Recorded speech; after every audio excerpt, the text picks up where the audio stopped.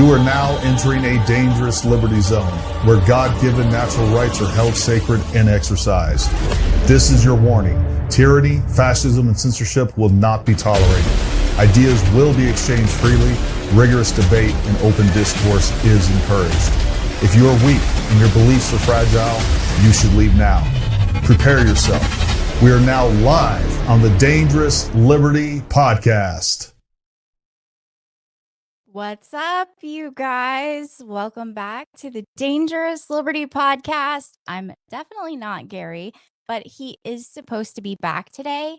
We are going to start by watching the Tyler Robinson preliminary hearing. They are supposed to be streaming the statement that Lance Twiggs gave to police, and I believe it is going to be redacted quite a bit. It might just be audio also. We'll see. But we are running a couple minutes late because I had technical difficulty. So we should probably get right into streaming that. Make sure you guys are hitting the thumbs up button, copying the link, sharing it to all of your socials. Make sure you're subscribed if you haven't subscribed. Get your super chats in. Do all the things. And we will do our best to run this show until Gary gets here. You're doing amazing, SK. Kirk, good afternoon. First, with respect to courtroom protocol to maintain security and decorum, any individual who exits the courtroom during the proceedings will not be permitted to re-enter until the recess. All counsel are expected to take reasonable measures to safeguard confidential communication. Such measures may include the use of screen protections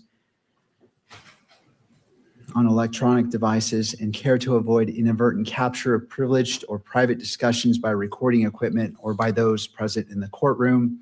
And as you note, the microphones on your tables are turned off.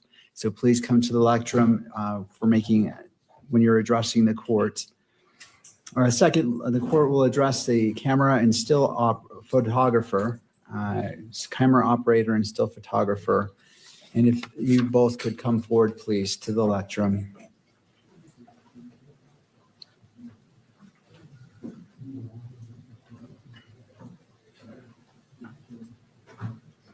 All right, could you both state your names? John Wilson, KSL Television. Tess Crowley, Deseret News. Good afternoon. Could you state your roles for today's hearing? Video recording and streaming of the proceedings. I'm the pool still photographer. All right. And have you both reviewed the court standing decorum order? Yes. Do you understand the requirements set forth in that order as they apply to your activities today? Yes. Do you require additional time to review the order or to adjust equipment to ensure compliance? No. Do you anticipate any difficulties complying with the order? No. Thank you both for your cooperation. Yeah. As we begin this afternoon, the court wishes to acknowledge the importance of safety, dignity, and well-being of all those who are present or who may be present during these proceedings, including the parties, counsel, witnesses, court staff, and members of the public. The court is also mindful of its solemn obligation to protect and uphold the constitutional rights of both Mr. Robinson and Ms. Kirk. In furtherance of those important interests, all persons attending these proceedings are reminded that portable electronic devices are not permitted in the courtroom or on the fourth floor. Cell phones are not permitted in the courtroom unless expressly authorized.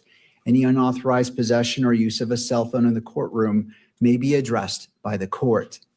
For those individuals who are authorized to have a cell phone, please place your device on silent at this time so that these proceedings may continue without interruption. The court also expects that every person in attendance will be treated with the dignity and respect to which they are entitled to. Consistent with the court's standing decorum order, all spectators shall remain quiet, civil, and orderly at all times.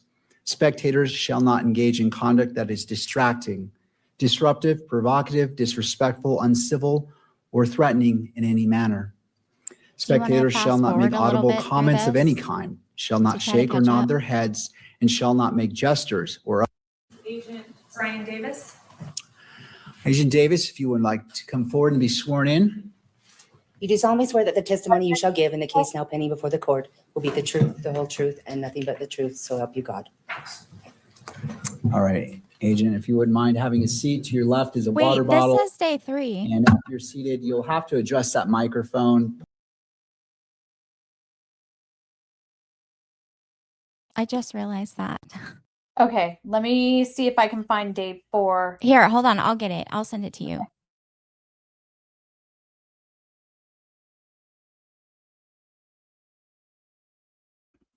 Sorry, folks, we're having some technical difficulties.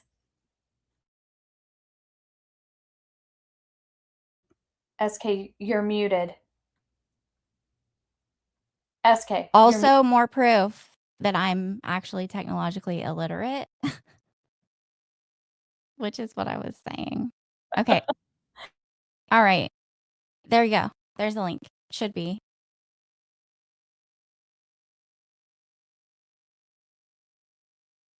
Everybody, make sure you copy the link, share it.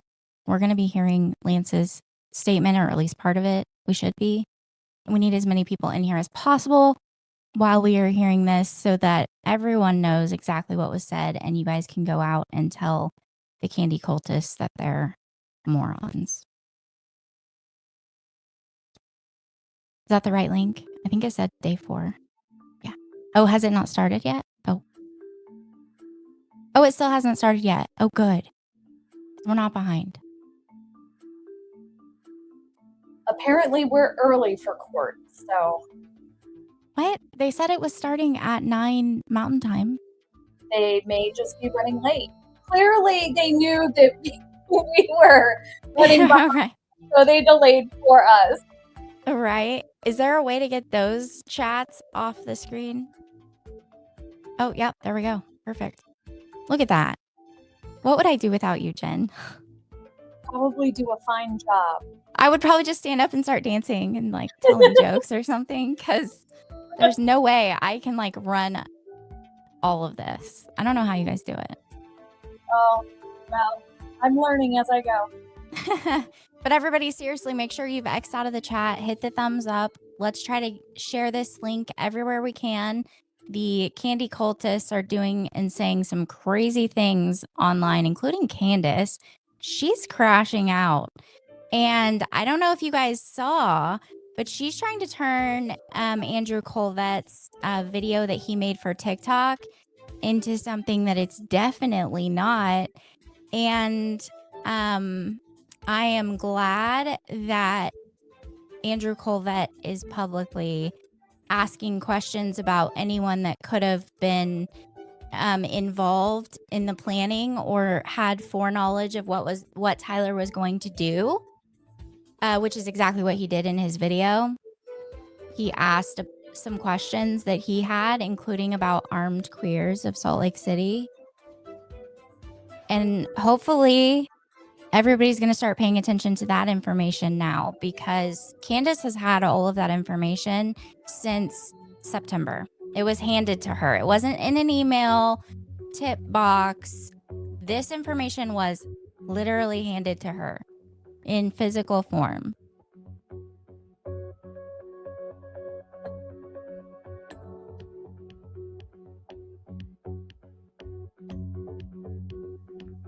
So, SK, I'm going to pull up a couple comments. Address those while. Okay. Is there a way to turn that music down? Ah, there you go. Perfect. Yeah, that was not I'm great. so ADD. I'm like, how am I going to concentrate? I think some people are saying that there's a rain delay, although I'm watching the weather and it doesn't look like it's raining. So A rain delay for court? I think you're joking. Oh. Good morning. What a great job Gary did with the guys on the Jeremy Boring show. Yes, Sprinkle Mom. He did a great job. I know. I'm sure Jen is so proud. I am proud. And he's not even like, I'm not even part of that. You know what I mean? He did a great job. And I just really, really hope that this will be his springboard and that Gary will start getting the recognition and start growing in the way that Gary deserves to grow. Absolutely. I am a proud mama bear, and I could not be happier with the way the interview went. If you guys haven't watched it, I've posted it on X. Please go check it out. Great conversation, great guests, amazing show. I highly recommend it. Go give it a watch, give it a like, share it, do whatever you can to help support the show.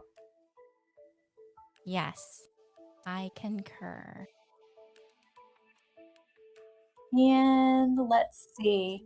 Mackenzie in our audience, we hope you feel better, sweetheart. She is always here giving positive comments in the chat, and she's not feeling well today, so we're Oh all no. well. Yeah, I recognize Mackenzie from being in here. She's very supportive and involved in the chat. Okay, and Gil, we sent you the chat. Come on in. Oh, Gil is Gil, Hi, everyone. Hi, my friends. what's going on, Gil? Not much. I am just taking my baby on a walk, so I'm probably gonna just say hi for now and then come back on at 10 when I have the boss's permission, aka my wife. But I just wanted to check in, say hi, see if there's any quick questions, maybe. Oh yeah, does anybody have any questions for Gil? I mean, he's an attorney. He can probably answer them. And also I did see Grit's comment and say that yesterday they completely dismantled the timeline that the candy cultists have been pushing on how he couldn't have sent these messages because he was in custody, didn't have access to his phone and all of that. Do you have anything to say about that? Yeah, well, I mean, I don't follow all of the conspiracies. I mean, I follow some of them. You know, I'm aware of some of them, so I haven't heard of that one specifically. But sorry if my baby's making noise. But yeah, I mean, it sounds like the timeline didn't match up with the conspiracies yet again. And I just wanted to add one thing. I checked on Joshua Carr's feed. He said that Lance Twig's statement is pretty much coming in its entirety, and maybe only like 1 minute is going to be redacted. I think he's at the courthouse, Really? so that's wow. what I got from his ex statement, but maybe Well, don't quote me on that.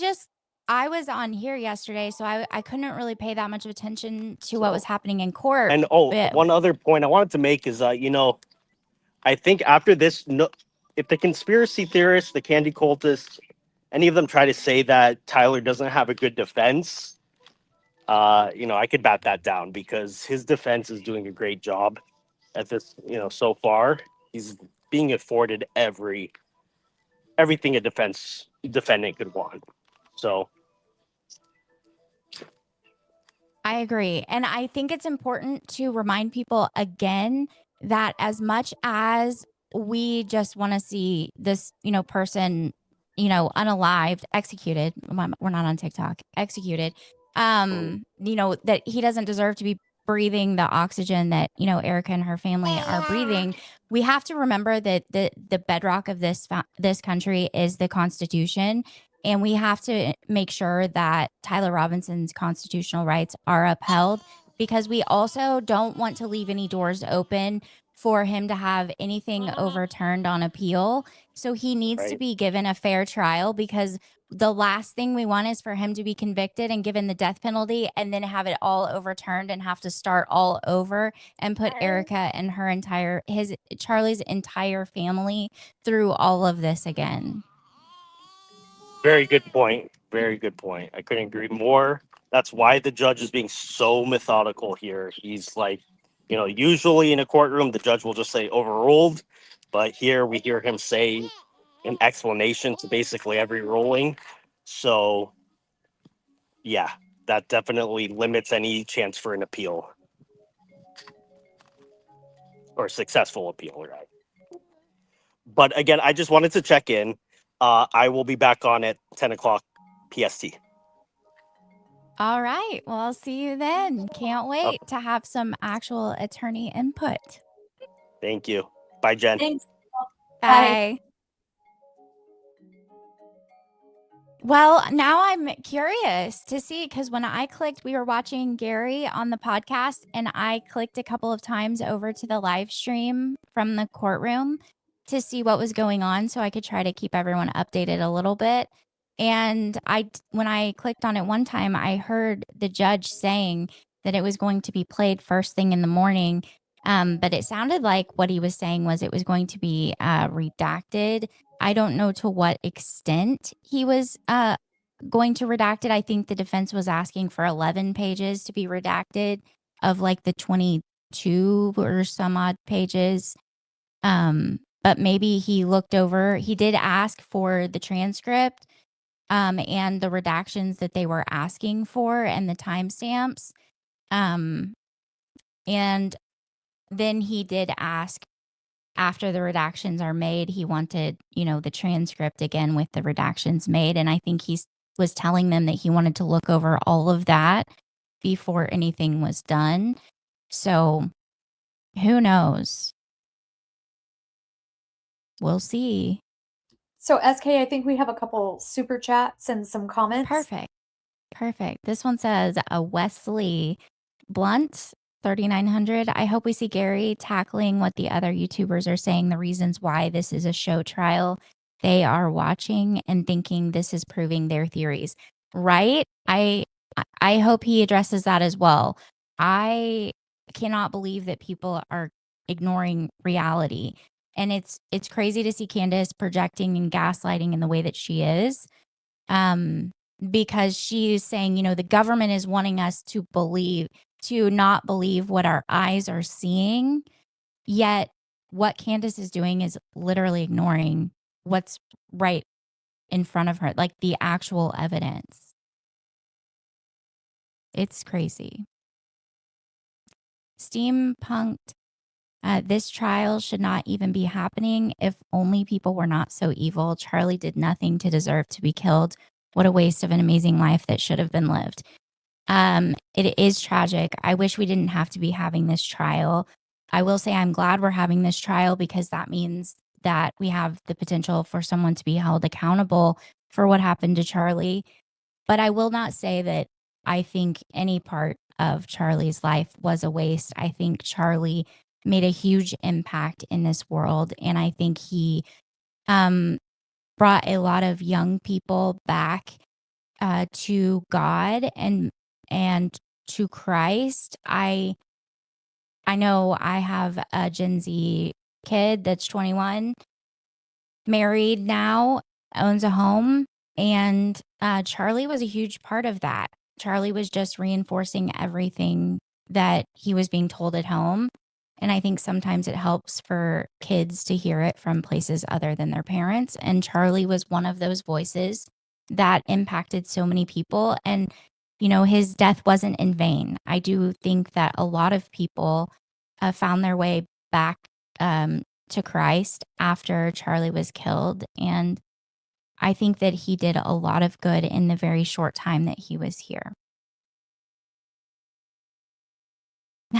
American Patriot, I'm soaked in sweat right now.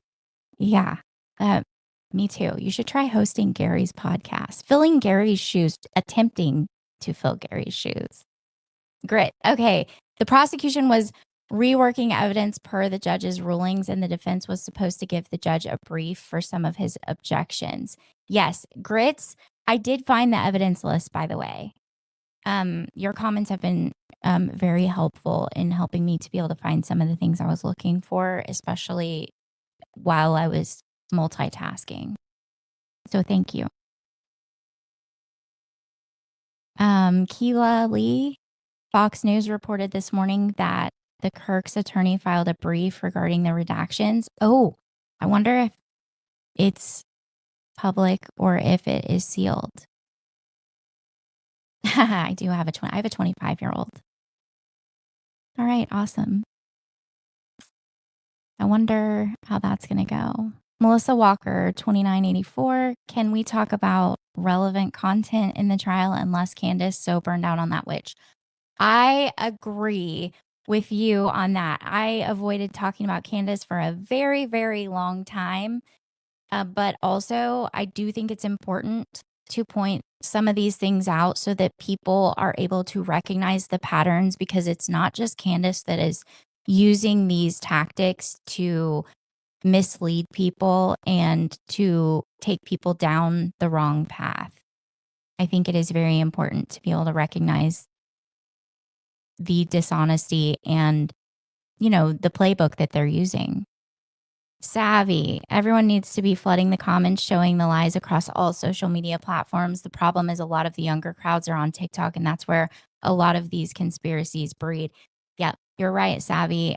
For the longest time, I tried to avoid it and just ignore it, thinking if we just ignore it and don't even give it any attention at all, it'll stop. But I think by a lot of us ignoring it, I think it just was allowed to fester and grow like a cancer. I mean, it has to be addressed. The lies have to be pointed out, and they have to be proven wrong with receipts.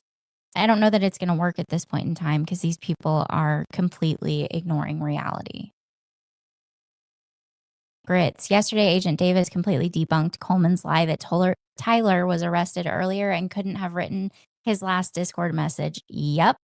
But then Candace went right online and said, oh, but how do we know this is Tyler in the Washington County Sheriff's Office video where he's putting his phone in his pocket because he still has access to his phone? V. Scott, the whole part about parasocial relationships and about moral relativism turning into reality was fire. Yes, the entire podcast was fire, I think.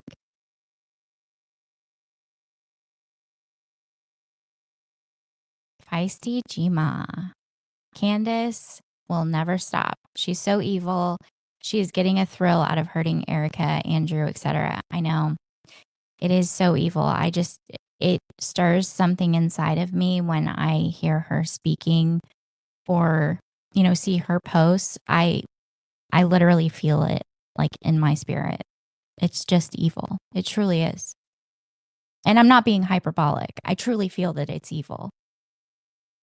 Cat M4149, the guy in black on the Boring Show, gave the best firsthand description of how Candace really is in real life. Very damning account. I agree. And one of the things that he talked about was how charismatic she is. And I think that that's important for people to understand. It is dangerous when you have someone like Candace Owens that is so charismatic and that people are drawn to. And because it is very easy to mislead people when you have that type of a presence around people. That's one of the things people say about Donald Trump is he's so charismatic. I don't know if you've noticed, but even Democrats and people that hate Donald Trump, they've talked about how when you're around Donald Trump, you can't help but like the guy because he's so charismatic and funny, and he just draws people in. Candace is the same way.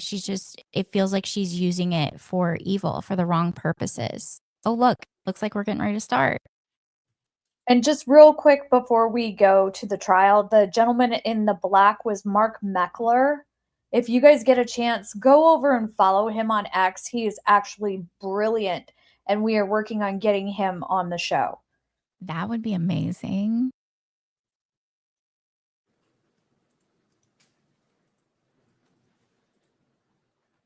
So SK, I just turned up the volume, and I'm going to take myself off. Okay. I think I got it. As long as it's streaming, I've got it. And then when we need to take a copyright break, we can take a copyright break. All right, awesome. Thanks. Good morning. Thank you for the party's patience. Court is now in session. Calling case number 251403576, State of Utah versus Tyler James Robinson. Counsel, please enter your appearances. Chad Grunander, Ryan McBride, Lauren Hunt, David Sturgill, Chris Ballard. For the state, County Attorney Jeff Gray also present. Good morning.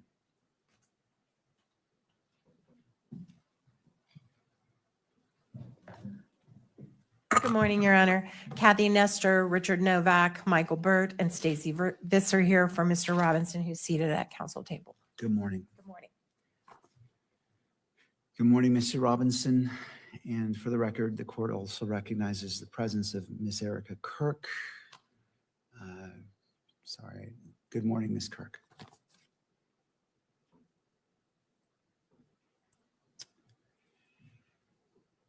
All right. As you've probably come to expect, I do need to read the following as it relates to today's preliminary hearing. The court is mindful of the safety and well-being of all parties, counsel, witnesses, court staff, and members of the public who may be present. The court is also mindful of its duty to protect and uphold the constitutional rights of both Mr. Robinson and Ms. Kirk. To serve those important interests, the court reminds all persons who will be in attendance that portable electronic devices will not be permitted in the courtroom or on the fourth floor.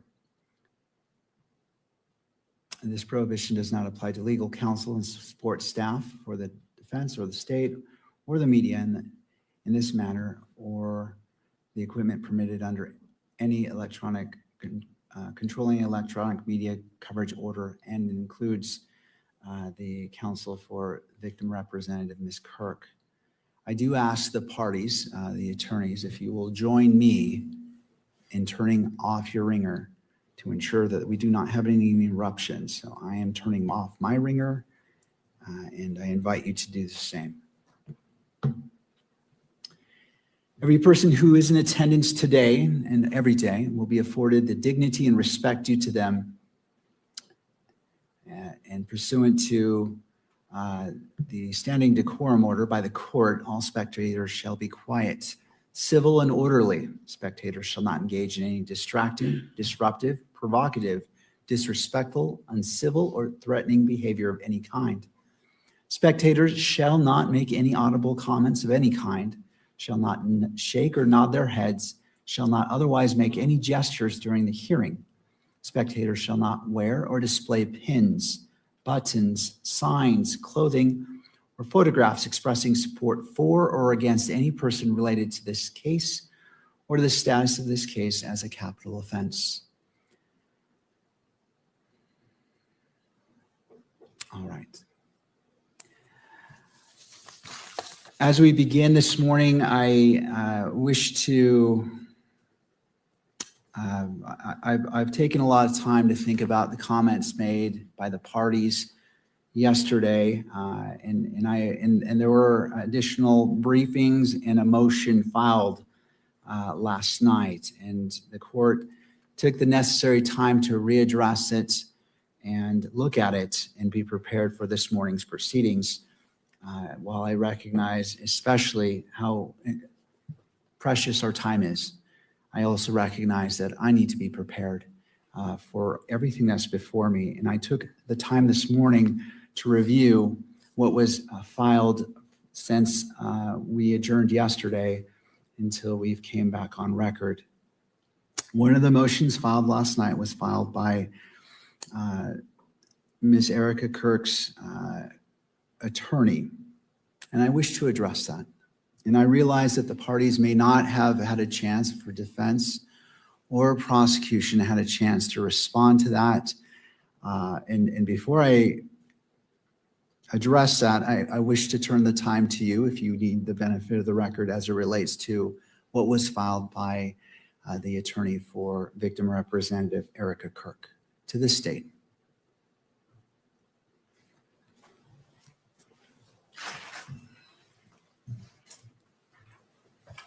Good morning, Your Honor. Christopher Ballard on behalf of the state. We have reviewed that filing, and we believe that it fully accords with our position in our filing this morning that publishing exhibits to the courtroom is entirely appropriate and indeed honors the victim representative's right to be present in at this hearing. Thank you, Mr. Ballard. To defense, Mr. Novak. Thank you, Your Honor. I read the pleading. I believe that every order that this court has made to date complies with and respects the victim's rights under the Utah Constitution. I think that the rulings that the court has made the last few days do so. And I don't believe that the issues that are presently before the court going forward with the hearing with respect to exhibits in what I'll just call the 16 series interfere with any of the enumerated rights set forth in the Utah Constitution concerning the rights of a victim representative in any criminal proceeding. So that's our position. And I want to also be very mindful of timing issues because we spent a lot of time arguing without the court having the benefit of briefing yesterday. But we have witnesses we have to get to, including a defense witness who is not available after tonight. So I could, of course, as Your Honor knows, say much more, but the court has all the briefing, and I think we should move forward. Thank you. And as it relates to transparency and publication, does the news media wish to be heard on this issue?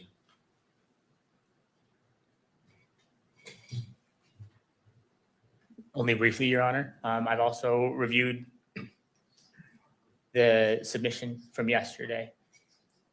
The court has always set this 3-step process. And I think taking each of those stages, admissibility, publication to the courtroom, and coverage by the in-court cameras are 3 separate inquiries. Of course, the media believes the media will be the party who stands here at this lectern and says, we believe we should see as much as possible. Maximalist in that way, while recognizing the importance of protecting all the rights, including fair trial rights. But the idea of publishing something, of keeping something off of the cameras at the rear of the courtroom, but publishing it to those who are present here also is a meaningful step towards transparency. And to the extent that the court is not comfortable with placing something on the video feed, the media does believe that allowing the media representatives who are here and the members of the public who are here to view that, even if those watching on the live stream cannot, is a meaningful victory for transparency, and we of course support that. Thank you. All right. Your Honor, the state would like to be heard on the briefing briefly. For The briefing that was submitted last night. all right, so I want to address the motion filed by the attorney for the victim representative, and then we'll transition to that. I'm just trying to do it incrementally so we can get it all addressed.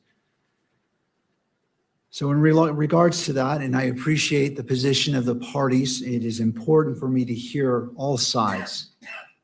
Article 1, Section 28 of the Utah Constitution recognizes important rights afforded to victims and victims' representatives, including the right to be treated with fairness, respect, and dignity, and the right to be present and heard at critical stages of the proceedings. The court acknowledges the concerns raised in the motion regarding transparency and the ability to meaningfully observe the evidence presented during this hearing. At the same time, the court has an independent obligation to manage these proceedings in a manner that safeguards the rights of all parties. That includes honoring the rights of victims and victims' representatives while preserving the defendant's constitutional rights, including the right to a fair and impartial process. The court has considered the request that exhibits be displayed in real time to the courtroom. After careful consideration, the court determines that not all exhibits will be visually displayed to the gallery, and notes that it will use a tiered method as described. First, whether it will be admitted to the court for consideration as it relates to probable cause. Second, whether it will be displayed only to the gallery. And third, if it will be published through the camera to the public at large. This ruling is not intended to diminish the significance of the victim's representative rights or concerns. Rather, it reflects the court's responsibility to regulate the presentation of evidence in a manner consistent with the integrity of the proceedings and the fair trial rights implicated in this manner. The manner in which evidence is displayed remains in the court's discretion. That discretion must be exercised in a manner that is appropriate and appropriately balances Mr. Robinson's constitutional rights, Ms. Kirk's rights as a victim representative, and the court's obligation to conduct the proceedings that are fair, orderly, and appropriately transparent. Transparency is an important principle, but it must be maintained in a manner consistent with the constitutional rights and protections afforded to all parties. The court does not make a blanket ruling as it relates to any exhibit, and as previously stated, each exhibit will be afforded its own due in weighing whether it shall be published to the courtroom or beyond or not. And that concludes the court's ruling on that motion.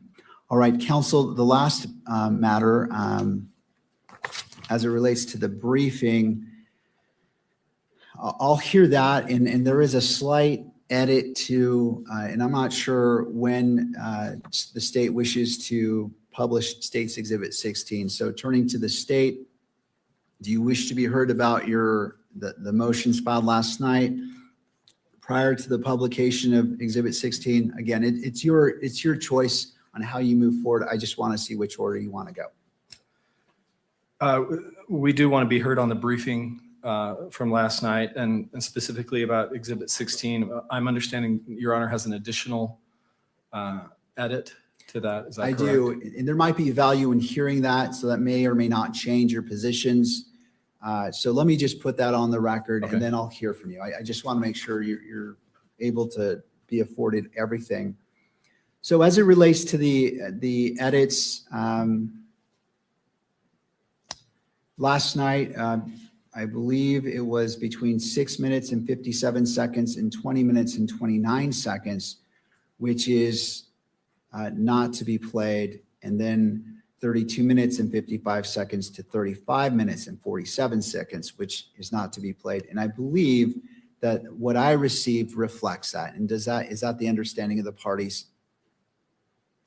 Yes. All right, the state has said yes to the defense. I'm not saying if you agree with it, I'm just saying, does it reflect the timestamps? May I have a moment? Absolutely.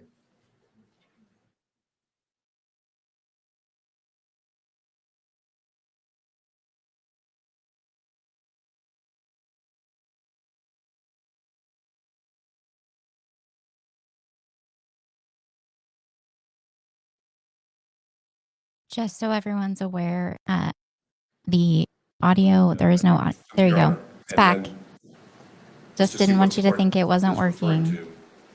Well, I'm asking, did you receive a copy of the edited video? Okay, so I'll answer that question directly. The state sent us a copy of the edited video. The redactions of the audio were exactly as the court ordered, but we noticed that the video, which followed, ended up being inconsistent with the redactions of the audio. So I brought that to the state's attention last night. I believe that they ultimately forwarded to the court what I'll call version 2 of the redactions, which redacts the video that would have made the audio redactions sort of superfluous or ineffective. So that's sort of where we are. But we may be not communicating with each other about the same issue. I'm not sure. Well, okay, I just want to make sure that in regards to what was to be cut out comports with those timestamps I just gave. It does. Plus, the parties believe that additional video needed to be cut out to match the court's intentions with respect to the audio. Right, and this is what I'm going to next. Mr. Ballard. Yes, Your Honor. I think we're on the same page. We did, in conjunction with discussions with the defense, first of all, we prepared the redacted video as Your Honor ordered.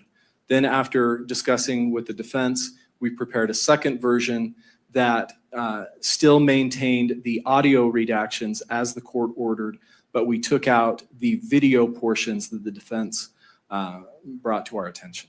All right, and I didn't see that, but here in this is the court's own independent finding after spending significant time last night reviewing it. So I'm requesting a video only redaction between 20 minutes and 29 seconds and 25 minutes and 23 seconds. And so what I looked at was what was on screen. So any video showing anything other than Mr. McBride and Lance Twiggs was to be redacted, with the exception of the screenshots of the images pulled from the surveillance video and the FBI bulletin, which I believe was also briefly displayed. I think we're all on the same page based on what the court just said.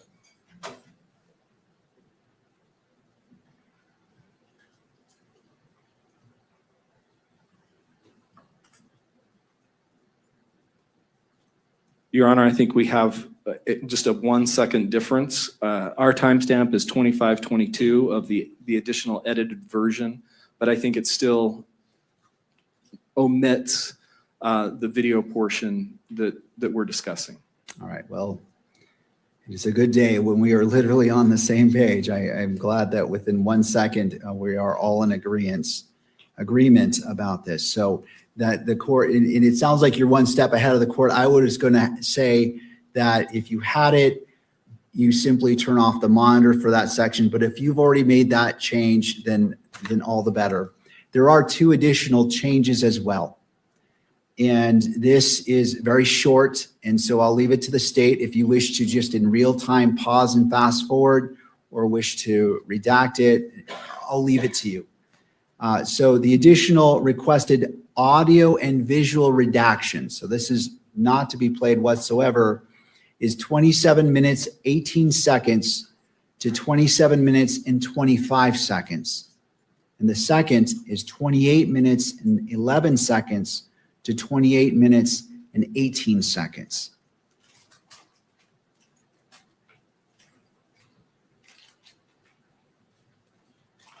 Your Honor, just to make sure that we've got that correct, the additional redactions would be 27 minutes and 18 seconds to 27 minutes and 25 seconds. Correct for the first one. And then 28 minutes and 11 seconds to 28 minutes and 18 seconds. Yes. And Your Honor, while we're talking about additional redactions, let me approach.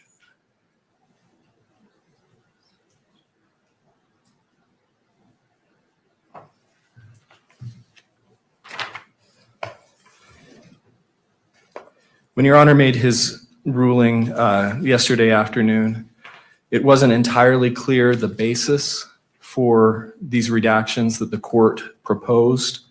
The state's understanding was that those additional redactions were based on the potential that the video 1102 would be showing duplicative evidence and would be displaying evidence that would be duplicative of future exhibits, and then also potentially a concern about admissions by the defendant. Portions that the court has ordered to be redacted do not have any of those concerns as far as the state's view of that evidence. And I would like to be able to point the court to those. We've got 2 brief portions that we believe don't implicate those concerns and should not be redacted. All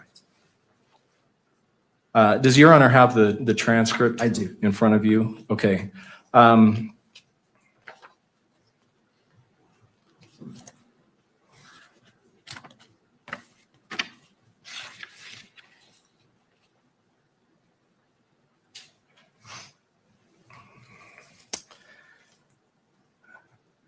First of all, at the very, very bottom of page 10, beginning with the words, "was he?" And then over to page 11, down to timestamp 1646. That portion is not cumulative of additional exhibits, and it contains nothing that could be classified as an admission by the defendant. That's the first portion. So going back to page 10, I don't see "was he" at the bottom. Where are you? How many lines from the bottom up are you referring to? You may. Oh, I see. Right here. Okay. Now I see what you're saying. I missed that. I was looking at the beginning of the line, but I see your point. Okay. So was he on page 10 until? 16, the timestamp 1646 on page 11. Okay. That's the first portion. And then the second portion that we would ask not be redacted is a small portion of page 19.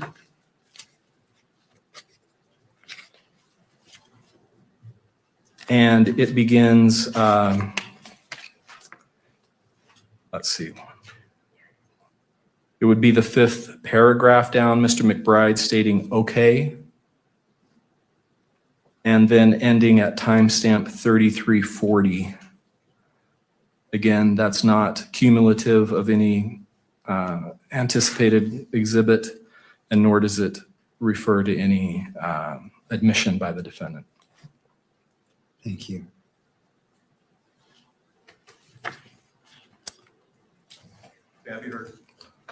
Yes, you may.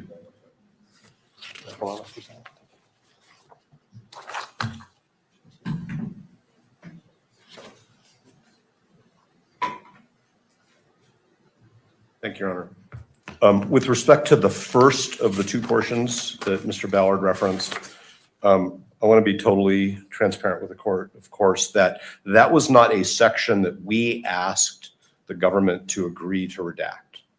That is a section that the court independently determined was appropriate for redaction under the various principles that the court has enunciated. So I just want to be transparent about that. Thank you. The second portion that Mr. Ballard addressed, which is on page 19, we did suggest, and it is in our highlighted redacted transcript, See that? and the court agreed with us. This is not relevant. This is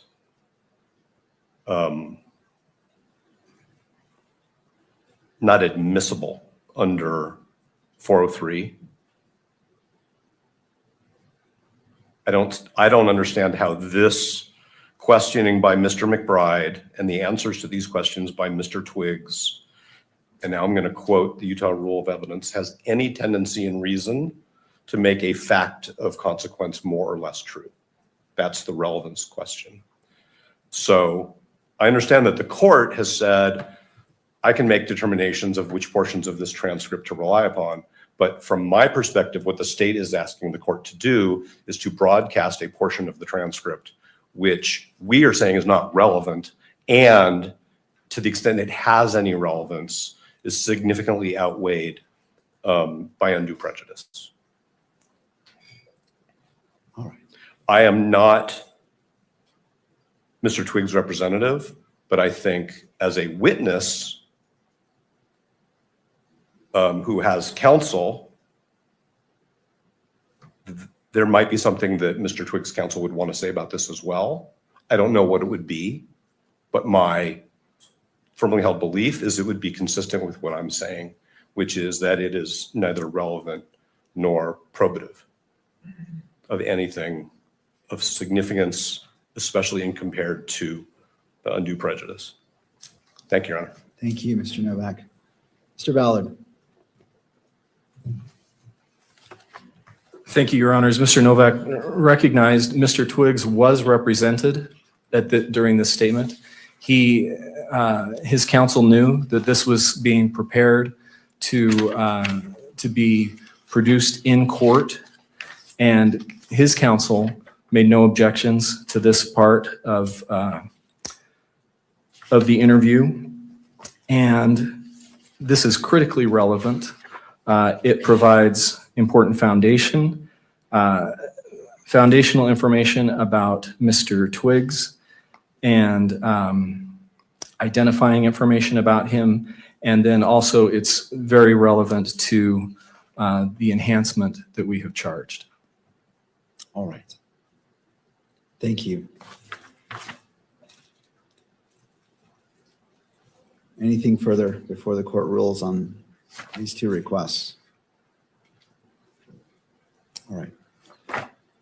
In reviewing the first section, again, citing to page 10, and I know it is, to anyone listening, this may not make sense when I'm saying page 10, but it's roughly just a few seconds after 1539 on the video, starting with was he, and ending at 1646 with the last word asking.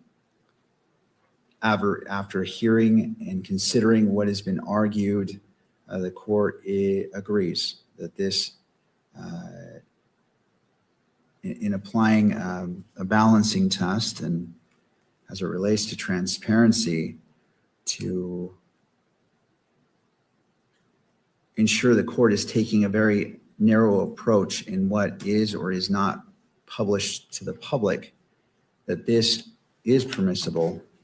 It doesn't run afoul of the issues that the court addressed previously, that the court is trying to avoid by publishing portions. And in addition to that, independently of the court's decision-making, it appears that the parties also agree as it relates to the first requested edit to unredact or to allow in. So I am ruling that that may be played and published through all mediums in the courtroom and via video. Turning to the second section, this is page 19. It is roughly right after 3327, going to just before 3340.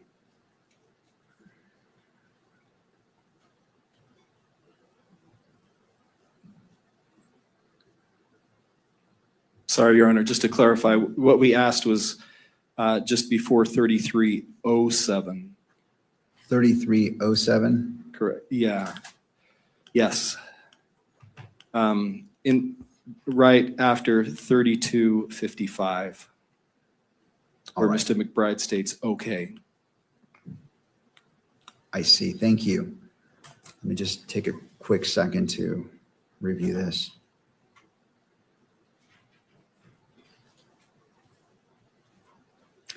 In relation to that request from right after 3255, starting with okay, is that the spot you're talking about, Mr. Ballard? Yes, Your Honor. All right. And specifically to 3327, the court stands by its original ruling. That is not, there are several reasons why the court, the court's ruling isn't whether it's relevant or not. It's whether it should be published or not. And again, as previously stated, the entirety of Exhibit 16, the court is receiving without any redactions or edits. The court is considering it as it weighs probable cause. However, for publication, the court finds that the requested section from roughly after 3255, starting with okay, ending at 3327 is, the court finds that there are interests served by not publishing this to the courtroom or to be broadcast. I note and I recognize Mr. Novak's statement as it relates to what Mr. Twiggs' counsel may or may not assert, but the court finds independently that this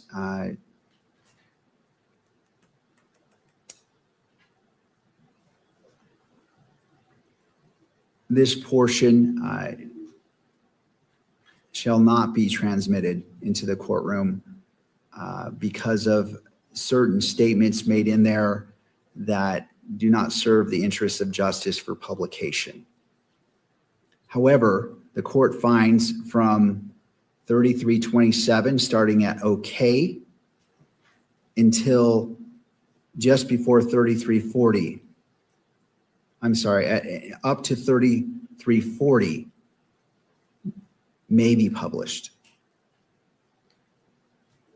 Did that notation make sense? Did to the state, Your Honor. All right, to defense. Understood. And so this is the appropriate balancing of being transparent while at the same time maintaining the constitutional rights or balancing the constitutional rights of all parties and what is appropriate for publication. And this may be published not only to the gallery, but to the media as well that goes beyond the gallery itself. All right. Anything further on State's Exhibit 16? Not from the state, Your Honor. Thank you. All right. And I note the defense is nodding their head as well and not indicating any more is needed to be discussed at this point. All right. I think we've put State's Exhibit 16, we've addressed it. Turning to the state.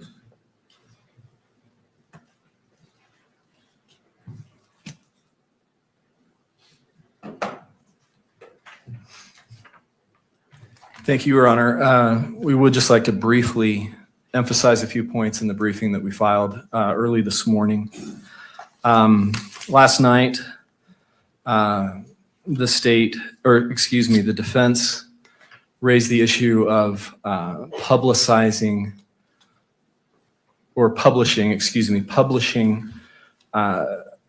admissions by the defendant or confessions. They cited to one sentence from the United States Supreme Court opinion in Estes versus Texas that relies on the Rideau versus Louisiana case. And that one sentence in Estes has no precedential value on the issue that's before the court today. Estes cited to the dissenting opinion in Rideau, which is very curious because that dissenting opinion, Rideau was a change of venue case. And what the dissenting opinion held is that the court properly refused to change venue in that case, even though the defendant's confession had been televised multiple times. So it's puzzling that that's what the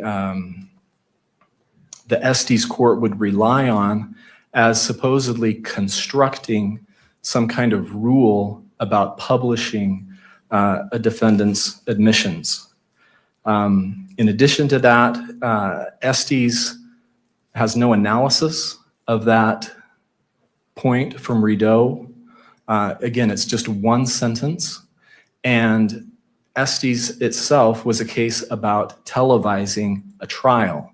It wasn't about pretrial publicity of a defendant's admission or confession.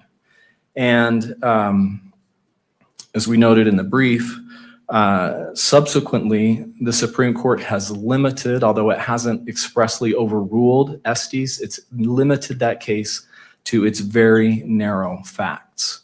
So it's difficult to see what precedential value that one sentence from Rideau could have on this issue before the court.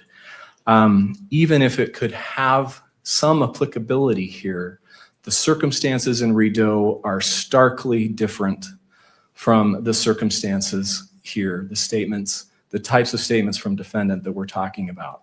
In Rideau, what the police did was orchestrated a recording of an uncounseled, unmirandized police interrogation.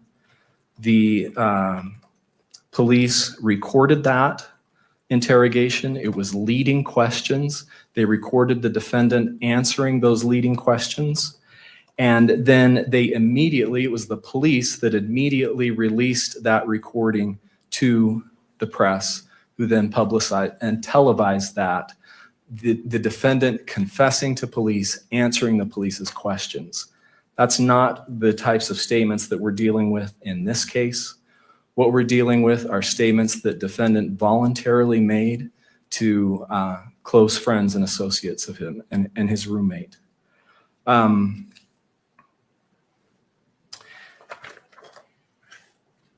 Sorry, just one other point about Rideau and that dissenting opinion. It's interesting that in that dissenting opinion, that judge that the court relied on in Estes continued on in his opinion and said it's an impossible standard to require that a trial court be a laboratory that's completely sterilized and free from any external factors. So again, it's hard to see how Rideau has any precedential value, and even if it did, the circumstances are completely different than the types of statements that we're dealing with here. The state has also cited to several other courts that have easily distinguished Rideau and have made it clear that there is no blanket ban on publishing, especially just in court, a defendant's voluntary admissions. I think the most interesting case is the Sixth Circuit case, because there it dealt with essentially the issue that we're dealing with here, which is publication of a defendant's statements during a preliminary hearing. And that case is especially important, the DeLeslie case, because there that confession was ultimately held to be inadmissible. So an inadmissible confession was played to the public and interested media members so that in a way that it had, as if it had been played in a preliminary hearing. And even though that confession was subsequently publicized and ultimately held to be inadmissible at trial, the court did not hold that that was a violation of the defendant's fundamental rights there, that the court could deal with that through voir dire. It was not inherently prejudicial. And then the state has also cited to the Ohio case of Mamon, and then also the Alabama case, Burgess versus State, where those courts reached essentially the same holdings, easily distinguishing the Rideau sentence from Estes and making it clear that there's no blanket ban on publishing a defendant's admissions, and also that Rideau is easily distinguishable. And the court, because the court can deal with those pretrial publicity issues in the way that we've discussed several times already through the tools that the court has available in selecting the jury. I think it's also important to point out that transparency is critical in this case. This court's noted repeatedly the extensive media coverage. That's why we're having to take this additional time in these hearings to be able to discuss these issues. And transparency is critical to the state's right and the people's right to a fair trial. Where there's a vacuum in the evidence, it just fuels speculation. And then finally, as has already been argued, it's critical to the victim's right to be able to attend the hearing. That's a hollow promise if the victim representative is only able to be here physically, but then is shielded from some of the evidence. Does the court have any questions? No, not Thank you. at this time.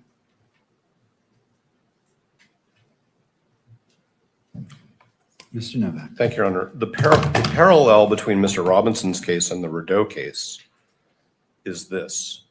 Mr. Rideau's confession was televised by an act of the state. It wasn't a confession broadcast through a courtroom. It was a confession made to law enforcement and then broadcast by action of the state. And that's what gives rise to the constitutional problem, which is its state action, which violated Mr. Rideau's right to a fair trial. This court has granted the media's request to electronically publish this entire proceeding. That's state action. And the state has supported the media's request over Mr. Robinson's objection. So that is also state action. So that's the parallel. If there were no cameras in this courtroom, we would not have a problem. And in fact, Ms. Kirk's attorney's briefing seeks a remedy which has nothing to do with the cameras in the courtroom. What Ms. Kirk's counsel seeks is the opportunity for people in the courtroom to see the evidence. So the state is going even further than Ms. Kirk's counsel. The state wants to publish what it calls confessions in the same way, essentially, that the state published Mr. Rideau's confession. Now, the only other thing I want to talk about is that Mr. Ballard's correct that the blanket rule that there is unrebuttable prejudice that's stated in Rideau. We could talk about why dissenting judges say, oh my God, the court has established a rule and I don't like it. That's what's going on there. But it was in the Skilling case, a Supreme Court decision in 2010, where the court said, yes, we really are going to let judges decide whether potential juror exposure to pretrial publicity makes them makes them unable to serve. But there is an extreme case. That's not my language. That's the Supreme Court's language in Skilling. There are extreme cases of pretrial publicity where prejudice is going to be presumed. And so that's obviously about what has to be proven in terms of the prejudice. But when it's an extreme case, what the Supreme Court is saying in Skilling is there's a presumption. And I believe that this court has already made findings over the last 9 months that this is an extreme case with respect to the quantum of pretrial publicity, the way in which it's being monitored by the public, the speed with which these proceedings, even this week, are being dissected and broadcast through all of the technology channels that we have. So it's our view that this is the extreme case that the Supreme Court talked about in Skilling. We wouldn't have any state action giving rise to this problem if we didn't have cameras in the courtroom. And that's why we think that exhibits 16.1, 16.2, and 16.3 need to be managed in the way we've asserted. Thank you, Your Honor. Thank you. Mr. Ballard. Thank you, Your Honor. Just briefly, Mr. Novak's misrepresented the state's position. We're not going beyond what the victim representative has asked for. As we made clear in our briefing this morning, that we filed this morning, we are asking that these exhibits, unredacted, be published in the courtroom, not electronically, but they be published in the courtroom. It's not the camera in the courtroom that's the problem. The issue here is the public's right. This is a public hearing. The court's ruled that it's a public hearing. Kearns Tribune recognizes that preliminary hearings are public, and the public that is here in this courtroom should be able to see the exhibits that are admitted and that the court is going to rely on. And that is even more important to the victim representative's right to be able to be present and to observe these proceedings. Thank you. All right, counsel. Your Honor, if I may, I'll be brief. I want to begin by saying thank you to both the parties, to the state, to the defense, to the court. Today, the time that's being taken today and the nimbleness that's required to talk about things like the transcript in open court is a challenge. I recognize that it presents difficulties and that it takes time. And I want to begin by thanking both the parties and the court for taking the time to do that. It's important to the public, and I appreciate the court doing that. I know the public does as well. The only thing that I want to say with respect to this question about admissions or confessions is something that I hope will help the court. The court is looking at Raees. It's looking at Estes. These cases from 50 or 60 years ago in a different media environment under the United States Supreme Court. I want to urge the court to do what the court has done before, and that's to look at Algier. This is a 2011 Utah Supreme Court case. It's obviously in the wake of Raees. It's obviously in the wake of Estes. It's here in this state, unanimous Utah Supreme Court, upholding a decision made by Judge McCleve below in a case that has striking parallels to this one. In the Algier case, there was a murder trial. The court received a letter, a notarized letter from an inmate saying the defendant in this case has confessed to me. Told me that he was involved in the shooting, gave me details of it, threatened me and my family if I did that. I want the court to know that. That was provisionally sealed for many of the same reasons that the court could conceivably consider keeping some of this information from the public. The court did a two-step analysis. It began by trying to determine whether or not there was a presumptive right of access to that document. The answer is yes. There is a presumptive right of access to this proceeding as well. Like Mr. Ballard just said, because this is a preliminary hearing, there's a presumptive right of access for the public. The second question was simply whether there's some kind of balancing that should be done. Notably, in paragraph 17 of that Algier case, it stressed something that we have said over and over again, which is much of the information that would be revealed through that letter had already become public at that point. And the idea of sealing a document that contained allegations or details that were already in the public sphere would only create the impression that information was being kept from the public when it was not. We stressed what we did yesterday, that as we understand it, much of the information that is now under consideration for the court is already in the public sphere. The right case to analyze this under is Algier. Algier would dictate in this case that the court recognized there's a presumptive right of access to this material, and that the presumption, the balancing test that would be needed to overcome that presumption of access has not been satisfied here, particularly because so much of that information is already in the public sphere. That must be an animating factor here, and we ask the court for that reason. All right, taking a copyright break. Do we want to put up some comments? I'm really surprised that they are still arguing over this. I thought this was sorted out yesterday. I see 9 in Toes comment. How's that black eye healing? That's funny. My rash is doing much better. It's not burning or like super angry anymore, but it is still a little bit discolored. But thanks for asking. Oh, look. Okay. Fox News reported this morning that the Kirk's attorneys filed a brief. Yeah, we saw that one earlier. I was looking to see if I could find the brief. I haven't found it yet. What happens if a Candace fan gets on the jury, Kevin? I mean, I don't know. I would hope that no one would lie or mislead in order to get on a jury to mess something up. But I mean, you never know. CRXS, I guess. Candace and the Horde are doing everything possible to distract from the Tyler Robinson prelim. Yes, they are. It's pretty crazy. Katie Joe, the guest host, did a great job holding down the fort yesterday.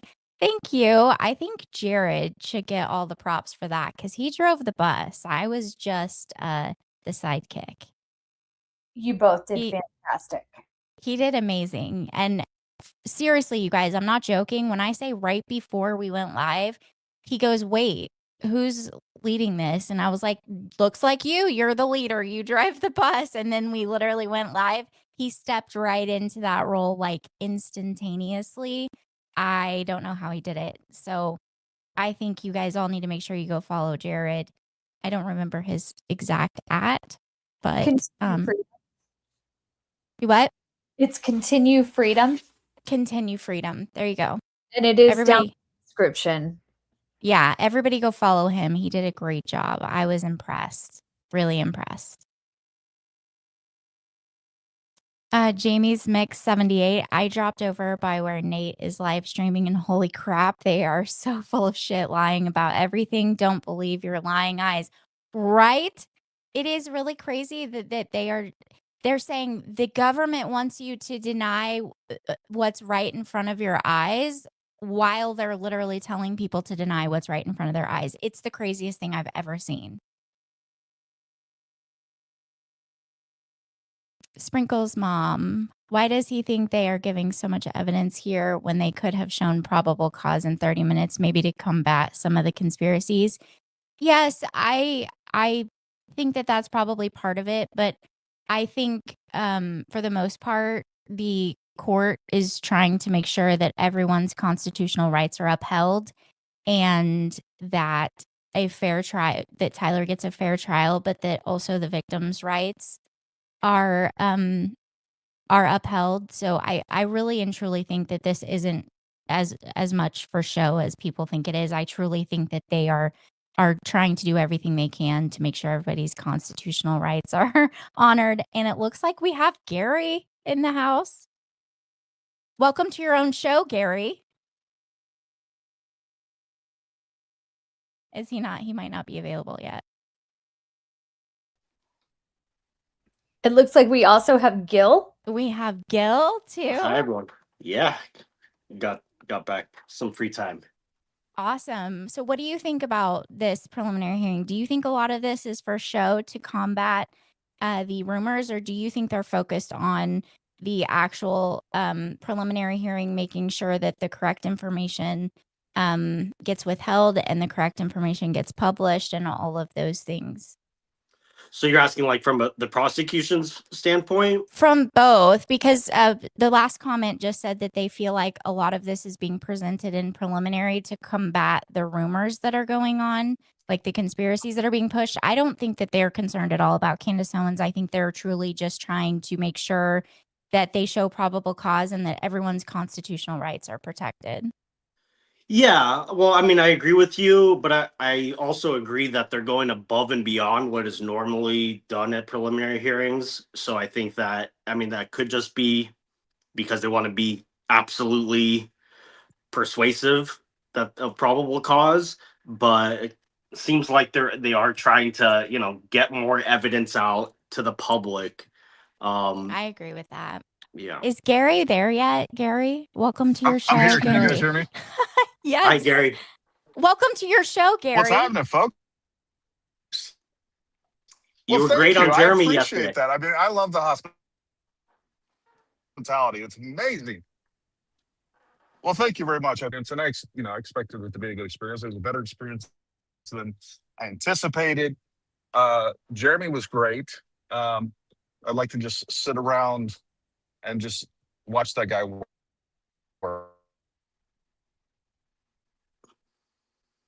Oh, Gary, you're breaking up.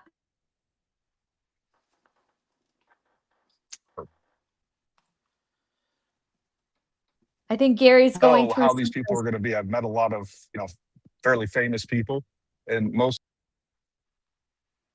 Uh-oh. I think Gary is traveling still and going through some spotty service. So we'll have to welcome Gary back to his own show here in a little bit when he gets better, more stable service. Hey, SK, we do have 2 questions for Gil since he's on. Uh-huh.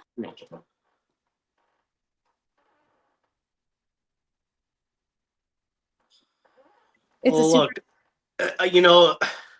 it is easier to defend somebody you believe in their innocence, but under the law and your ethical obligations, you're supposed to defend all of your clients zealously.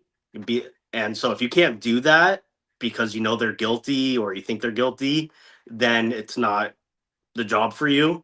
So your job, and look, even if you're defending somebody who you believe to be guilty, it serves an important function. You got to make the prosecution and law enforcement do their job. If they're guilty, then they should be proven guilty beyond a reasonable doubt. And so you want to make it. You don't want law enforcement investigators to be able to cut corners and not manage the integrity of evidence or half-ass it, so to speak. You want them to really have to do their job. And if that means that, our system is set up on the belief that multiple guilty people being let out is better than an innocent person being convicted. And so you got to think of it from that point of view. You have to make the prosecution do their job. And Well, what- by the way, I'm sorry. I've been this whole time. I haven't been following, so I don't want to make you guys slow down or anything by repeating what I missed. But just so you know, I'm a dad and I have other things, so I wasn't able to follow every minute of everything. They're still arguing the Supreme Court precedents over the confession being played in open court to the public. And now the prosecution has been arguing that the case that the defense presented as their precedent for what they are asking for isn't exactly as the defense presented it to be. And that the confession that was aired in the Supreme Court case that they're referring to, it was put out there due to the state, like prior to any trial, it didn't happen in a courtroom. And so that's the difference. And that's what they're arguing based on what I gathered in between reading comments and trying to listen. Makes sense. When you say confession, do you mean from Tyler Robinson himself? No, or from no, the Supreme Twigs? Court. This is from a different case. They were talking about the confession. That's what they're using as the Supreme Court precedent. But Okay. but what they're arguing is that Lance Twiggs' statement. They are saying that the prosecution is basically presenting it as a confession from Tyler Robinson, but it's through Lance Twiggs. And I do remember them arguing yesterday or the day before over hearsay and things like that. But these are like, this statement by Lance Twiggs is basically them asking him questions and him answering those questions. And some of those questions do relate to things that Tyler said to Lance that could equate to a confession to Lance. Does that make sense? Yeah, it does. And it sounds to me like they're not going to be successful on that front. I could be wrong, but I think that that's not a good grounds for objecting.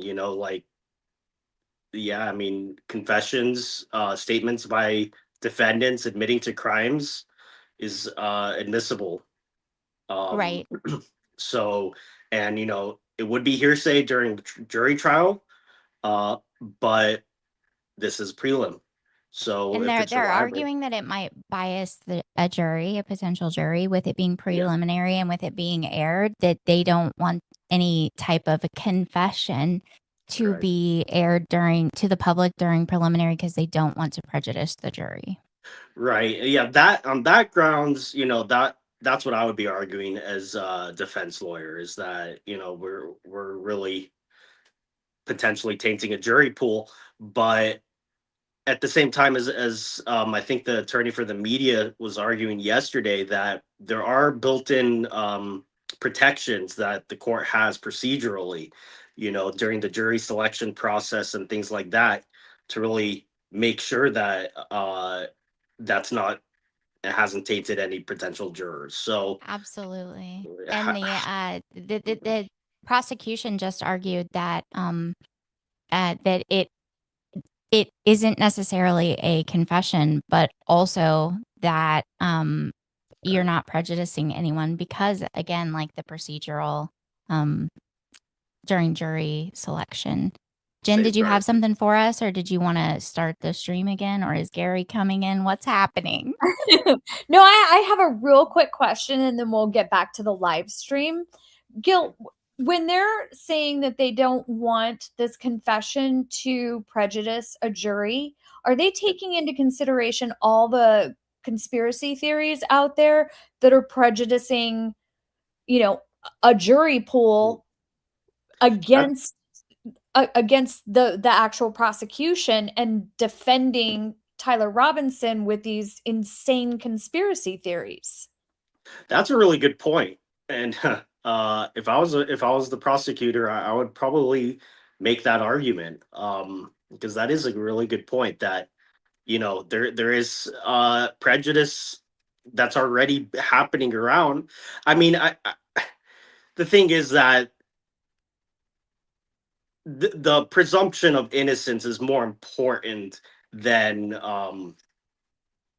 protecting the defendant's right to a fair trial is more important, so to speak, than protecting the prosecution's right. I mean, I don't know if I'm saying that in the best way, but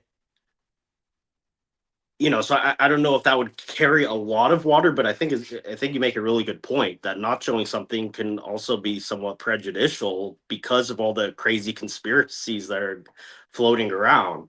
But I don't know if that would carry much weight, but it's a good point. And the prosecution also said that what is in this recorded statement, like almost all of this stuff is already out in the public anyway. There's no reason not to air it because it's already in the public, and it wasn't, again, back to like actions of the state versus being in a courtroom. Now we're in a courtroom. There's no reason not to play it. I was laughing at a comment before we start this again. Let me see if I can find it. Yeah. Question number 1 for jurors: does lightning cause thunder? That I get that one. I don't get all the conspiracy, the candy jokes, but that one I got. Yeah, Gary, welcome to your show. Are you there? I am here. Can Welcome. you guys hear me now? Yeah. Welcome to the Dangerous Can you hear me? Liberty podcast. What an honor and a pleasure to be on the show. Hey, real quick, I don't think I have that great of a service out here, so I'm not going to stand here long. But just want to say thank you to everybody out there that supports the channel. Thank you guys for filling in for me. I really appreciate that. I will get home as quickly as possible and jump on as quickly as possible. But thanks for all your support. It was a great time hanging out with Jeremy Bourne. I had an awesome monologue earlier, and then I realized I wasn't even talking to everybody. So I don't even know what you missed or what you heard. But we'll talk more about that when I get back and actually get into the studio. So anyways, you guys are doing great. Keep what you're doing. Keep doing what you're doing, and I will talk to you guys in a little bit. Have a safe flight. Gary. Thanks, Gary. Be safe. All right. Bye. Okay, No so Egyptian planes. right? Are we ready to go back to the actual hearing? Yes, let's get I'm back ready. to it because I'm sure they're going to take a recess before too long, and we want to make sure we're all caught up. Reason to grant access, both publication to the courtroom and, in our view, publication on the cameras as well. But we again do recognize that middle step is a meaningful one. And if the court were to decide that information be shared in the courtroom but not on the general feed, we would recognize that as well as a meaningful step towards transparency in this case.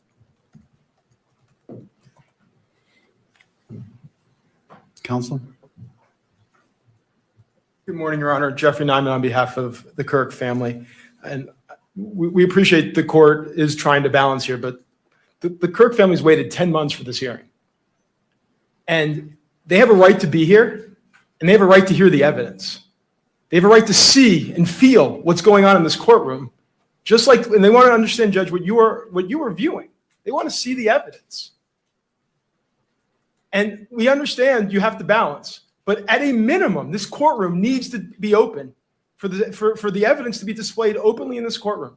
Do we want to speed it up a little bit, Jen? The Utah Constitution gives them the right to be here, and to be here and not to see the evidence. What's the point of being here?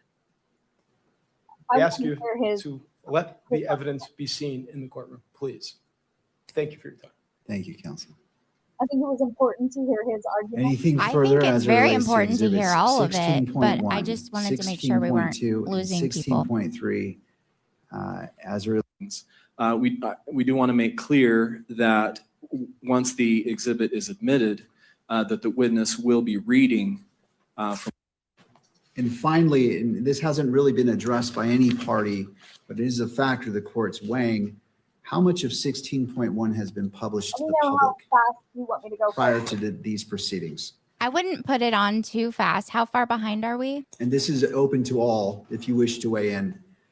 I just want to make sure that that's. We're like 10 minutes behind.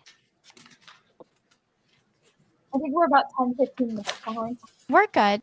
I think 10 minutes is okay. Are you guys okay with that? Put a 1 in the chat if you guys are okay with that.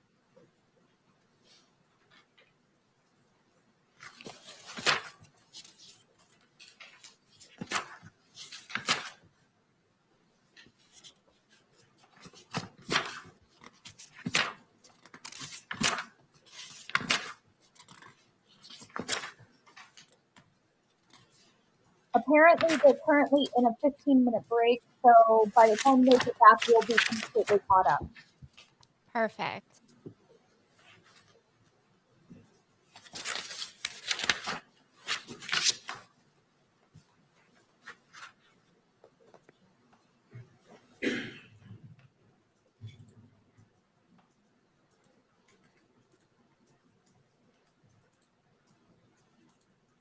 You know, I just wanted to say one of the things that I realized about this lawsuit that makes it so significant, I mean, beyond the obvious that Charlie Kirk was such an important figure, is that I really think that it's like an exemplar that is differentiating the side of honest pursuit of truth and justice and goodness from like evil. I still to this, I do not understand what, if anything, Erica Kirk has done to deserve any of the vitriol. I mean, she's just a widow. So I think that that adds to the significance of this case, you know, what makes it so important. I agree with that. And I mean, I have said multiple times, I can't imagine treating my actual enemy the way that, you know, Erica Kirk has been treated. It's terrible. She is a human being, and I cannot believe that people can't just look at her and see a human being. Whether you agree with her or not, whether you like her or not, whether you hate her or not, she's still a human being. I don't understand this. I will never understand it. Maybe it's because I have compassion and empathy even for people that I can't stand, but I will never understand the evil behind all of this. It makes no sense. You know, it's not even like she's a controversial political figure. I have never heard her say anything that could be interpreted as mean spirited. So it's really insane. Your Honor, State's Exhibit 16.1 is 18 pages total of photographs of text messages. It's approximately 5.5 pages of those 18 pages that are reproduced in the information. Thank you for your patience. Thank you, Mr. Ballard. I appreciate you doing that on the fly. Anything further from any party? To defense? No, thank you. To the prosecution? No, Your Honor, thank you. Media? Let me just point out for the court that in addition to the text messages, I believe, I haven't seen the other exhibits, but I believe that at least the note itself, which is another one of the exhibits, is also described in the information. Thank you. Ms. Kirk's victim representative attorney.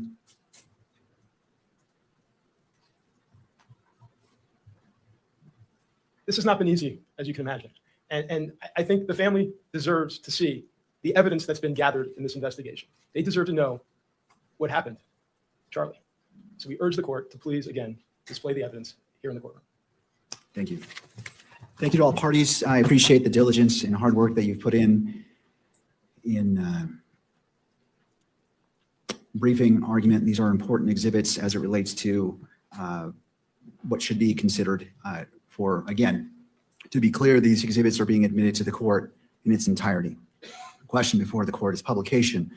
It's in the courtroom and beyond the courtroom. And so this is the ruling as it relates to the briefing. And I know it wasn't a formal motion, but I'm just trying to be thorough in my approach. This matter comes before the court on state's request to publish exhibits 16.1, 16.2, and 16.3 during the preliminary hearing and defendant's objection to that request. The exhibits consist of text messages between Mr. Robinson and a witness, Discord messages between Mr. Robinson and others, and a written note the state attributes to Mr. Robinson. Attorneys for Mr. Robinson argue the publication of the exhibits during the proceedings subject to electronic media coverage would create a substantial risk of prejudice and impair his rights to due process under the 14th Amendment. The defendant relies on Raees versus Louisiana, Estes, and Skilling, and asks the court to consider any admissible exhibit for the purposes of the preliminary hearing while limiting their public display or broadcast. The state responds that Raees and Estes do not require a categorical restriction here. The state argues that the exhibits are materially different from the televised custodial interrogation at issue in Raees because they are written communications allegedly made outside law enforcement custody. The state also argues that the potential prejudice can be addressed through trial management measures, including voir dire, and that the victim representative has an interest in being present for and able to follow important criminal proceedings. The court has considered the parties' arguments, the nature of the exhibits, and the procedural posture of this preliminary hearing, the defendant's due process interest, the public nature of the criminal proceedings, and the interests asserted by the state and victim representative. On the present record, the court is not persuaded that the publication of Exhibits 16.1, 16.2, and 16.3 during the preliminary hearing creates the type of inherent or presumed prejudice that requires categorical restrictions under Rideau, Estes, and Skilling. Unlike the broadcast interrogation in Rideau, the exhibits at issue are written communications allegedly made outside police custody and are being offered in the ordinary course of a judicial proceeding. That distinction does not eliminate the possibility of prejudice, but it weighs against treating publication of the exhibits as presumptively unconstitutional. The court further finds that any potential prejudice arising from media coverage may be addressed, if necessary, through the appropriate trial procedures, including voir dire and any other measures warranted before trial.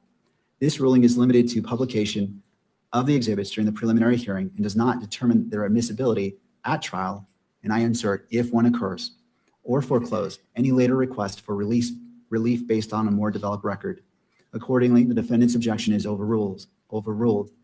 As it relates to this preliminary hearing, the state may publish Exhibits 16.1, 16.2, and 16.3, and the court is authorizing, with the exception of the third to last page on Exhibit 16.1, because it contains information, including a phone number and address, to be redacted before publication in the courtroom. But as it relates to 16.1, because it was publicly distributed by the state, that 16.1 in its entirety may be broadcast through electronic media. That is the ruling of the court. So let me, Counsel, how would we like to proceed? sorry.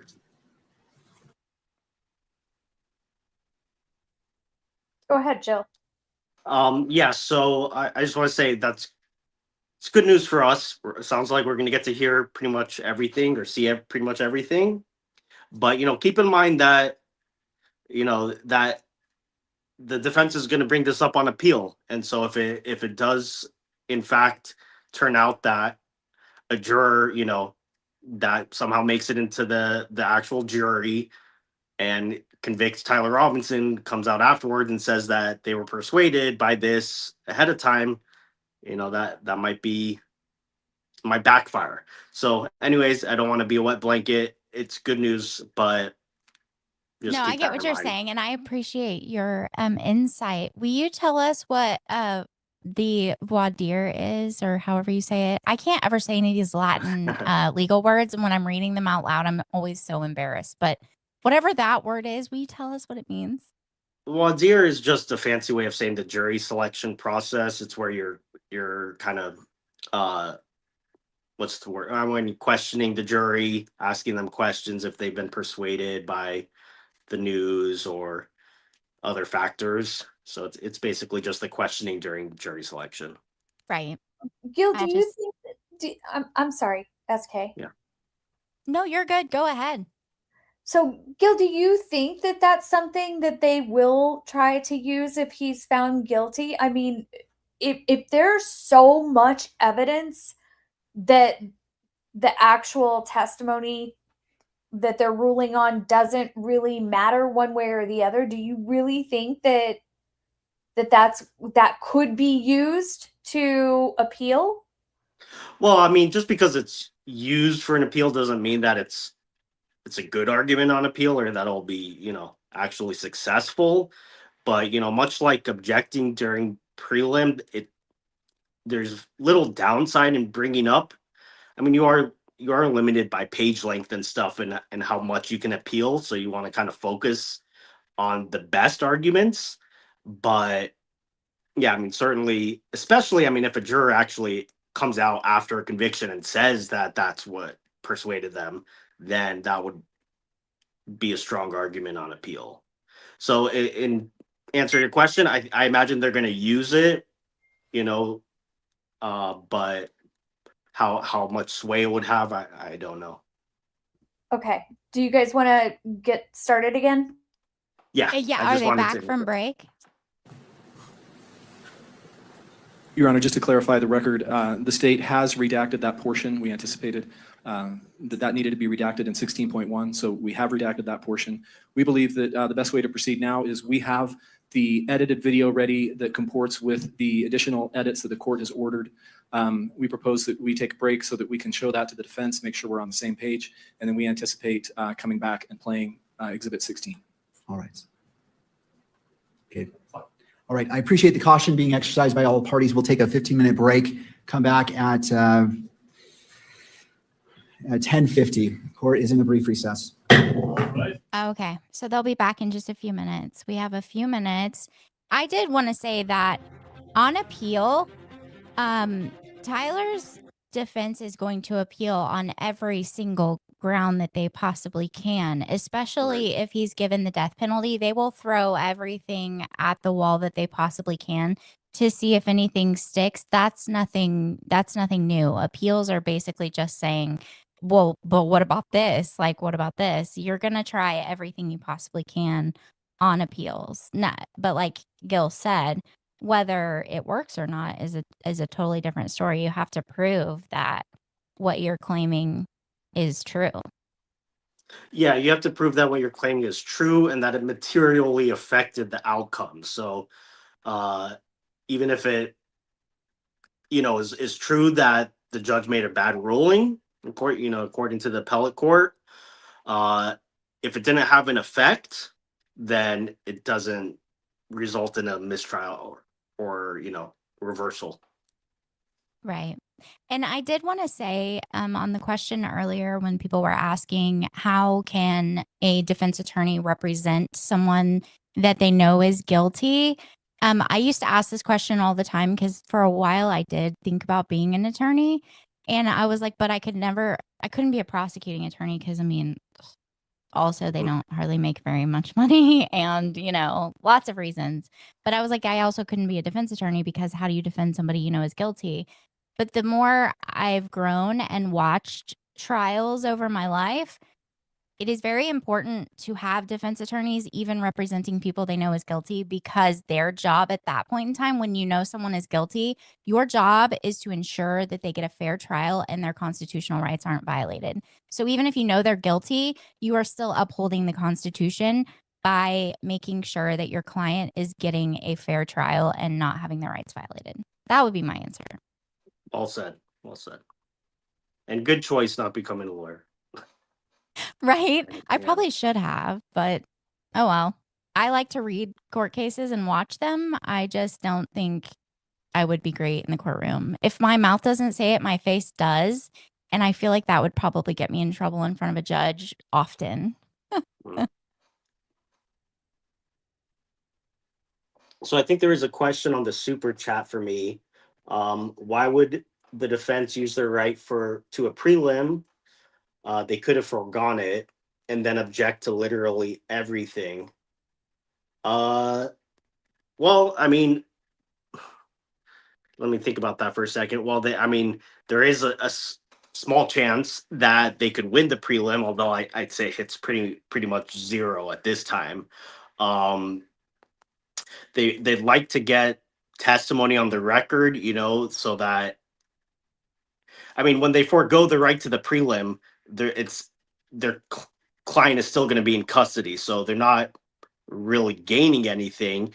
And from the prelim, they get a glimpse into what the prosecution has and how they're going to present their evidence, and then they kind of could lock down testimony by their witnesses and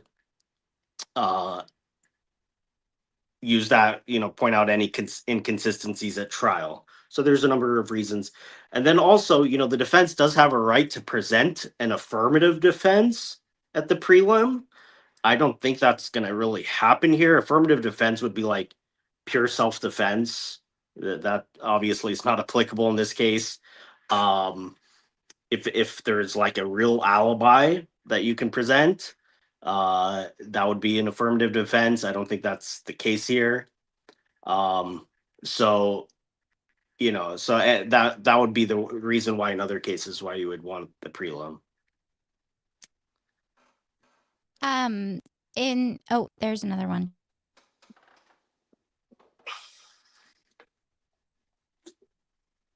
Okay, I'll do it. Stacy, Scamdis won't let the truth get in the way of her sick and twisted narrative. Bitch is possessed. I concur. Allegedly, potentially, probably. Couldn't agree more. Uh, Oh, sorry. No, go ahead. What were you gonna say? I was gonna say I responded to one of what is it, Barry Coleman, or what's his name? Baron Coleman. Baron Coleman's tweets yesterday. He listed like 8 or 9 facts from the prelim that he just got completely wrong, and so I addressed them. One of them was he said 80 to 90% of the DNA on the towel was Lance's, and I'm like, no, that was backwards. You got that one wrong.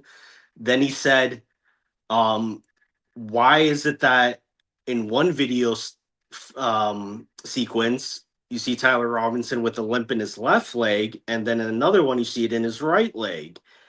And I'm like, you do realize that you're kind of proving the point that it's obviously not a real limp, right? Like, so anyways, that guy, he doesn't seem very smart. Yeah, this Grits said Coleman took the Miranda reading at 6:25 p.m. on the 12th and used the wrong evidence Bates number description to claim it happened on the 11th. That's what they've been doing this whole time, and they've been saying it was impossible for Tyler to have sent any of these messages, and they're full of shit. Grits says Miranda reading is Bates number 3996-R2. Coleman used Bates number 3996-R1 description. They showed part of the Bates 3996-R1 video yesterday, video of Tyler in custody. Yes, that video.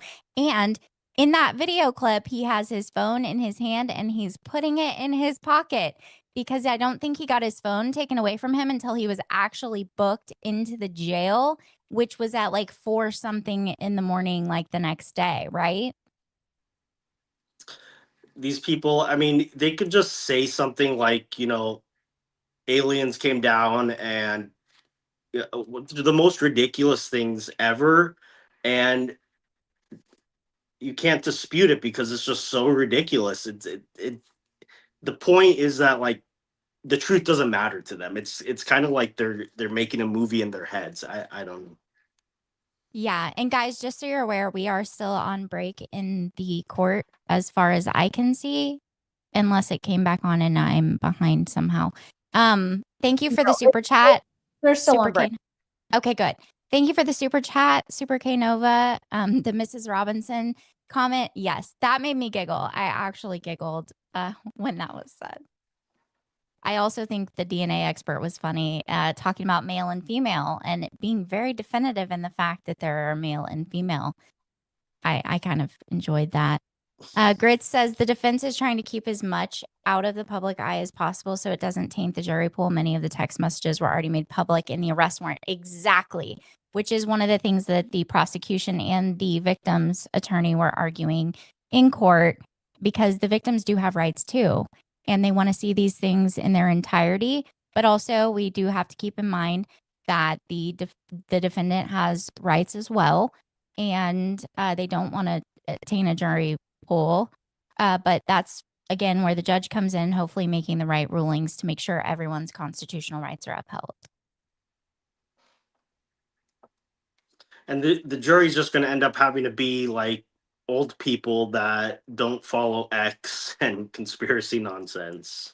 Well, and I think it's hard for us sometimes, people that are, on X a lot or on social media a lot. We have to remember that only a small percentage of the population is actually on X at all, let alone on a regular basis. So a lot of people have no idea what's going on. My 21-year-old son, he's busy, has a job. He followed Charlie Kirk and loved Charlie Kirk, but he has no idea what any of these Candace conspiracies are because he doesn't ever see it. It's not pushed to him, and he doesn't see it when he gets on social media. It's all funny stuff. It's not anything like that. Oh, we're back. The final edited versions to the defense. All right. Well, how much time do you need? Just as long as it takes to show the video. So maybe 10 minutes. All right. Well, we'll go into Well, I want to make sure sufficient time is done to do that. I'm sorry, I didn't realize that we were at this point. We'll be in recess for 10 more minutes. So by 11:05 approximately. That should work. And also we can inform the bailiff as soon as we're done if it's ahead of that time. All right. So ladies and gentlemen, I apologize. I thought we were ready to proceed. I want to be respectful of all time, everyone's time, but all at the same time, keep this hearing moving forward. So court is in a brief recess. All right. Are they still working on redactions? Is that what's going on? Yeah, I think that's what she was saying, that she's going to show the version that's going to be played to the defense to make sure that it's the right version. Well, that's good. I would rather them take a break and prolong this a little bit longer and us all be bored than for them to make any missteps that could potentially cause something to be overturned and to have to go through a whole second trial. Right. And do you know what else is on the docket today, or what's left after Twig's statement? I can look at the evidence list. That's the only thing I have, and I think you have the evidence list too, right? I had it, but I gotta search for it. Yeah. That evidence list is all I have. I tried to find the brief that was filed by the victim's attorney. I think it was victim's attorney. I don't think it was prosecution. Last night or early this morning. But I was unable to find that as well. Also, I have a hard time accessing the dockets on the Utah. I suck at like accessing state court websites. I was looking for it on my LexisNexis and I couldn't find anything. I have the case number if that will help. Yeah, I had it and I tried it. And, oh, you did? It didn't work? Yeah, maybe LexisNexis just didn't have the most up-to-date stuff. I think it's more difficult because it's not a federal case, it's a state case. So we're having to try to, like, as far as I know, I've been having to try to search the state court network, and it's I don't know. I know how to do my state really well. I am not great at other states. Right. Yeah. But maybe that Substack you said, A. Burkhart. Maybe. Yes, Andrea Burkhart, a Substack. Try that.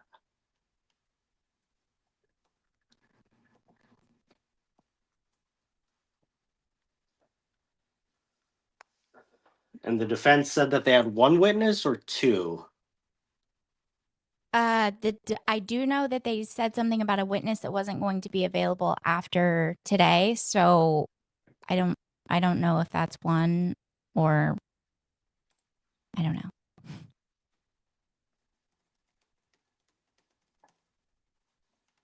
SK, we do have a couple more comments.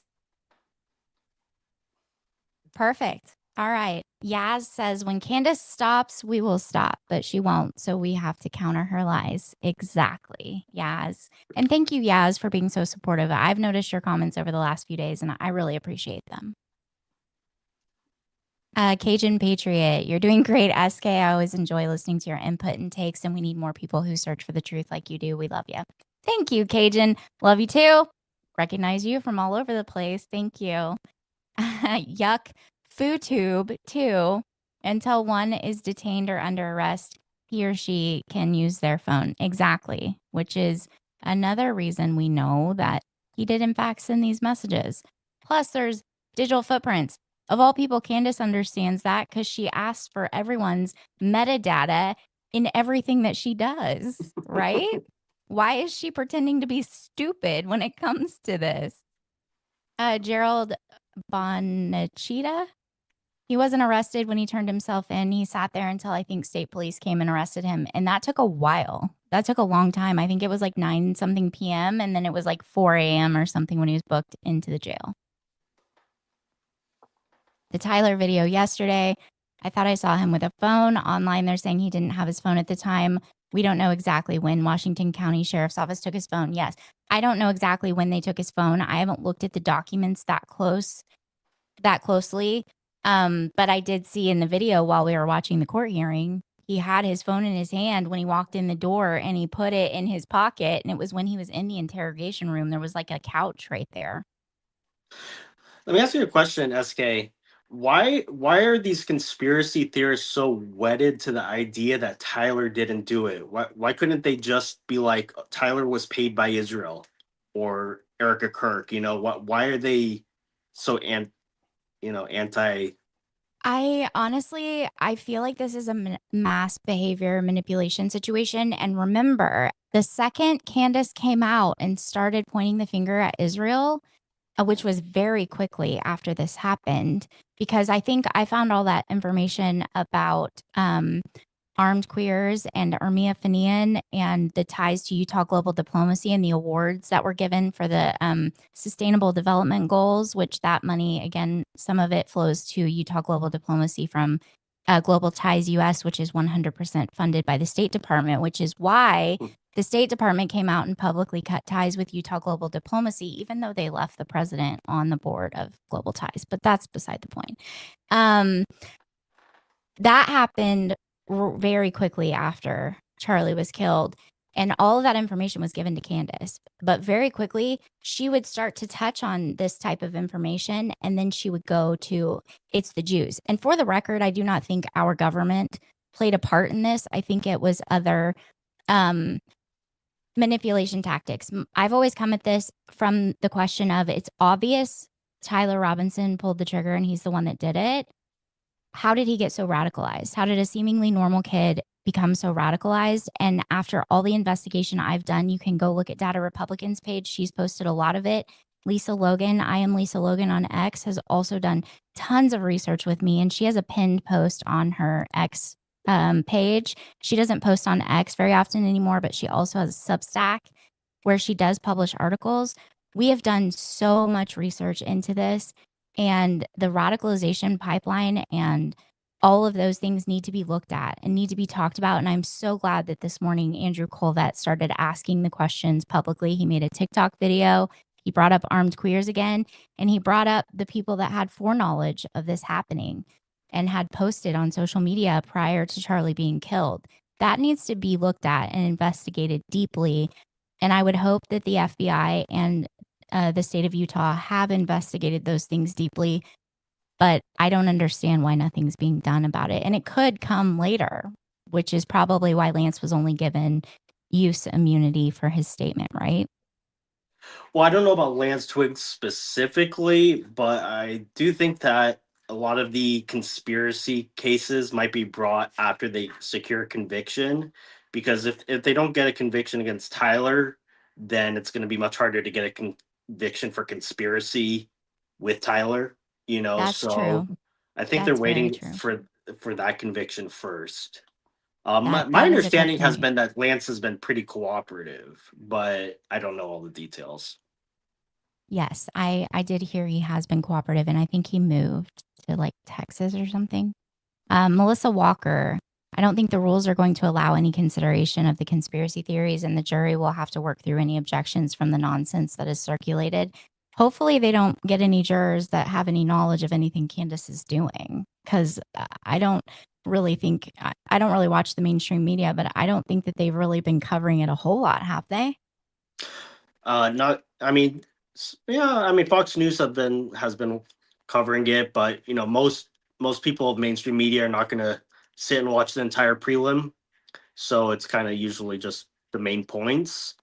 But yeah, I guarantee during the voir dire, one of the questions that's going to come up by the prosecution is, do you follow Candace Owens? And Right. if the person says yes, the prosecution's like, we like that person excused right off the bat. Thank you so much, Belle, for becoming a YouTube member. You guys can join and become a YouTube member and support Gary's channel and everything he's doing. By becoming a member, it costs less than just a couple coffees at Starbucks. I became a member. My very first YouTube membership was here yesterday, day before yesterday. But can you tell us, is there a certain number of like jury strikes or whatever it's called that the prosecution and defense get? How exactly does the jury selection process work? So I know in California, I think it's like 40 strikes. So you get like a big jury pool of like 60 people, maybe 120. And then you take the first 12 people. So the first 12 people go into the jury box, and you're given a chance to question the entire jury pool, as well as specifically the jury box. And then you take turns striking. This is California again. So you say, we'd like to excuse and appreciate potential juror number 5 or whatever.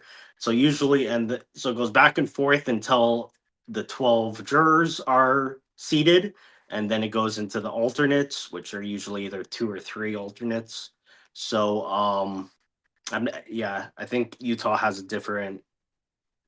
I think every state has a different procedure exactly, Yeah. but in California, that's how it goes. I'm not sure exactly how it works in Utah. Oh, we got a super sticker, $9.99 BP for America. Thank you for that super sticker. Thank you guys for all the comments. If you guys have questions, make sure you're putting them in the comments and we'll address them every opportunity we get. Biology Always Wins gifted 1 Paramount Tactical membership. Thank you. Biology Always Wins. Whoever got that, make sure you say thank you. Gil, why would they use their right to a preliminary hearing under Utah law? They could have foregone and then object to literally everything. Yeah, that was the super chat that I responded to before. Again, there's a slight chance that they'll win at the prelim. I don't think that's what they're hoping for at this point. And then again, to lock some testimony down from the witnesses that they can maybe point out inconsistencies with at trial. Those are the 2 main reasons. Great. Nana Deborah 8717 became a YouTube member. Thank you, Nana. Nana is the one that was being super mature in the chat the other day when I was not mature enough to be in the chat.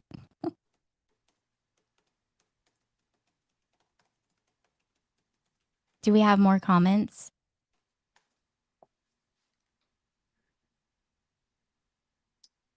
Somebody said, Disney said, thank Jesus, I've only been called 3 times for jury duty. I had a medical excuse for 2 of them. The other, I was living in a different state. LOL. I, of all people, have never been called for jury duty. And it's like my dream. I know that's weird, but it really is. But I want it to be like an exciting case, not something boring. Right. So I'm looking up the Utah criminal jury selection process. And one thing that is interesting is that it's going to be 8 jurors. 8, not 12? Not 12. Wow. User says, but can they lie and say they don't follow Candace Owens? Is there an affidavit they have to sign? That's a great question, Gil. They can lie, but I mean, they don't sign affidavits, but it is under oath.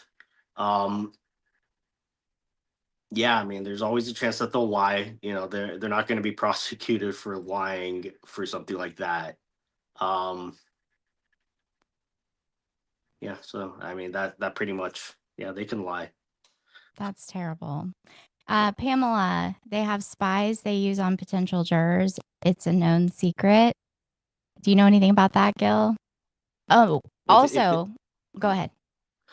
If the person is like saying that defense lawyers send like private investigators and stuff to search down the potential jurors and find out their tendencies and stuff, I have heard of that for like very wealthy people that can afford all that. But if you're caught tampering with any jurors, you are allowed to look up their like social media and stuff as an attorney, so you could that guy that was on Sean Ryan's show. I didn't watch the entire episode, but it was a guy that does like psyops, and he has a company where you can hire him for jury trials.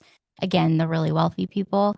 And he has a 200% money back guarantee. He says that he basically does a psyop on the jury, and that's how he gets people off. And if you are found guilty, you get your money back times 2.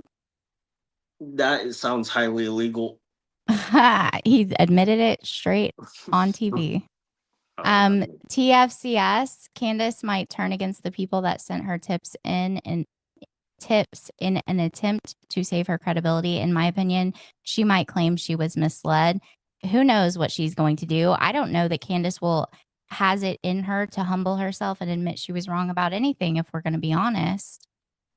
Yeah, and that person brings up a good point that I tweeted about earlier, which is, I've been the victim of like a sociopath, and not all sociopaths are violent, murderers. A lot of them are just very manipulative people that ruin your life, often financially.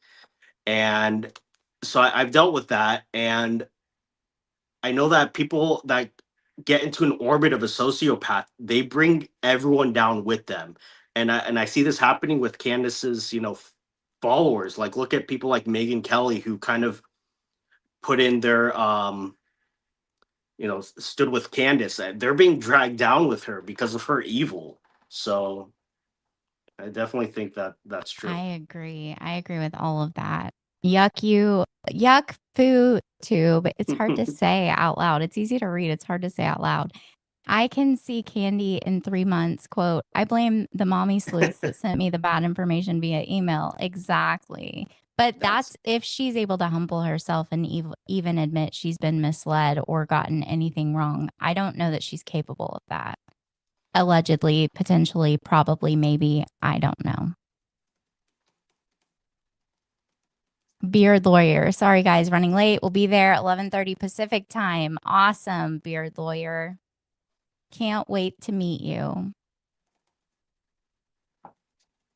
Real Sean Campbell. I admit it, chat. I throw jury duty summons in the trash. I am a bad person. Listen, every time I've ever been pulled over, I immediately start having an anxiety attack because I start thinking I've been called for jury duty or something and I didn't know, and they're going to arrest me because there's some warrant for my arrest or something. So kudos to you for being so brave and just throwing it away and not ever worrying about it again.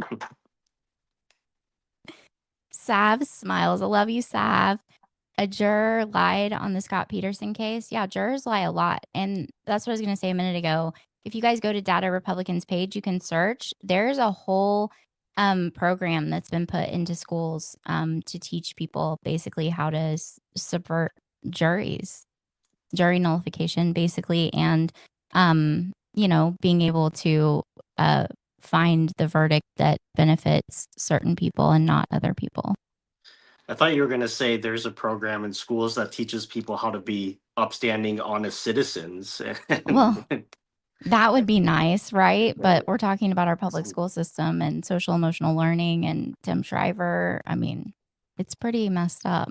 Again, go to I am Lisa Logan on X and her Substack. You can just search Lisa Logan. She has tons of stuff about all of that as well. That's another thing Armia Fanian was involved in. The Dignity Index at Utah State University, I think. One of the other universities, not Utah Valley, not UVU.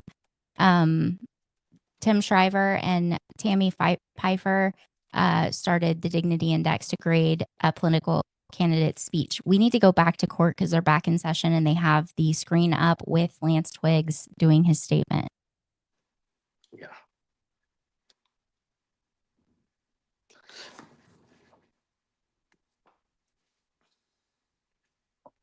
Yes, you guys in the comments, we were on a break. They just came back just a second ago. So as soon as Jen is able to, she'll get that feedback up for us. I've got it up, Katie. I see it.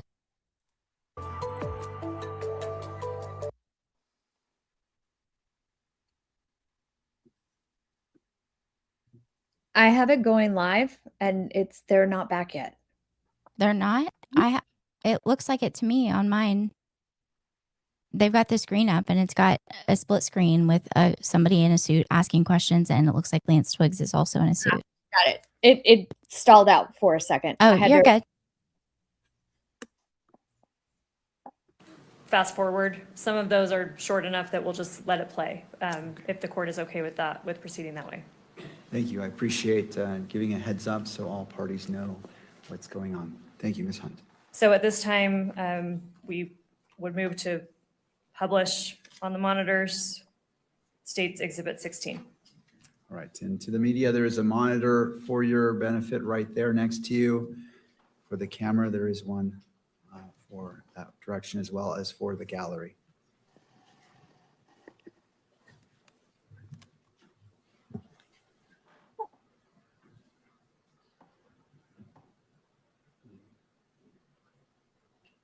Finally.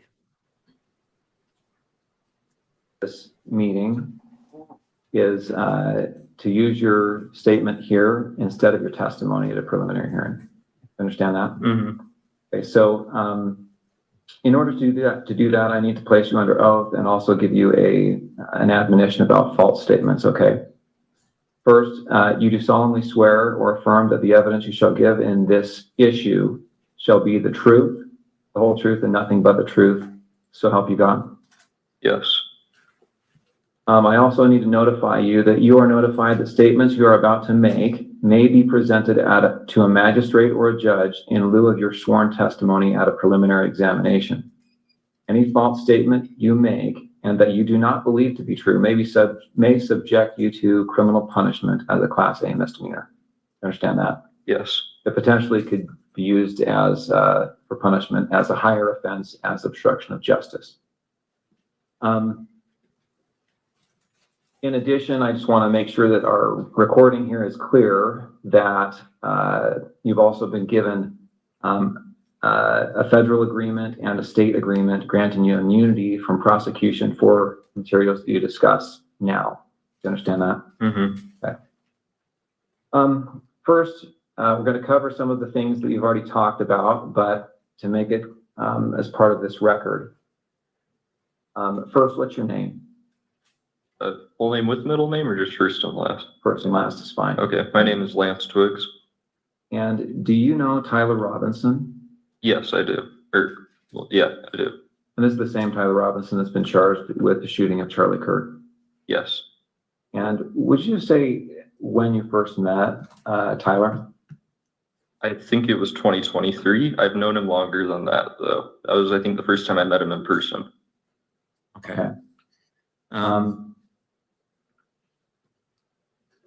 And will you describe your relationship with Tyler when you first met him anyway? When I first met him, I didn't know him super well. He was just a new roommate. So I knew he knew my friend group and I knew he liked playing games, but that's about it when we first, when he first moved in. Okay. Before we go on, I realized my mic was muted at the outset. Was yours on, your microphone? Okay. I'm going to repeat those admonitions just to make sure we got it recorded. Okay, so again, I placed you under oath. Just to make a record, I'm going to do it again. You do solemnly swear that the evidence you shall give in this issue shall be the truth, the whole truth, and nothing but the truth, so help you God. Yes.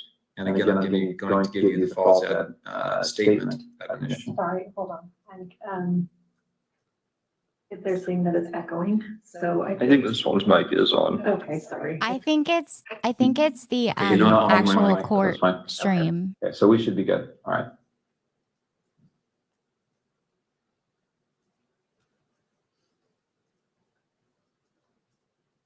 Is that mic on? Yes. Okay, great. All right. Okay, sorry about that interruption. All right. So you said when you first met, you were roommates? Yeah. Okay. And then at some point, your relationship progressed to something more than just roommates. Is that right? Mm-hmm. When was that? I think we started dating 2 or 3 months after he moved in. Okay. And where did you live at that time? St. George, in an apartment complex. And is that apartment the same place you lived when on September 10th? Yes. When you lived there with Tyler, were you in the same room? Did you live in the same room or different rooms? No, separate rooms. And at that time, let's say September of 2025, what were you doing with your life? Were you working, school? I was working. I was doing like bathtub and shower repair and stuff in new construction. Okay. How about Tyler? I think he was both working. I think he was working for an electrician company then, and he was also in a trade school for being I don't know, higher like ranking electrician. I'm not sure how the trade system works for that. Okay. But yeah, I think he was both. What was his typical work day like? I think he'd leave around 7 generally and get back around 3 to 4, depending on like where the job was and how long it was for the day. And then on certain days of the week during school, like semesters, he would then later in the day, I think around 5 or 6, go to school. So yeah. Okay, let's jump to September 10th. Did he spend the night in the apartment the night of September 9th into September 10th? Into September. Yeah, he did. Yes.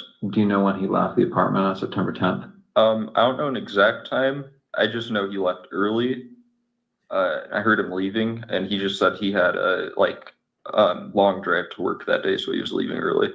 Okay, so early. Any guess as to what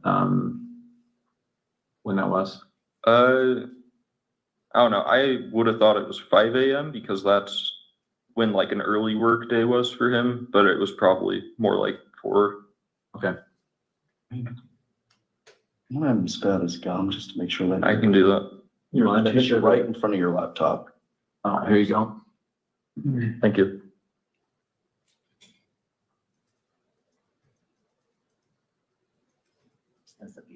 Thank you.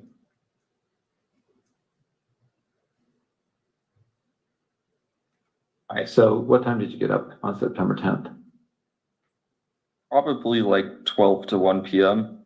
You didn't have to work that day? No. And did you hear from Tyler? Did he call or text you before then? No, he sent that message in the group chat I mentioned, but he didn't message me directly at all that day. Okay. When did you first hear from him on September 10th? It was at 11 o'clock with that like automated message. Okay, 11 p.m. Yeah.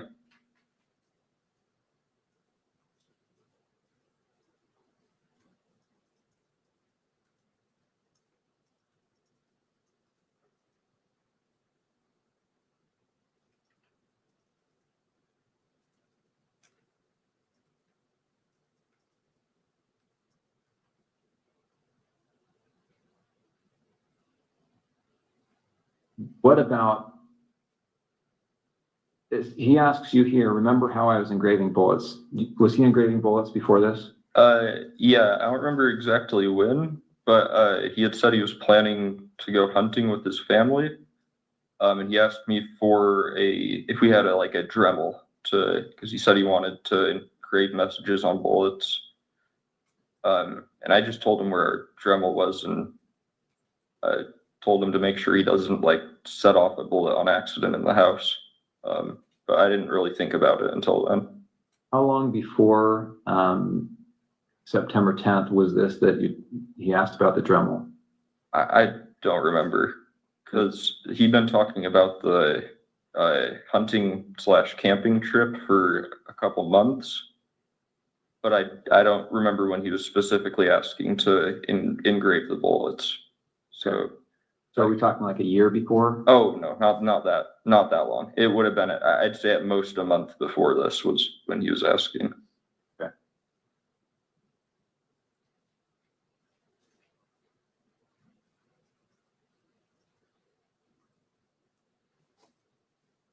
Okay. Right. You talked about the note that he left.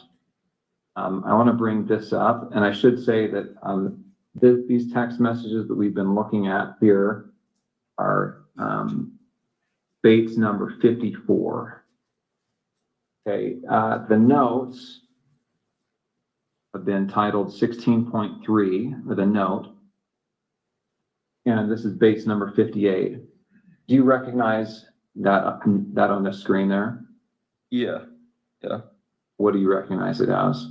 That was the note under his keyboard that he was referring to in the first text of that chain. Okay, so where did you find this? On his desk underneath his computer keyboard. And I assume you read it. Yeah. And then what did you do with it after you read it? I believe I just put it back down on the desk after I took a picture of it. Okay. And again, the time you read it was probably around 11 o'clock or so on the 10th. Yes. The night of September 10th. Mm-hmm. Right. And did you ever see that again after you placed it back on his desk? No, I don't think I did. And that was a desk in his bedroom? Yes. And that's a separate bedroom than your bedroom? Yeah. And now I want to go to what's been titled 16.2. And do you recognize this series of messages here?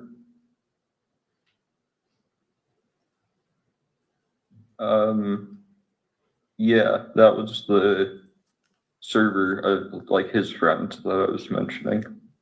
Okay, and this is your phone again? Yeah. And I'm assuming you recognize it because the big crack up at the top. Mm-hmm. And so this is a server. Is this Discord? Yeah, this is Discord. And who are members of this server? I don't want names, just generally, who are these people? This is his friend group. They played D&D together every week. Okay. And I just want to scroll through this to make sure that you get a chance to take a look at it. Or go to the next page. Mm-hmm. Or yes.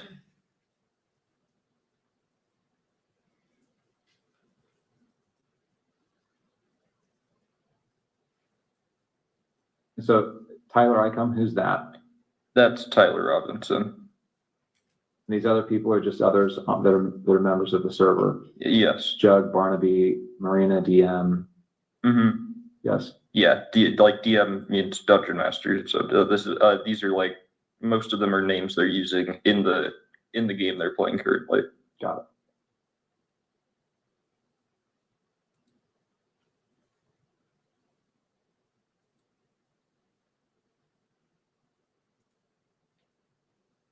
Yeah, it looks like the last text from Tyler looks like it's 8 p.m. And do you know what day this would have been? 8 p.m. on the 10th or the 11th? I would think that would be the 11th. Because at least I think so, because I don't think on the 10th that he messaged anyone before me at 11. So. And he turned himself in on the 11th, right? I thought so, yeah.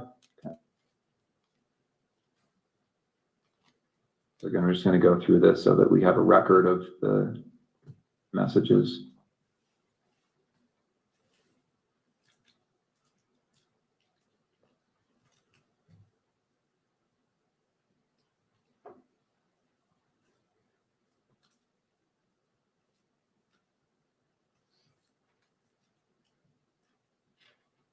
Is that an accurate recording of that thread?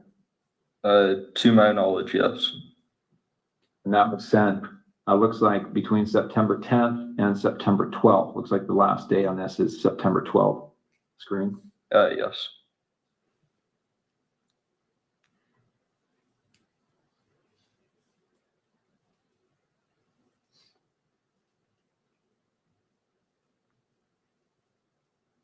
Okay.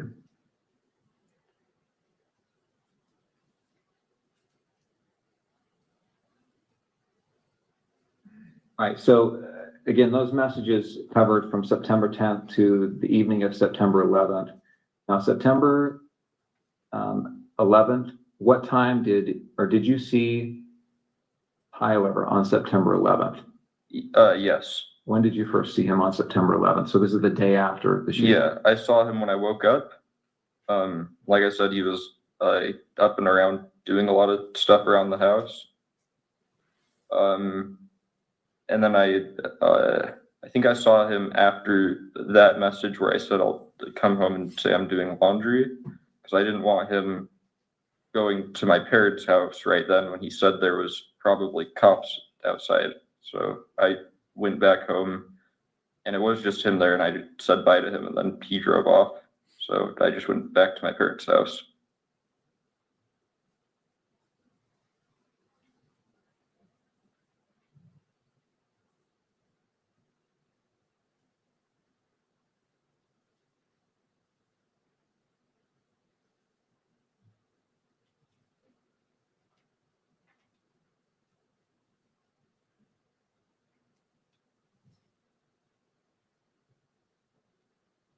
So he acted erratically.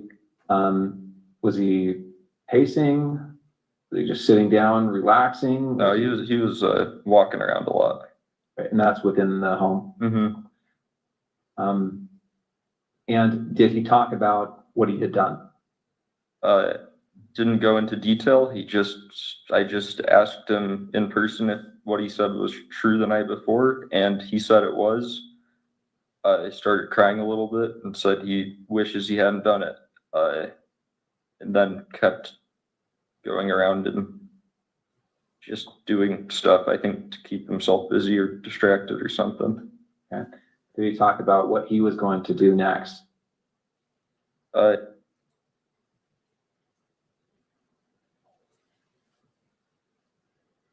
And then eventually said that he would talk to his parents or turn himself over. Okay. And when you left, was that how you left, understanding that he was going to turn himself in or go to his parents' house? Yeah, and I didn't really want to be at our apartment while any of that was happening, regardless of what went down. Okay.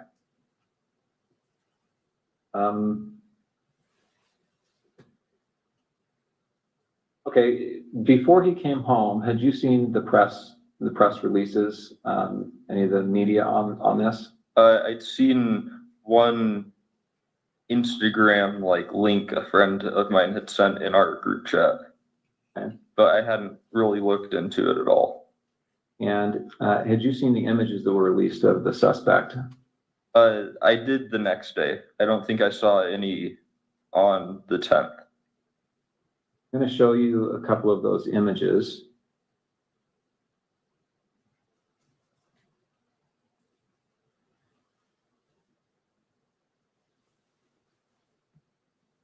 Okay, I'm on the FBI's website. You can see the URL there at the top. This is some press release about this event. And here on the screen, you see these, looks like there's 2 rows of 3 images. Mm-hmm. Do you recognize the person in these images? I wouldn't say with 100% certainty just because of camera quality, but that looks like him in terms of the shoes he's wearing, the sunglasses. I don't think I'd specifically seen him wearing that hat, but he was usually wearing a hat, and then jeans. So it definitely, especially the bottom, the last 2, definitely do look like him. Oh, they do look like Tyler Robinson. And you talked about that with your friends, right? This looks like him. Yeah, his friends. Yeah, I don't know if I don't remember if I talked about it with any of my friends. And then since I didn't have my phone after that for a while, and I still am not using social media, I don't know on my friends' end. Okay. All right, I want to back up a little bit now. We've talked about September 10th, but let me get a little bit of context here. So, did you game with Tyler? Yeah. What kind of games? We played some just kind of party games together, like anything that would be multiplayer with a group of friends. There was one game he really liked called Sea of Thieves, where you play as like a pirate, and you can fight against people, but most of it's just like fishing, fighting sharks, skeletons kind of stuff. We played some co-op games where it's like you both have to work together to win in whatever way. Way back when I was just out of high school, when I first knew him online, we played some shooting games together, but I didn't know him very well, so that was just when we had a whole friend group on to play, and he was someone that my friends invited. Okay. Did you and he ever talk about politics? He did more than me.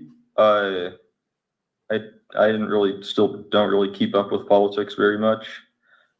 He'd usually talk about stuff he heard on the radio on his drive to work in like their work car, since it sounds like their whole crew went in the same car most of the time. But I wouldn't say super consistently, because it wasn't a topic I really contributed much on. What about Charlie Kirk? Did you ever talk about Charlie Kirk? I personally had never heard him talk about Charlie Kirk before specifically. Okay. How about political issues? So did you ever talk about gender identity issues and LGBTQ rights? No, not really. Usually if he did talk about politics stuff, it was relating to Trump or current like policies being like issued or voted on, I think. But yeah.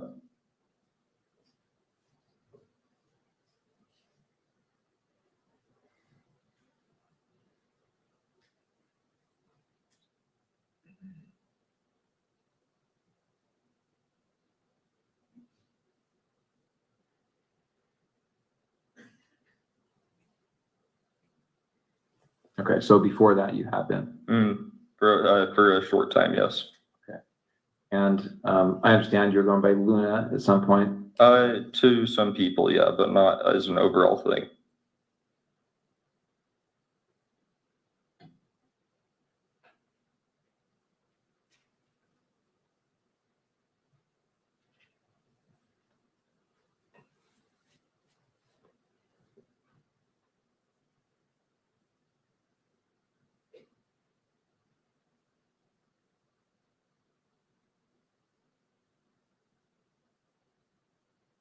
Okay.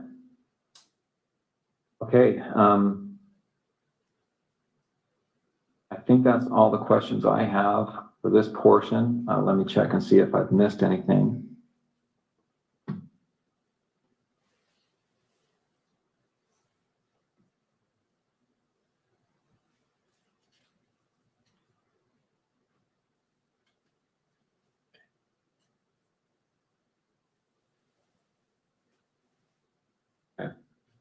The Dremel that you talked about, you said he had asked for that, is that right? Mm-hmm. And had he told you it was to inscribe bullets? Yeah. And so did you have a Dremel then? Yeah. Okay. It was in our, like, our apartment, we had a section where we kept all our, like, random tools for household stuff in our, like, lower basement level pantry. So, yeah. Okay. And did you give that to him or tell him where it was? I just told him where it was, yeah.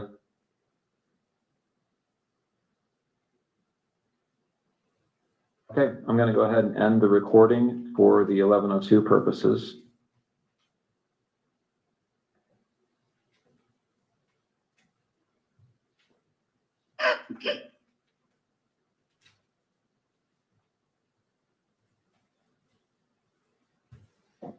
All right, that concludes State's Exhibit 16. Ms. Hunt. Thank you, Judge.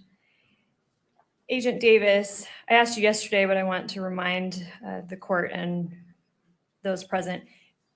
Were you physically present at the interview we just watched in State's Exhibit 16? Yes, I was there. And aside from the court-ordered redactions, did it appear to you to be fair and accurate about what you remember that interview that day? Yes, yes, I do. During that interview, did Mr. Twiggs, was he shown or referenced certain items of evidence? Yes, he was. What types of items of evidence was he shown? It was the text messages between himself and Tyler Robinson, a Discord chat messages, and a handwritten note. And then we also saw in the video, he was also shown the FBI press release photos of the potential suspect. That's correct, yes. Have you reviewed all of those items as part of the investigation? Yes, I have. You're familiar with them? Yes. All right, I want to put just on the witness's screen what's been marked for identification as State's Exhibit 16.1. And for the record, this includes the one edit that the court has previously ordered. Thank you. Let me know when you see that on your screen.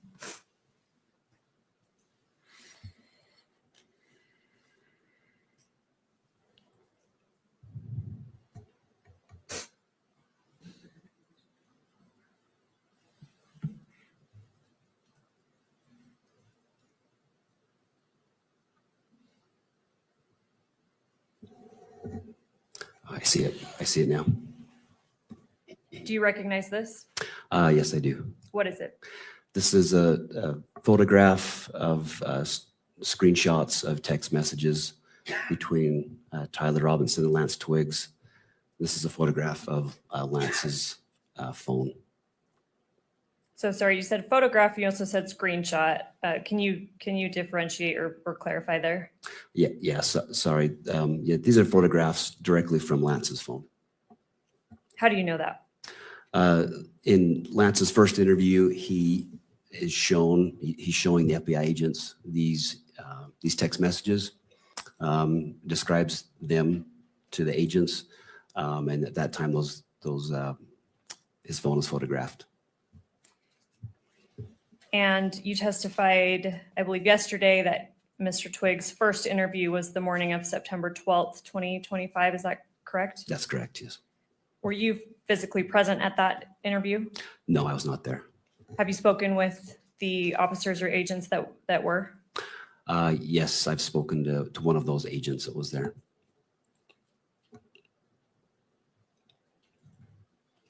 And you stated that first September 12th interview of Mr. Twiggs was recorded? Yes, audio, video recorded. Have you reviewed that recording? Yes, I have. So you stated that we're looking in State's Exhibit 16.1 at a picture of Mr. Twiggs' phone. Yes. Do you know who took these photos? Yes, it was Agent Larson with FBI. Did you speak with Agent Larson and confirm that? I did. And you kind of made reference to this already, but how did Mr. Twiggs initially show law enforcement the relevant text messages? Yeah, during that first interview on September 12th, he shows them the phone and then allows them to photograph the phone. And does he identify it as his phone in that interview? Yes, he does. Does he refer to any particular features of the phone that allows him to make that identification? I believe the second interview, he refers to the large crack in the upper left screen. So he identifies that in his second interview that was given on April 20th. And according to your review of the recording of his first interview and in speaking with the agents that were there, did he have his personal phone with him at the time of the September 12th interview? Yes, he did. And was this same text thread that we're seeing in State's Exhibit 16.1 shown to him during his second interview sorry, let me get the date right, April 20th, 2026 at the Utah County Attorney's Office that we just observed part of in State's Exhibit 16? Yes, it was shown to him. Was he asked how Tyler Robinson is saved in his phone, like as a contact? Yeah, just as Tyler. Without saying it, obviously, did he identify Tyler Robinson's phone number? Yes, he did. Did you check the number that Mr. Twiggs gave as Tyler Robinson's phone number against law enforcement records? Yes, I did. And do they match? Yes, they match. Is State's Exhibit 16.1 a fair and accurate representation of the text thread or the relevant text thread between Mr. Twiggs and Mr. Robinson? Yes, it is. As part of the investigation, was a Cellbrite extraction performed on Mr. Twiggs' phone? Yes, it was. Did you personally review that extraction? Yes, I have. And according to that extraction, did Mr. Robinson and Mr. Twiggs exchange text messages on September 10th through 11th, 2025? Yes, they did. What time was that first text sent according to the Cellbrite extraction? The first text was September 10th at 11 p.m. All right, Judge, I would move to admit State's Exhibit 16.1, and then pursuant to court order, I would move to publish it to the monitors. Mr. Novak. We have no further objections beyond those that the court, of course, is very familiar with at this point in time. All right, I'll note the standing objections made by defense. Those objections are overruled. This 16.1 is admitted into evidence and may be published to the gallery as well as electronically distributed through the camera. All right, Agent, I'm not going to go through every single message, but I do want to have you read aloud certain portions of them. And I apologize to counsel, these are not actually given a page number. I have page numbers, but I'm happy to confer that we're on the same page as we go. So here we're looking at page 1 of State's Exhibit 16.1. If you could read a little more than halfway down where it begins Wednesday, 11 p.m. Will you start reading underneath that? Yes. So this would have been from Tyler. It says, drop what you're doing, look under your keyboard. And I apologize. Let me stop you there. How do you know that that message would have been from Tyler Robinson? That's just, so any of the messages in gray would be from Tyler, and messages in blue would be from Lance. It's just the way the iPhone distinguishes the messages. And also Lance in his interview also acknowledges that, who was saying what. And up at the top, who do we see that this thread is between? Tyler. All right, sorry to interrupt you. So read that again, starting from look under the keyboard. So after that, then Lance responds, he says, what? And then he says, you're joking, right? And then Tyler says, fuck, I tried to delete that. We could scroll down to page 2. And if you can continue reading along. Okay. And Tyler says, I'm still okay, my love, but I'm stuck in Orem for a little while longer yet. Shouldn't be long until I can come home, but gotta grab my rifle still. To be honest, I had hoped to keep this secret till I died of old age. I am sorry to involve you.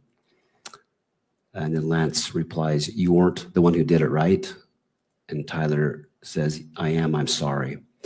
Lance says, I thought they caught the person. And then Tyler says, no, they grabbed some crazy old dude and interrogated someone in similar clothing. I had planned to grab my rifle from the drop point shortly after, but most of that side of town got locked down. It's quiet, almost enough to get out, but there's one vehicle lingering. We could scroll down to page 3. Continue reading. Lance says, why?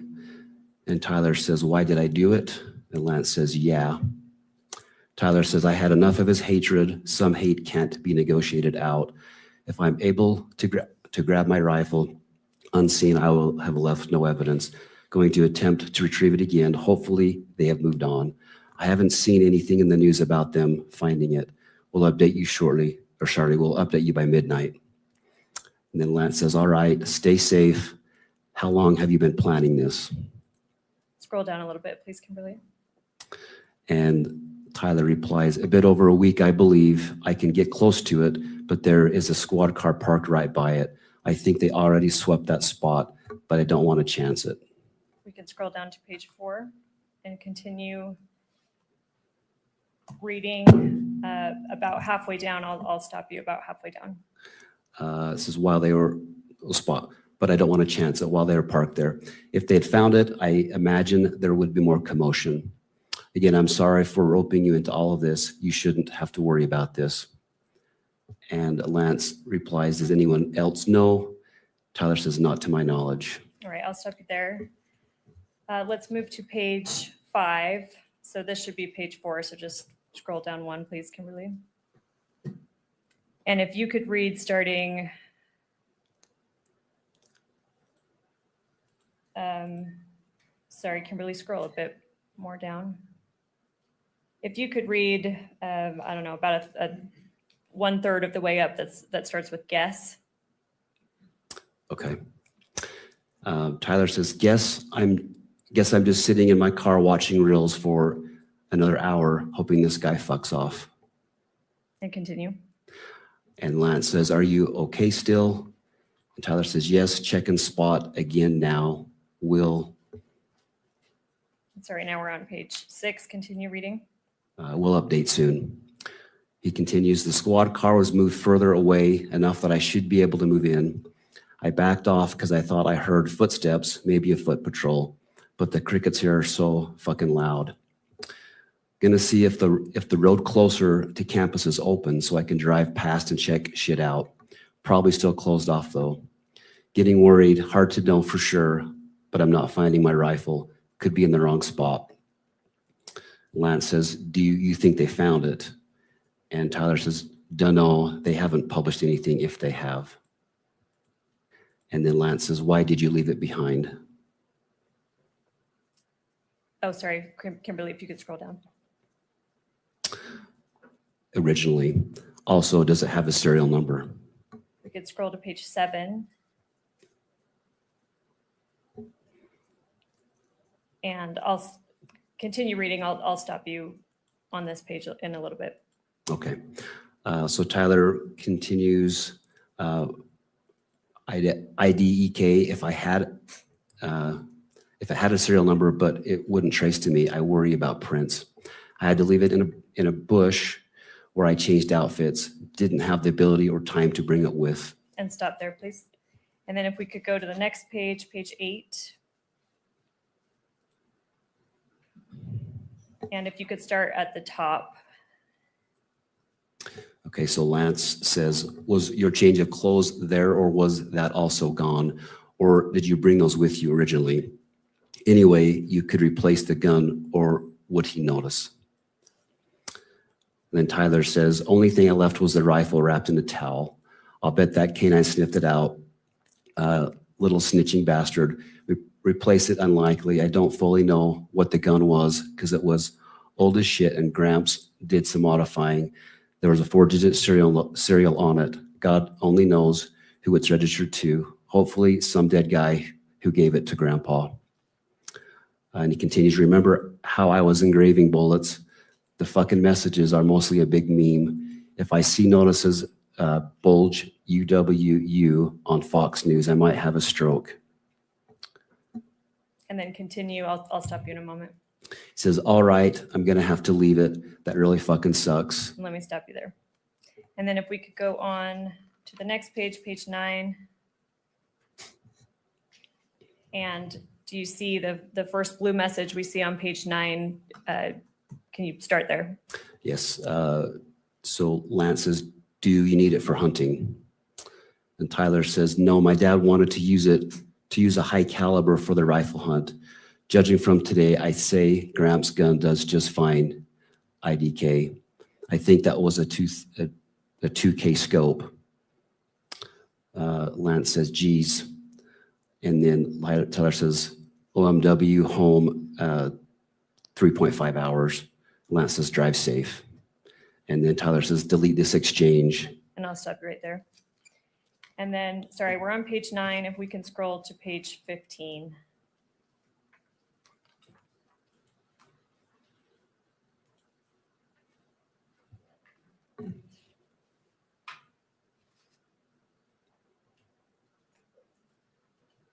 And then the second grade message on page 15, if you could start there.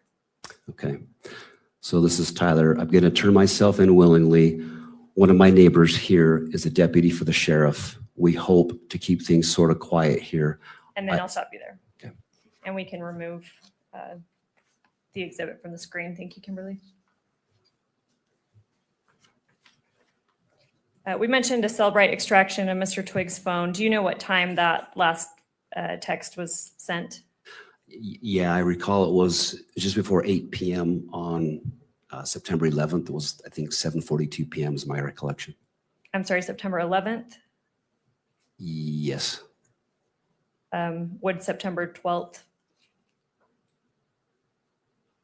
make sense? Or you're saying September 11th?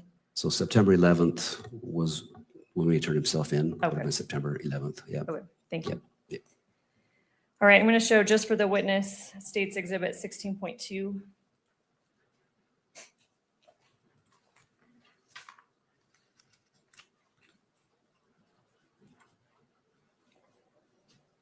Let me know when you see that.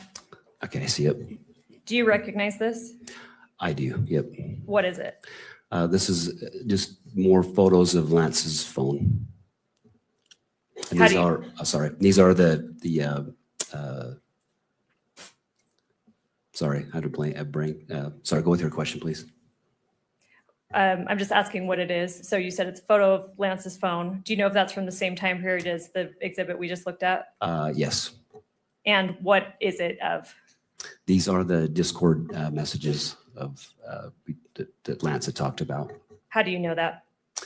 So Lance, in the first interview with FBI, shows the phone. The photos are taken by Agent Larson, and then these images are shown to Lance during a second interview, and he confirms that these are those same messages, and this is photos of Lance's phone. You mentioned an Agent Larson took the photos. Do you know if he's the same agent that took the photos of this exhibit 16.2? Yes, same agent. And you spoke with him to confirm that? Yes, I did. Are you aware if Mr. Twiggs is actually part of this Discord thread? Yes, he is a part of it. He doesn't, in this section, he doesn't reply to it, but he does state in his statement that he was part of that thread. Does he identify whether Mr. Robinson is part of that thread? He does. And when did that happen? He identifies that in his first interview with the two FBI agents, and then he again confirms that in the second interview. Did Mr. Twiggs say what username on Discord Mr. Robinson used, at least with respect to this thread? Yes, it's the Tyler/Icum, IKUM. And is Exhibit 16.2 a fair and accurate representation of that Discord thread? Yes, it is. Did law enforcement send, as part of your investigation, did law enforcement send a subpoena to Discord? Yes, they did. Were these messages? Did you review that? Yes, I did. And in State's Exhibit 16.2 that is before you, when is the first message from Tyler sent? 7:57 p.m. And it says yesterday. Do you have any knowledge of what day that would have been? Yes, this would have been September 11th.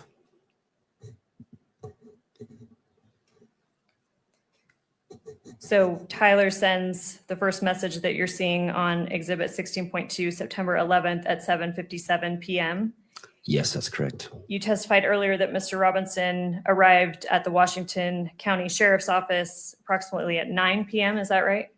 Yes, that's correct. And although you weren't physically present there yet because you were flying down, how do you know that he arrived approximately around 9 p.m.? Just based on the police reports I reviewed and then go back and look at the video and such.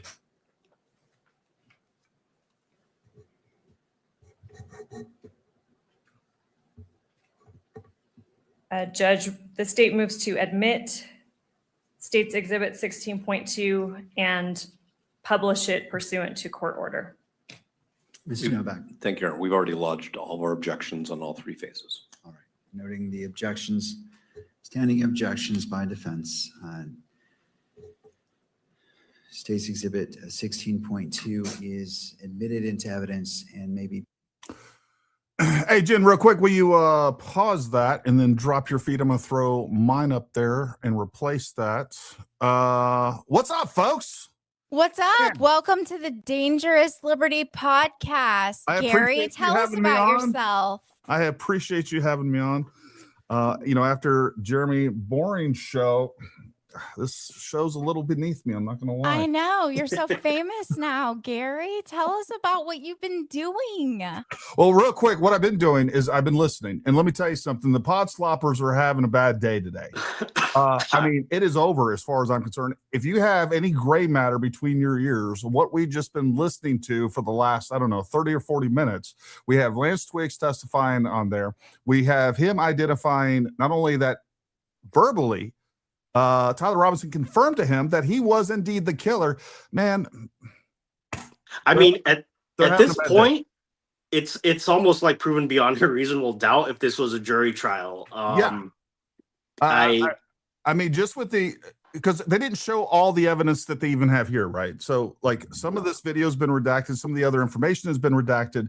So they're not presenting everything that they even have right here at the preliminary hearing. I would agree with you, Gil. I think like if I'm on the jury as a reasonable person, you present everything that I've seen along with the unredacted portions of what we know is going to be shown. Man, like I don't know how reasonable doubt still exists, much less once we start seeing more of the surveillance footage, more of the cell phone triangulation data, location data, GPS data, and additional text messages and everything else that they're going to show that we know that they have because they've referenced those. The other big thing here, folks, that let me tell you something. I've been going mad over the Baron Coleman because I knew he was lying. We all knew he was lying.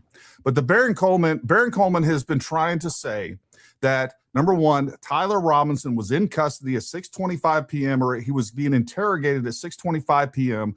on the 11th. We knew from court documents that was horseshit. We knew from other information, and of course, Sheriff Brooksby's press conference, that was horseshit. But he has continued to push this. And the reason being, number one, because it's profitable. But number two, because it allows him to push the idea that the FBI created these messages because allegedly Tyler Robinson didn't have his phone. Some sheriff deputy back there, I don't know, Sheriff Booger Eater somewhere is texting these confessions on his Discord chat with his phone. It is ridiculous. Like, these people should be shamed out of existence as far as I'm concerned. And real quick, I do want to show my X account because that guy, and folks, I've said this before, Baron Coleman is more dangerous to truth. He is a bigger threat to truth than Candace Owens. Because I don't know about that. No, let me tell you something. Here's why. And I'll support my position on this to you, Gil. Number one, he is more convincing, more compelling, and he uses the fact that he's a lawyer as his credibility, even though he has none. He's a shitty lawyer. I don't know of any court cases that he's actually won. But on top of that, what I will say he's good at giving presentations. And I'll tell you, Gil, he's getting close to the views that Candace Owens is, and he will surpass her. Less than 6 months ago, he had like 30,000 followers. He now has over 300,000 followers. He regularly gets 400,000 views on every single one of his live streams. He gets tens of thousands of dollars worth of super chats every single week. And by the way, he feeds a lot of information to Candace Owens and gives her information. But he's much better at deceiving people, and he's much better as presenting himself as someone that is credible when he intentionally lies time and time again. But I want to bring everybody to a couple of things that while I was on the plane, I was tweeting there. But I want to share this tab with everybody, and I'll make sure that I actually have this thing up because I'm so bad about that. But let's take a look at this video from yesterday. Gary, do you mind if I just ask you a quick question? Sorry, I don't want to cut you off. No. How common is it for gun owners to use a Dremel to engrave bullets when they're going hunting? Nobody would do that. No, it is below not common. I mean, like, that is inadvisable, ill-advised for lots of different reasons. But I want to go back to original. Number one, Baron Coleman has been pushing this narrative for months and months and months.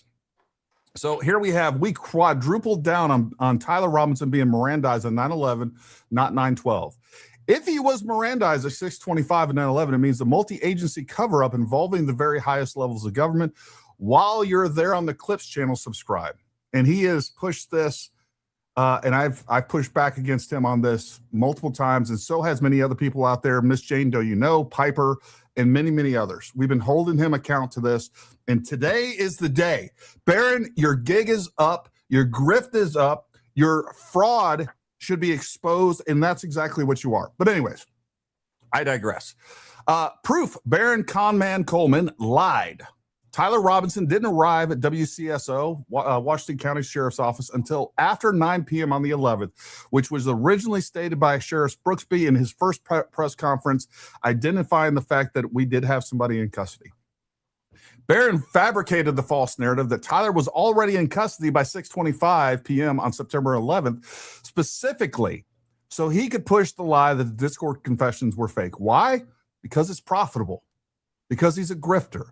because he lies and deceives people for views and super chats so that he can exploit the fact there's a bunch of retards out there that will believe this nonsense, and he just gives them, he is their drug dealer.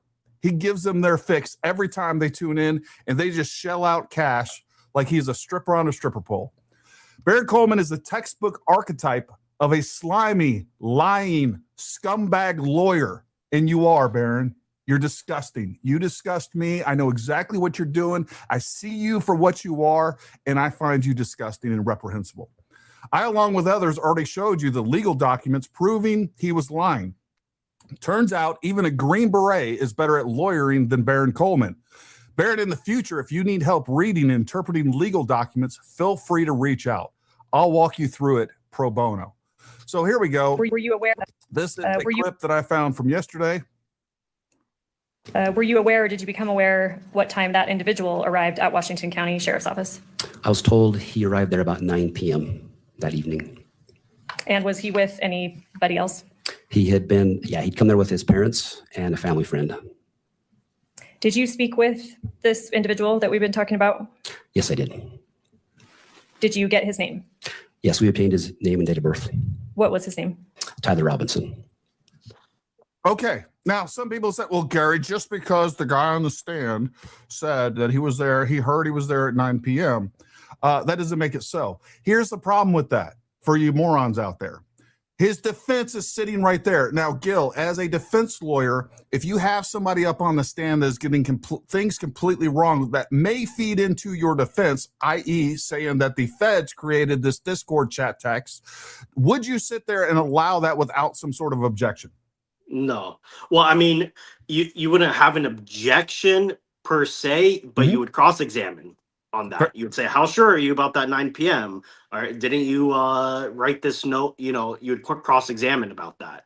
And that didn't happen. And by the way, all of these things, these timelines and everything else are in the record and are submitted to the defense. Obviously, the prosecution has them.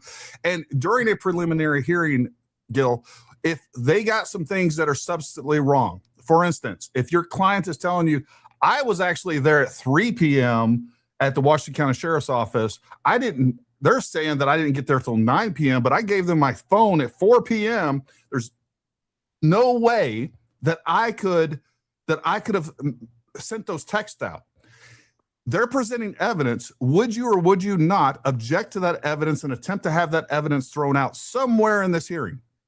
Well, again, I mean, you can't, saying that the evidence is wrong is not grounds for the objection. You can say that there's a lack of foundation, and then you would cross-examine and bring up your own evidence that contradicts it. But, grounds for objection, you can't say, well, my client said that he wasn't there at that time, therefore I'm objecting as false.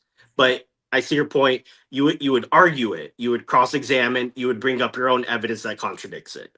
And then outside of the prelim, pre-motions in limine, you would be arguing that the evidence is inauthentic or lacks reliability. Fair enough. But we're going to hear something from the defense if this is true or that evidence is indeed contested for authenticity. Yeah, I'll wait to see their cross-examination if they bring any of that up. Sure. But I don't think they're going to go that route because I don't think so either.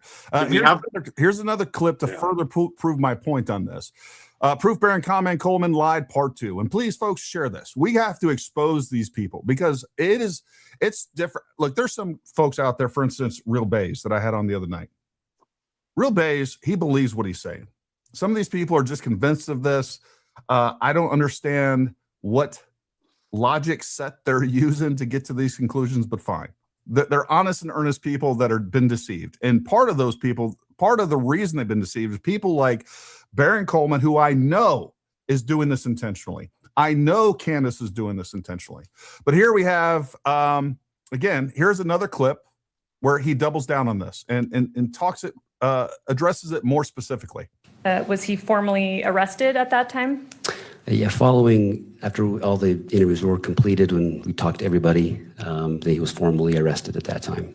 Well, excuse me, where did the arrest take place? At the Washington County Sheriff's Office.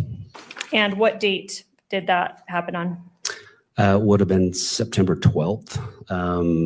was about 4 a.m., I believe, of September 12th. So there, that right there, because Baron Coleman's arguments are based on the charging documents and specifically some verbiage that's being used inside the motion to dismiss.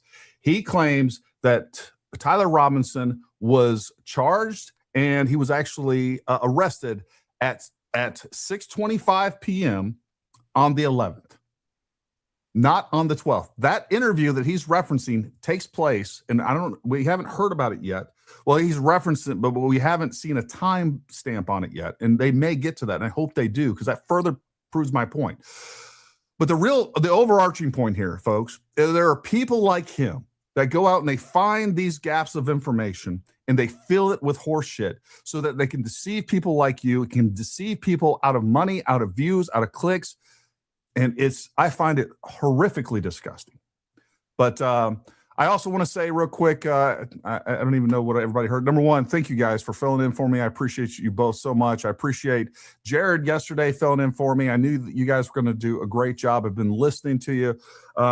You guys have done great today. So thank you, chat. Thank you, everybody that follows us. You're the reason I was able to go on the Jeremy Boring Show to begin with. You guys are sharing all the stuff and watching the stuff, and they were able to find it. And of course, Jen is a big part of that as well. So I just appreciate everything that God has blessed me with, the people that God has blessed me with and put around me. And I mean that for all of our viewers and subscribers as well. Amen. Check the chat, the private chat. There's a link. Candace is now posting a magic bullet video. I don't know why we're doing the magic bullet. I'm going to get to that in a minute because I know what we're talking about. It's that animation, I'm sure. Yes, it is. It's so That's stupid. exactly what it is. She's crashing out so bad. I mean, what happened to the magic microphone? I don't want her to talk about anything other than the magic microphone. She's put all her eggs in that basket. I want her to hold on to that basket. That basket weighs about 800 pounds. I want her to hold on to it and sink to the bottom of the freaking liar ocean, holding onto that basket, because these people deserve nothing other than to be humiliated and for us to go out and make it our job on a daily basis to make fun of them. And Baron Coleman, I'm going to be posting these videos every single day that I can even think about doing it, to make sure that as many people as possible know who you are, know what you are, and know what you're doing. I have now made it my life's work to freaking expose you for the liar and the grift. Oh, and I want to bring this back up. I'd like to get Gil's view on this specifically. Another thing, and there's a little backstory that I'm not going to go into because we're going to get back to this trial. A lot of important stuff is taking place right now, or the hearing rather. But Baron Coleman has extensive experience running deliberate campaigns to prejudice juries. He admitted this himself while serving as a lawyer in open court. That single fact tells you everything you need to know about his ethics and honesty. Truly disgusting. Now, this is a sworn affidavit from Baron Coleman himself about a case where he was a confidential informant on. And he said, I used the information from Matt Hart to create a whisper campaign in Lee County. We visited many homes during that election cycle in order to get this information out to the public. We targeted the individuals in the community that were well known and knowing they would repeat what we told them. In an effort to prejudice those individuals against Mike Hubbard, included the identities of people testifying in front of the grand jury. So what he was doing was creating and fabricating a whisper campaign to go out and undermine justice itself. This is the type of guy that he is as a lawyer. Gil, do you find that unethical? What is your problems with that as a fellow lawyer? Well, yeah, it's not just unethical as a lawyer. I mean, it's jury tampering. I want to know what is this affidavit? Was in a case, or was it? So yes, he was working with Matt Hart, who is was a prosecutor in Birmingham, Alabama. There's a lot more going on to it, but I can tell you substantively that's true. It'd take about 20 minutes to go through the case. I've talked to Matt Hart, spent over 3 hours on the phone asking Matt Hart about this case, and he gave me the lowdown and the rundown of exactly who Baron Coleman was. And this was back in probably, I don't know, January when I talked to him, and I was asking him, like, who is this guy? What is he doing? because I see some things. And I'll be honest with you. What he told me, he said, look, I've been a prosecutor for, I don't know, over 30 years or something along those lines. And he's like, I would put Baron Coleman as far as the top 3, in the top 3 of some of the most despicable people that I've ever met, the most dishonest, ruthless. And he's like, I'm putting that in there with murderers, you name it, the worst of the worst. And he said that he felt that Baron Coleman was at the top of the list of that. That's the type of person that we're dealing with Baron Coleman. And he was a failed lawyer. He stopped what he was doing. He became a full-time propagandist and grifter. And now he's making his money and making hundreds of thousands of dollars a month, potentially. A month, potentially. We have a word for people like Candace and Baron. It's called sociopath. I mean, they're well documented, and I've read about them. I've been the victim of a sociopath who, manipulated me in all sorts of ways. And so they bring everyone around them, everyone that they encounter in their life, they bring down with them. And I think that's what you're seeing with a lot of Candace's following, and those that kind of latched onto her coattails, they're going to be dragged down with her because she is a sociopath. And that is what I want to make sure that happens. I want to make sure, number one, he's gotten famous hanging onto her coattails. So when she goes down, and she's going to, and she is in the process of that right now, I want to make sure that these people are exposed and made sure that they are tied at the hip so that when she's holding her bag of 800-pound BS eggs, that she's going right down to, he's going to the bottom of the ocean with her too. That's what I want to see. And I'm talking figuratively, people. So don't even come at me with any, oh, you telling that you want them to drown. No, non-violent. Completely nonviolent. All right. But I am They are loving liars. this spicy Gary. Can you tell us how you really feel, Gary? I feel like you're holding back. I was listening between yesterday. I listened to all of pretty much from the time I was in the Uber till the time I got off the airplane. I was listening to yesterday's episode at like 1.5 of the streaming of the hearing. And then I've been listening ever since you guys started it. And I'm just like one after another, smacking down the lies. You pod sloppers, and they're going to try to twist it, and they're going to try to pivot on all these different points, just like we see Candace is right now. But the fact is, you lied to everyone. You either lied or you're so incompetent, and you lied and you're incompetent. And that's the problem with Candace. She's stupid and she's a liar. Like, she doesn't know anything. She doesn't know at what temperature water freezes. She doesn't know that thunder is the sound of lightning. But yet she wants to tell us what explosives, especially like you're going to tell me what ballistics are about. You're going to give me some sort of opinion on explosives. Like, she doesn't do anything. She's never been to UVU. She's never interviewed any eyewitnesses. Like, anything that she could possibly do to lend herself any sort of credibility and objectivity in any of this. She's the one telling you that Tyler Robinson was never on UVU. That's where we're at with all this. So, yeah. Gary, I couldn't agree with you more. And thankfully, during the jury trial, there is a instruction that says to the jury, proof beyond a reasonable doubt does not mean proof beyond any and all doubt. Okay, Exactly. There's no such thing as 100% certainty of anything in this life, but you go by a reasonable. I mean, is it reasonable to doubt this? And I would say at this point, just during the prelim, I mean, you would probably convince most juries. Yeah. So if I'm Tyler's defense, I'm begging for a plea deal to save his life. That's really the best you could hope for. Now, Gil, I've talked about this before. And again, I'm not a lawyer, even though I'm still a better lawyer than Baron Coleman. I'm not a lawyer, but so far I haven't seen any indication that the prosecution plans on offering a plea deal. They don't have to offer a plea deal, correct? Correct. Yeah. I mean, but trials are tricky. You never know what's going to happen. It just takes one juror that sneaks in that is crazy. And you really don't want to risk it. And then there's the sentencing hearing after you get the conviction.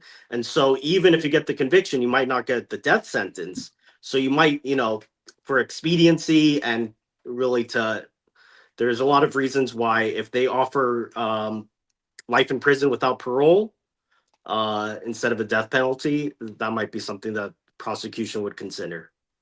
Fair enough. I hope they don't. I want to see this go all the way. I want to make sure that we see a trial. Sorry, No, go ahead. During the sentencing phase, they're also going to start bringing in a lot of like mitigation. So they're going to start talking about his mental state. They're going to bring in Tyler's family and friends and stuff like that. So again, it's not when you talk about the sentencing, there's a whole lot of factors that go into it. I just want to say I'm so glad you're back, Gary. Well, thank you. I'm glad you were here holding down the fort for us so that we could give our subscribers and viewers a show. So thank you guys for what They've you're been calling me SK Tactical. doing. SK, I like it. I think you got to change your name at this point. Trigger Smart and company are trying to pivot that Twigs' suspiciousness is still all made up. I mean, the coping and the mental gymnastics that these morons have to do for any of this to make sense is wild to watch. One thing Baron Coleman tweeted about, he tweeted like 8 points, and like some of them were just ridiculous. Like one of them was that, the ring owners said that they thought that the people driving were the car that they captured on the ring camera were bald, or there was multiple ones. But I mean, it's like we have the video. What difference would they remember? It was an arbitrary car at that point. They didn't know it was involved in a crime scene. So that reminds me of all these clowns bringing up that there is a witness that says they saw a guy on the roof with tactical gear that looked like he had tactical gear on.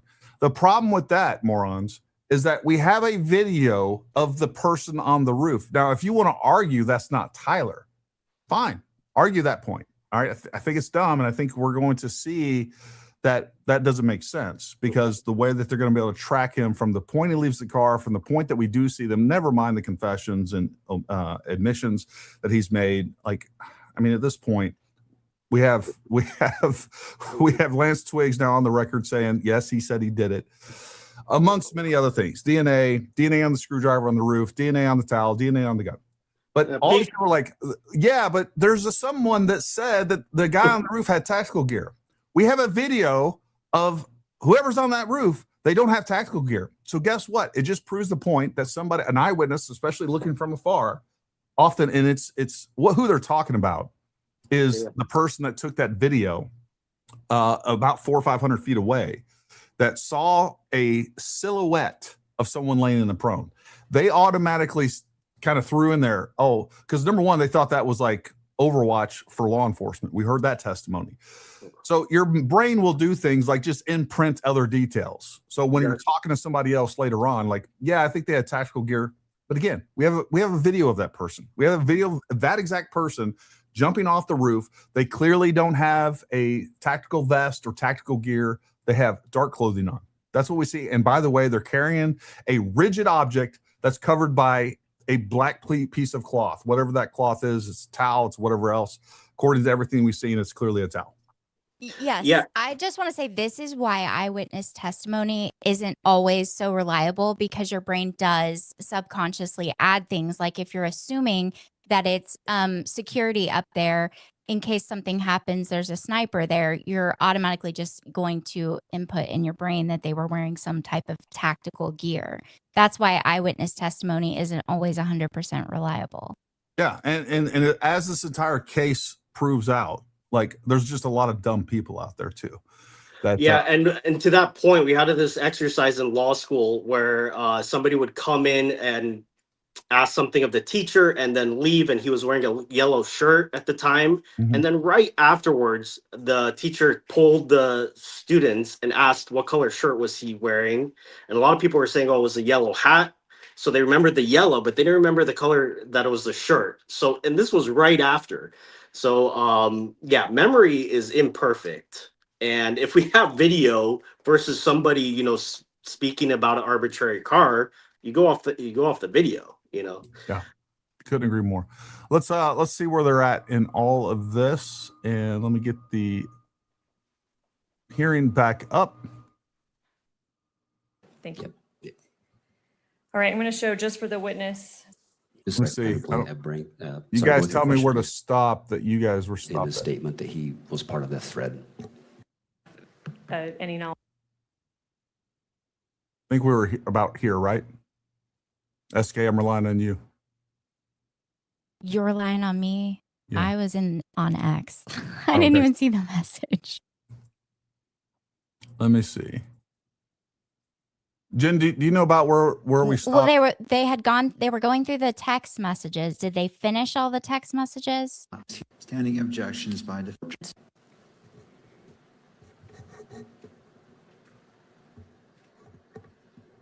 Judge, the state moves to little bit admit further. States Exhibit 16.2 and What, Jen? It's a little bit further. Okay. They've gone through like all of the text messages. Okay.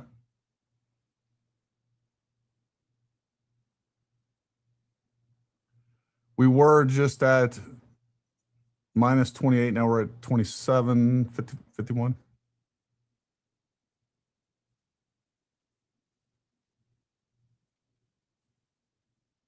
Do we know what the judge is watching right now? I see it.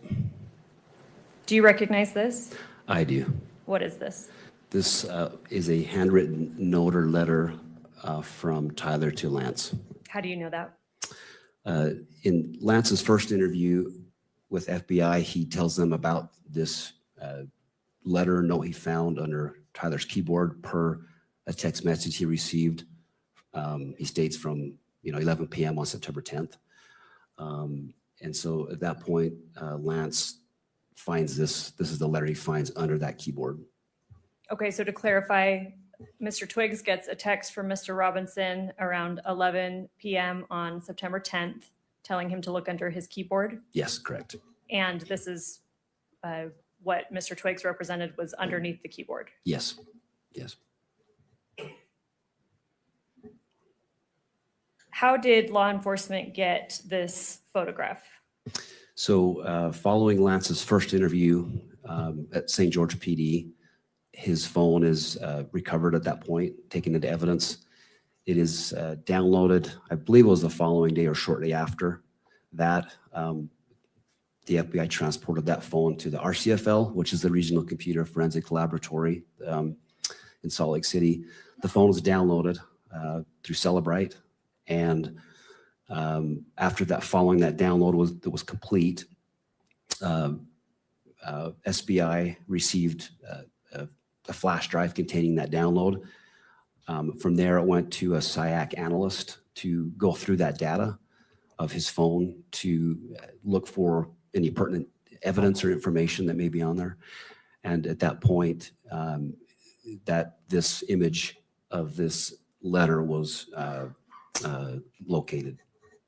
All right, I'm going to break down a few things. You mentioned, I just want to make sure the record's clear. You mentioned Celebrite a few times. What is Celebrite?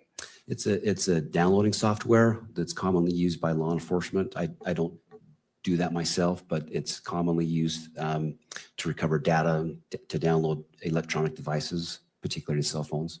And then you mentioned SIAC. What does that mean? It's the Statewide Information Analysis Center. It's a division within DPS. It's a fusion center. They assist law enforcement with intelligence, various intelligence information for our investigations. You mentioned that you don't personally do Celebrite phone extractions. Have you spoken to the law enforcement officers that performed the Celebrite extraction on Mr. Twiggs' phone in this case? I don't believe I specifically talked to those individuals, the RCFL, that did that. But they, yeah, that was then provided to SBI. Did you speak with officers at SBI that have recovered this photo that we're seeing in States Exhibit 16.3? Yes, I've spoken to, I have spoken with the SIAC analyst who particularly found this image. I've spoken to her personally as well. Was Mr. Twiggs shown what's been marked as States Exhibit 16.3 during his second interview? Yes, he was. And again, you were present for that? Yes, I was there. Is Exhibit 16.3 a fair and accurate representation of the photo law enforcement obtained from Mr. Twiggs' phone and that he was subsequently shown in the second interview? Yes, it's fair and accurate. Your Honor, the state would move to admit Exhibit 16.3 and then also publish pursuant to court order. Mr. Novak. Just noting the objections that have previously been made, and I think that the court's order is that it may be published in the courtroom. only. Thank you. Noting the standing objection by defense, 16.3, correct? Correct. Is admitted into evidence and may be published only in the courtroom and not be shown or videoed.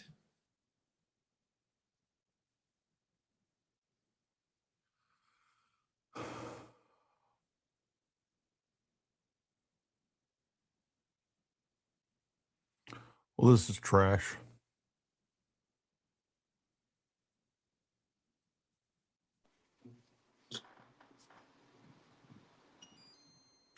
We don't even get audio out of this. These are the, I do. What is it? These are the images that the FBI released to the public. It would have been on September 11th when those were released. And this was, yeah, those were those images that went public of the suspected EVU shooting suspect. How do you know that? I've viewed the FBI's website, and I recall seeing these images released on September 11th. Does State's Exhibit 16.4, is that a fair and accurate representation of what you reviewed from the FBI and that the FBI released? Yes, it is. The state moves to admit Exhibit 16.4 and publish according to court order. Mr. Novak. No further objections, thank you. All right. Noting the standing objection by defense, overruling that objection, State's Exhibit 16.4 is admitted into evidence and may be published in the courtroom. And again, in the Discord,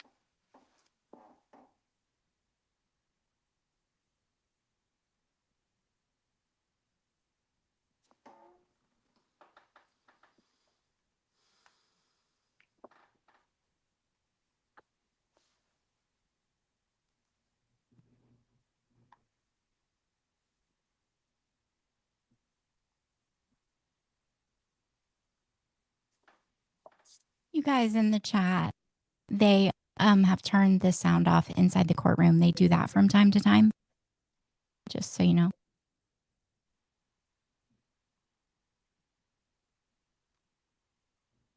I was just enjoying the silence. Well, people were like, is my sound not working? No, yeah. Definitely them muted, unfortunately. I don't even know if they're muted. I don't think anyone's talking near a microphone. They're over there freaking yakking it up with the defense.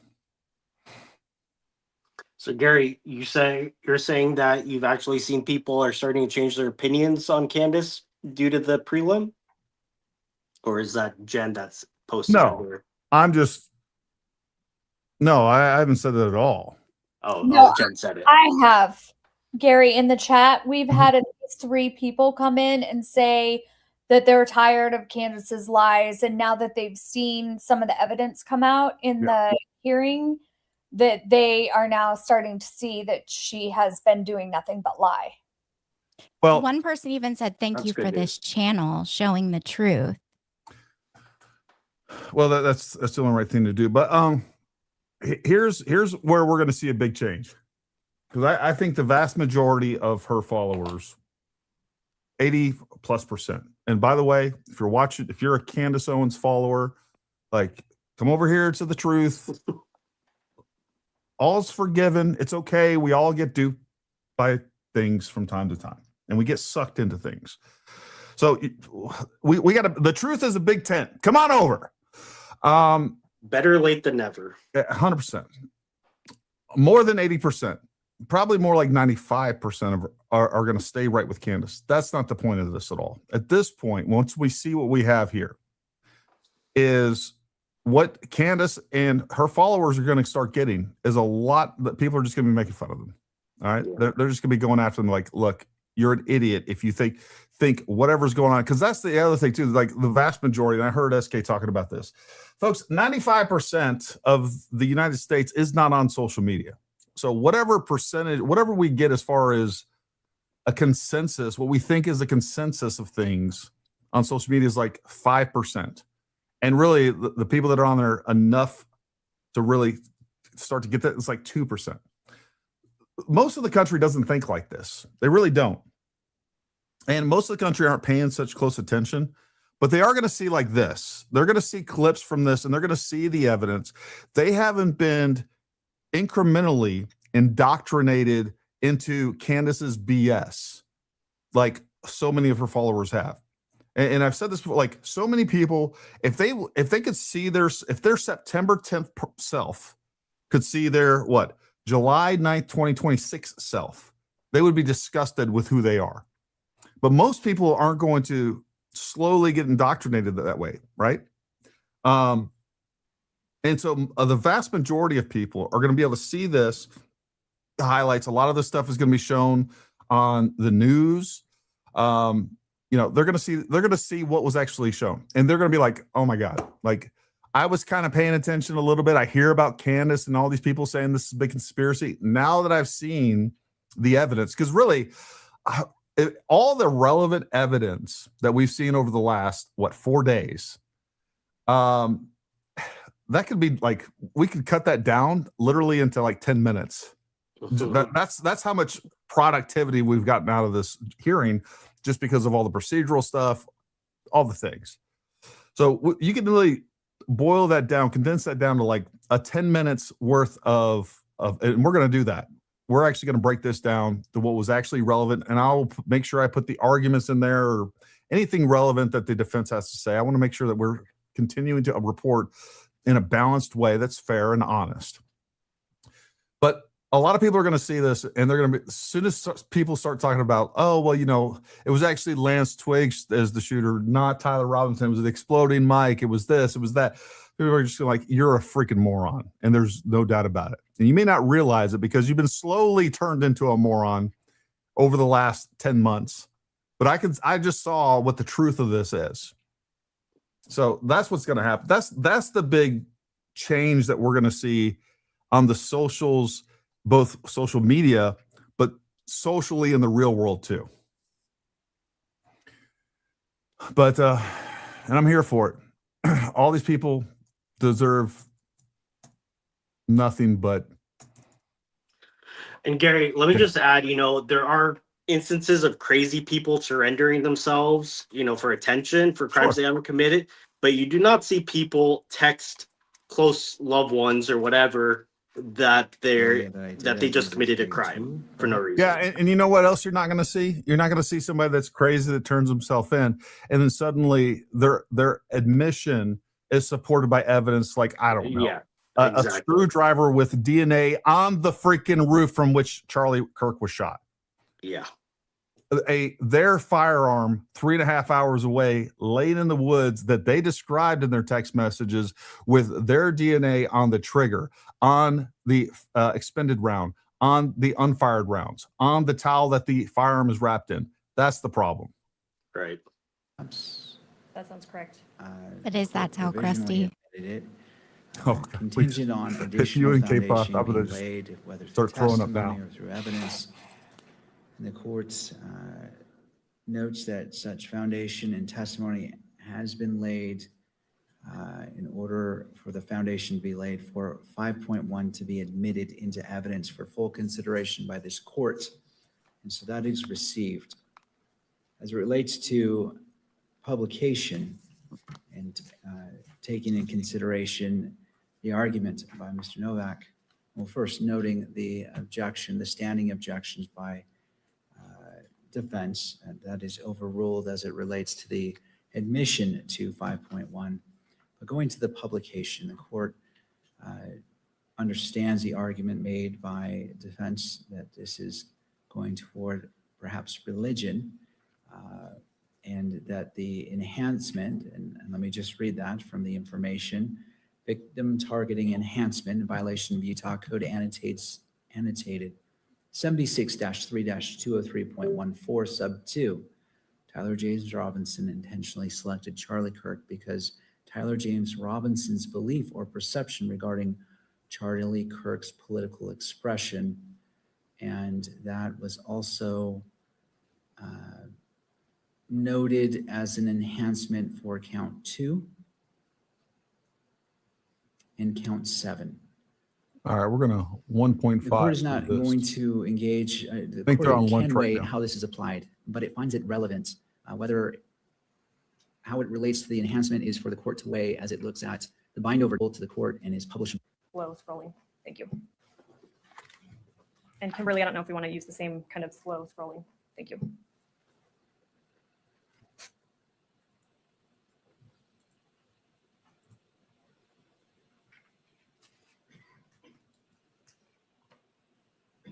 Can't even see this.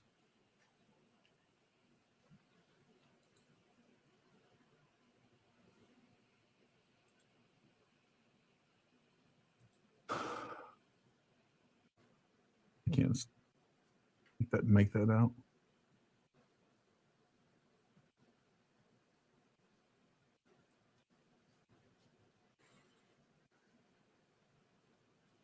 And Agent Davis, I apologize. I'm going to take you very briefly back to State's Exhibit 16.1, which is the text thread between Mr. Robinson and Mr. Twiggs. Kimberly, if you could turn to page, not only to the gallery, but to cameras at large. I'd ask that it be displayed in that fashion again. All right. Any input from any other party on that request? No. All right, thank you. It may be published, and the media may pick this up as well. Agent Davis, if I can direct you to the very last message on that page, starting with if any, if you could read that out loud. Okay. This is Tyler. He says, if any police ask you questions, sorry, let me start over. If any police ask you questions, ask for a lawyer and stay silent. My lawyer should be Doug Terry. I'll see if he can reach out to you and make sure the police follow. Okay, thank you. That's all I need from that exhibit. And then finally, Agent Davis, you testified before that you flew down to Washington County Sheriff's Office and observed Tyler Robinson there, correct? Correct. You got his name there. Yes. You stated that you transported or assisted transporting him up to Utah County Jail. Yes. And that you were the booking officer. That's correct. Do you recognize Tyler Robinson here in the courtroom today? Yes, I do. If you could point him out and briefly describe something that he's wearing. He's the individual seated at the defendant's table in the center chair with a gray suit coat and a green tie. Your Honor, if record could reflect identification of the defendant. Counsel? No. All right. I'll note for the purposes of this hearing only that Agent Davis has identified Mr. Robinson in court. Thank you. And Judge, if I can just have a moment. You may. We'll go ahead and break. We'll resume. We'll before David. All right. They're at lunch for an hour and 15 minutes. All right. I've sped it up. We are there. We are there. I'm going to turn down the volume so we don't have to listen to that. All right. So what do you guys think have been the biggest developments today? I think Lance Twiggs' statement, I think they cut a lot of it out because I think the total time was like 22 minutes and there were 11 pages that they wanted redacted. So the statement didn't go super long, but I think he basically, even with the stuff that they cut out, you can surmise that Tyler confessed to Lance. Yeah, I mean, I think there's no way to spin that in any other direction. Folks, you guys down in the chat, you all tell us whether it's today or the last few days from the very beginning of this, what do you think is the most compelling piece of information that we've seen so far that convinces you that Tyler is or is not? I would love to discuss some of the things that, if we have some folks out there that still don't believe that Tyler is the shooter, please list those down in the comments as well, and I will try to get to those. Gil, what Yeah. do you think is the most compelling thing you've seen so far? Oh man, there's a lot here. I think the text messages from Tyler to Lance, I mean, that to me seals the deal, because there's not only him confessing and saying he regrets it and other things like that, but there's also, elements in there that really only the person that took the shot that has personal knowledge would know about, where the gun is, what type of gun. Great point. And it corroborates everything. I mean, it's pretty wrapped up in a tight little bow. I'm trying to put my defense lawyer cap on. What am I trying to do at this point? If I'm his defense, and beyond trying to get a plea deal, I'm still just, I guess, trying to get the evidence, as much of it not admitted at the trial.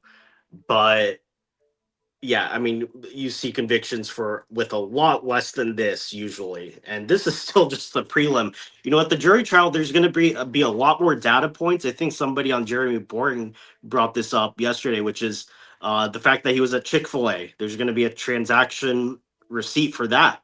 That's just puts him at the scene of the crime. That's opportunity. There's probably going to be a lot more with regards to motive if we can find. I don't know how prevalent he is on social media, but that a lot of that might come out. And so, they've already gone so vastly beyond the probable cause standard. I can't imagine how there's going to be any defense here. One of the most interesting things that I've heard today is when Lance Twiggs was testifying, and he said, yeah, the prosecutor was asking Lance Twiggs, did he say anything to you? And he said, yes. I wanted him to basically confirm in person. I asked him, like, did you really do this? And he said that Tyler Robinson not only said yes, but that he started crying, and he said, I wish I hadn't. Yeah. I wish I hadn't. That is extremely powerful. And of course, that's going to rule out any sort of, mental disability, or, any sort of affirmative defense in Insanity that regard. defense. Insanity, insanity defense Right. whatsoever. So That's a good point. I did see Lisa knows. I know she's been on here before, right? yeah. She posted on X and said, based on Twiggs' testimony, it wasn't him who burned the confession letter Tyler had left under the keyboard. It was, in fact, Tyler himself who tried to burn and dispose of the confession letter. And that is something that was great of her to pick up on, because that was mentioned. And Tyler did say, Lance said that he took a picture of it, but I guess it apparently wasn't him that burned it. And part of the charging documents include obstruction of justice for Tyler, that text message where he tells him to delete the messages. As I mentioned before, that does nothing when it comes to law enforcement downloading texts, but does show knowledge of guilt and trying to evade. So the obstruction of justice is also there. Yeah. It's looking pretty grim for him. Now, I would say I saw a lot of comments saying that Twiggs, a lot of people are questioning his credibility, and that's fine. Everybody kind of makes their own assessments. It's very subjective, but I would say that cuts both ways, because we want, for the prosecution, we want Twiggs to be considered credible. If people start doubting his credibility, then that's going to hurt the prosecution more than the defense. Yeah. And I mean, honestly, with everything that we know that they have, do we really even need Lance Twiggs' testimony from what he said? Yeah, I think it's extremely damning and obviously helps, but I don't think it's necessary. I think it's just a cherry on top. I agree, but I also think that it was interesting to find out for sure that out of Lance's mouth that he did see Tyler afterwards at like 10 p.m. or something like that on the 10th. Yeah, and I'm curious, how would they impeach his credibility? I mean, from what we saw, what do you think would be the angle, or like, I don't know, go crazy here. I think they might say that he has motive to lie because they could raise could he have been involved in anything? Did he have prior knowledge? Was he a co-conspirator? Those types of things would maybe raise doubt as to his credibility if he was potentially involved, and that would give him motive to lie. Also, I'm sure they'll bring up any type of immunity, even limited immunity, but you're the attorney, Gil. Well, no, I mean, that's a good point. But yeah, as you said, he's just given use immunity. So there's not really so much incentive there because they could still prosecute him for anything related to this. So it's not like he has that big of an incentive to lie just because he's being given immunity for whatever he's saying. You could, who knows about his background and, if he has any criminal history that might come into his credibility. Any prior inconsistent statements. The furry situation. Yeah, I don't know if that gets to credibility so much. But yeah, I mean, it's not illegal to be a furry, so you can't really use that against somebody's credibility.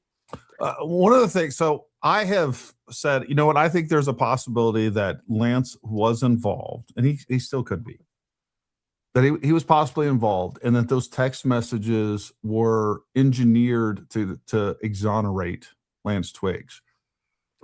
And because really the premise of that was me like, I don't know how Tyler could be planning all this out and Lance Twiggs not know about it.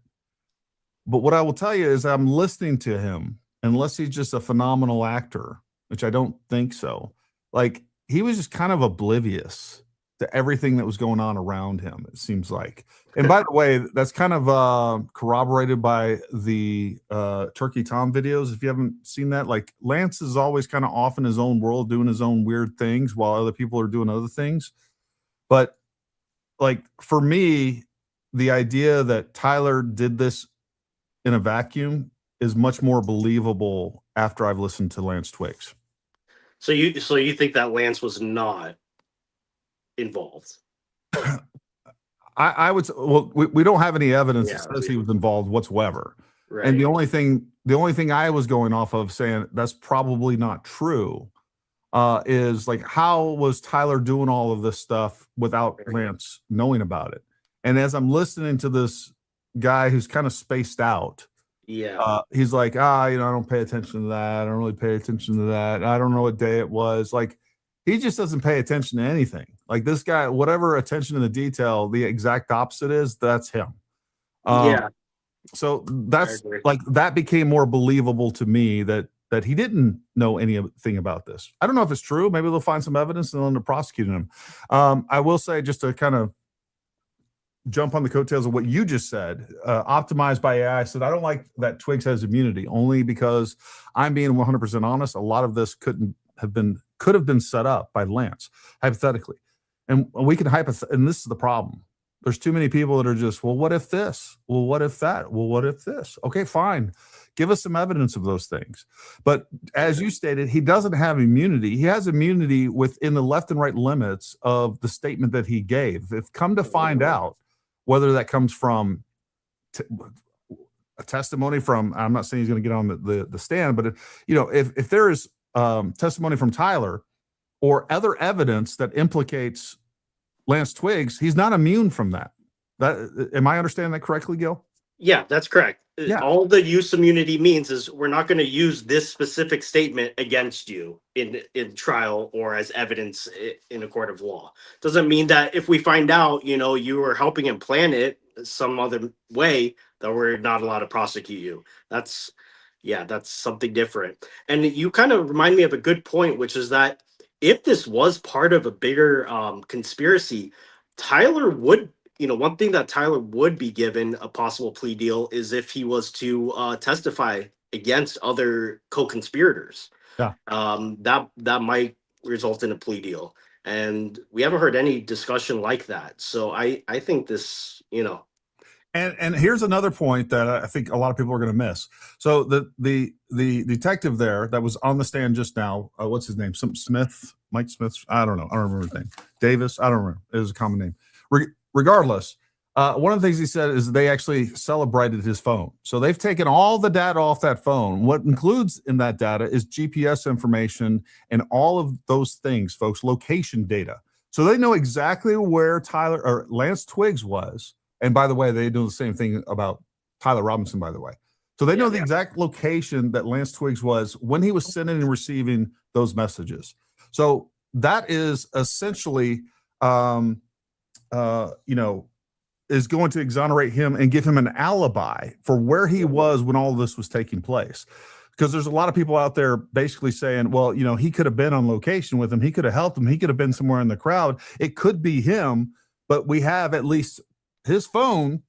Right. And I know people will say, well, it could have been somebody else operating his phone in his apartment. Like, this is the problem with these what if scenarios and these hypotheticals. Anything is theoretically possible, and, you know. But you also kind of remind me of another good point, which is maybe we'll see some more data at the trial, which is Tyler Robinson. You know, he mentions how he's looking up the news at that specific time, and I assume that he wasn't, you know, watching TV. So there's probably internet search data as well on his phone that shows that he's following the news, and that syncing up against the timeline with the search for the gun. I think it's just another piece of circumstantial evidence that you can put another nail in the coffin. Yeah, I agree. I just want to say, I don't think that we have heard the end of the potential co-conspirators or people with foreknowledge or anything like that. I'm hoping, anyway, I'm hopeful. Maybe I just feel that way because I'm hopeful. But I do think that based on a couple of things that I found, because they're wearing masks, so it's hard to tell identities.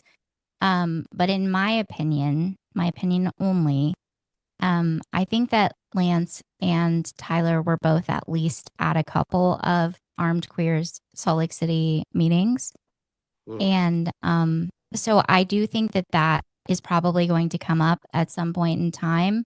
And just like you said, Gil, when I was asking about co-conspirators, and you said, well, it's kind of hard to charge co-conspirators if you don't have a conviction against Tyler, because how can they be co-conspirators if you haven't proved that he did something? So I'm hoping that maybe something like that will come later. Because I don't think I personally do not think that Tyler completely acted. I think he acted alone, but I think that other people knew about it before he did it. Yeah, I don't see anything here that's so sophisticated that he would need help to plan or anything else. Do I think that it's a very real possibility that Armed Queers of Salt Lake City or other groups online in these Discord chats encouraged him, knew about it? Yes, but I don't think any of that is going to give us change anything from a material standpoint of what happened in the case. No. I didn't mean it that way. And I'm with you. And I do think, by the way, that those investigations are still ongoing. And by the way, Cash Patel and other people have said that. And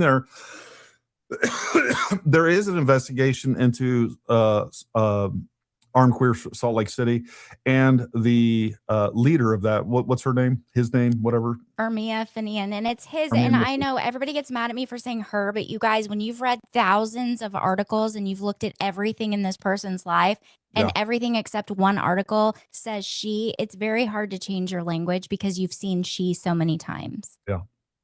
You guys, I gotta go. It's my wife's birthday, so she gave me happy birthday, Gil. Tell your wife happy birthday. Thank you both. Thank you. All right, man. Have a good one. Thanks, Gil. Thank you so much. I appreciate you being here more than you can ever imagine, because the thought of having to do this by myself was extremely terrifying. You did fine. Someone in Boring Chat yesterday said, I like this ginger man. Who is it? I said, Gary Middleton, Paramount Tactical, and she thanked me.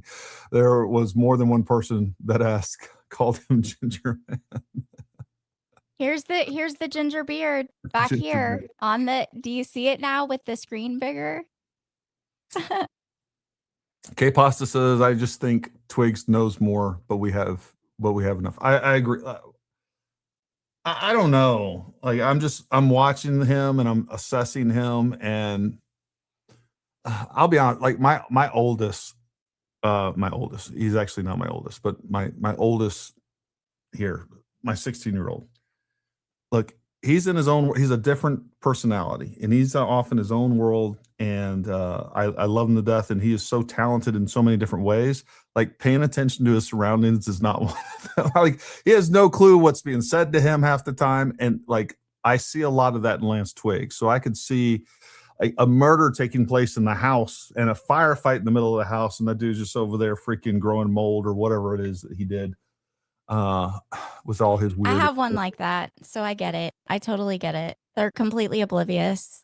Yeah, I wish I could be that carefree. Yeah, I'm with you.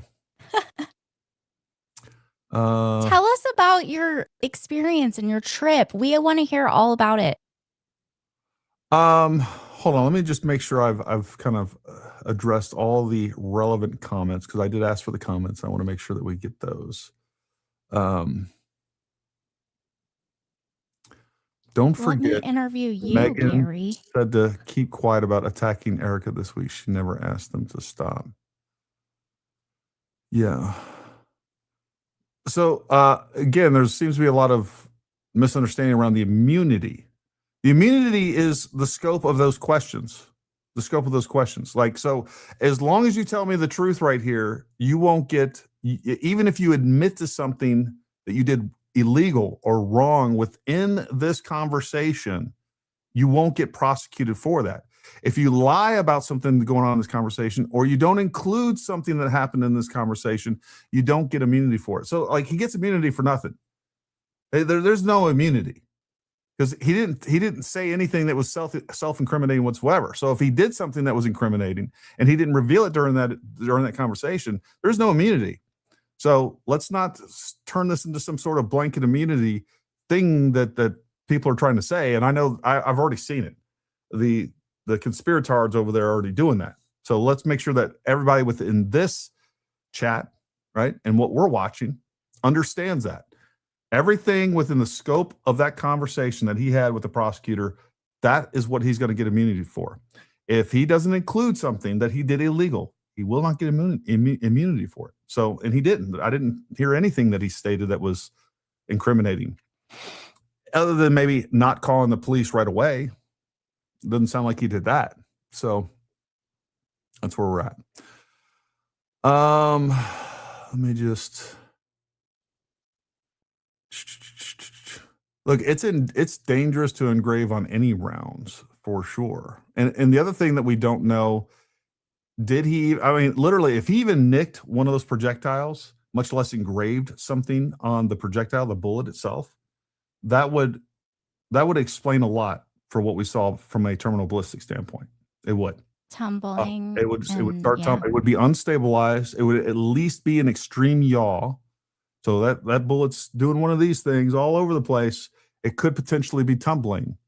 And if it's doing either of those, and by the way, that could happen even without him doing any engraving, just because it's a poor match of ammo and rifle. Maybe the rifling in the rifle itself has been worn down to the point to where the bullet no longer is stabilized. There's a lot of things that can explain it, but I will say that, you know, it's if he did any sort of engraving on those bullets, it's almost 100% chance that you would not see an exit.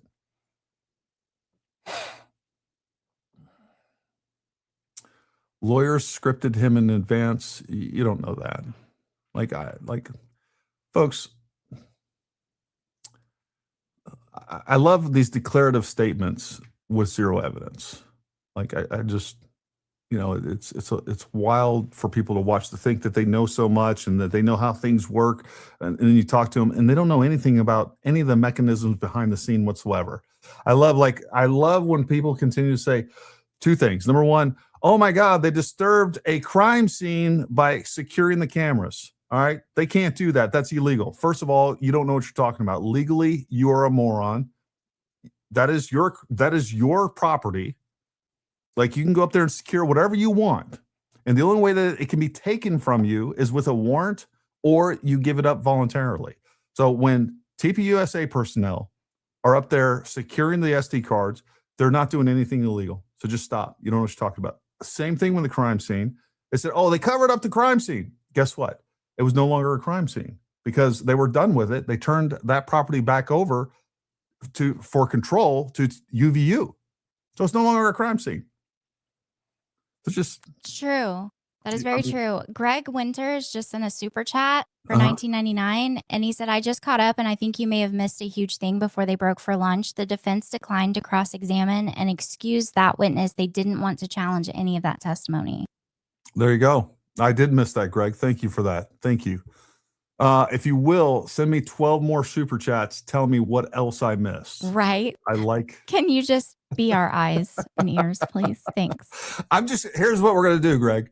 The whole show will be reading your super chats, and you can tell us what's going on, because I'm glad, and I'm not being facetious about that. I don't want it to sound like I'm being a smart ass to you, because I appreciate that, because that was missed by me. I completely missed that. And more importantly, We both missed it. it was missed by SK, which is the real problem here. And I'm going to have to dock your pay significantly. Yeah.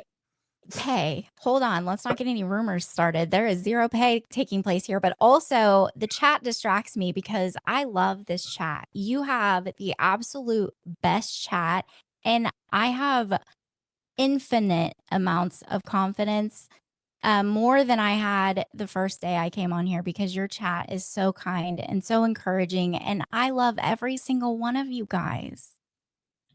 This is getting a little icky for me. I got to be honest with you. Stop it. Well, For it's real. They've emo- been a so little too nice. emo. No, they are. We got the absolute best chat. They're awesome. They're kind. They're nice. They're good people, and they're smart and intelligent. And then you can go check out some of these other chats, and you get none of that. You get a bunch of nasty people that are dumb. And the Unfortunately. nastiness doesn't bother me at all, by the way. I am a conservative woman, and I am not at all easily offended. But I do love the love. That it is not like that on TikTok. It's all nasty on TikTok. There are very few kind comments here. It's like all kind comments and very few negative ones. I'm like, what's going on? Why is nobody being mean? Imagine that. I wasn't attacking you. I was pointing out that what you stated doesn't make sense. I was like, you don't know that. That's not attacking you. And it's my job, as it is the chat's job, to like challenge my logic. So now I'm challenging your logic. That's not attacking you, dude. Just like when I show people that Candace Owens is lying, and I show the statement or whatever she's saying or whatever she's trying to present, and I show the fact, that's not attacking her.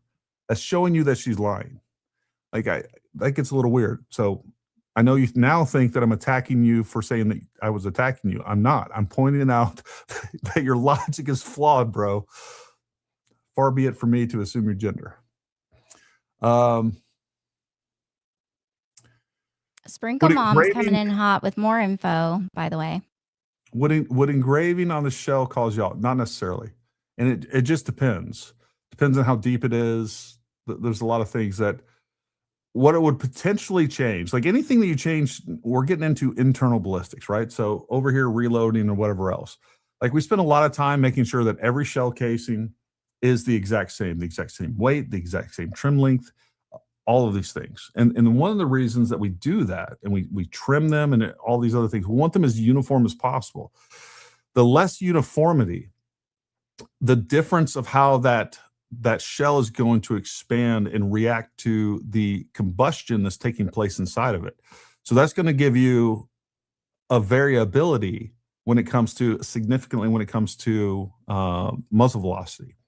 So for us to hit the same target in the exact same spot every single time, we need the exact same muzzle velocity. We need the exact same round. We're trying to get rid of all of the variables so that we can control our impacts and just trying to make it as uniform as possible. So that's what's going on there. So yeah, you start engraving. Do I think it's going to make that big of a difference? Again, it just depends.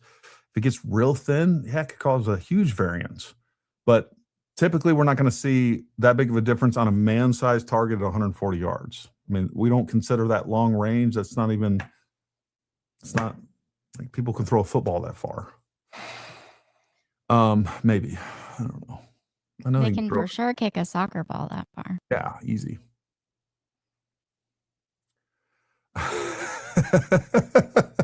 Gary is like the drill sergeant says, the Army didn't issue emotions. I like that. You're not wrong. That's why the feminine energy is important here sometimes, you guys. Maybe so. Maybe so. They said TR interacted with a TPUS rep in the courtyard during one of his 4 visits to campus. Would be interested to know what the context of that interaction was. Maybe a trial. Maybe. I know a lot of people are making a big deal out of that. I mean, there's no telling what he might have went up to them and said, hey, and what does that mean? TPUSA personnel. I know there was people there earlier setting up the tent and everything else. We talked to Andrew Faraci, who was one of the contracted photographers and videographers that was there that day. He said he was out there. I almost want to get him on the phone, and I might, and see if he remembers any sort of interaction like that. But who knows what they said? And I don't know that it would even stick out in their mind. As you're setting up for an event like that, and you have a campus full of students, some students may not even know the event's taking place or whatever else. If I was Tyler Robinson, what I would want to know is I would ask something like, hey, what time is Charlie actually getting here? That's what I would want to know. And maybe that's what he asked. And they said, oh, right around noon. But I don't know. Or, hey, I just want to confirm, is Charlie actually coming today? Yeah, he's coming. He'll be here. That's what I would ask. I think that's probably something along the lines that he asked. But it's me speculating just like everybody else. Paramount, who is Gal Sharpton? That is a reference by a lot of people. I don't use it, but a lot of people reference Candace Owens as Gal Sharpton. A female version of Al Sharpton. Do not attack the Unabomber. We don't want to do that.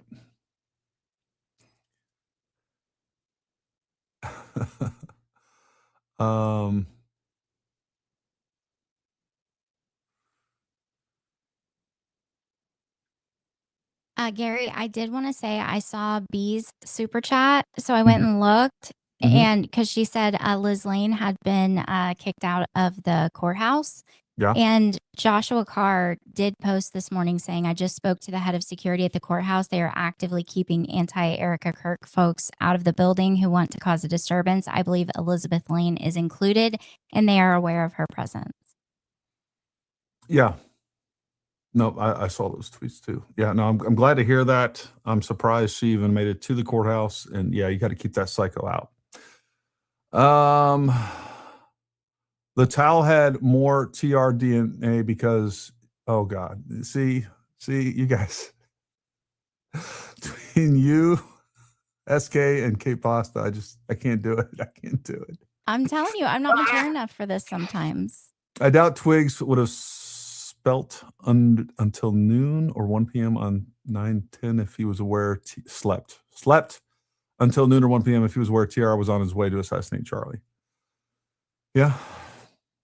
The counter argument would be, well, we don't know if he actually did that. Who knows if he was actually sleeping?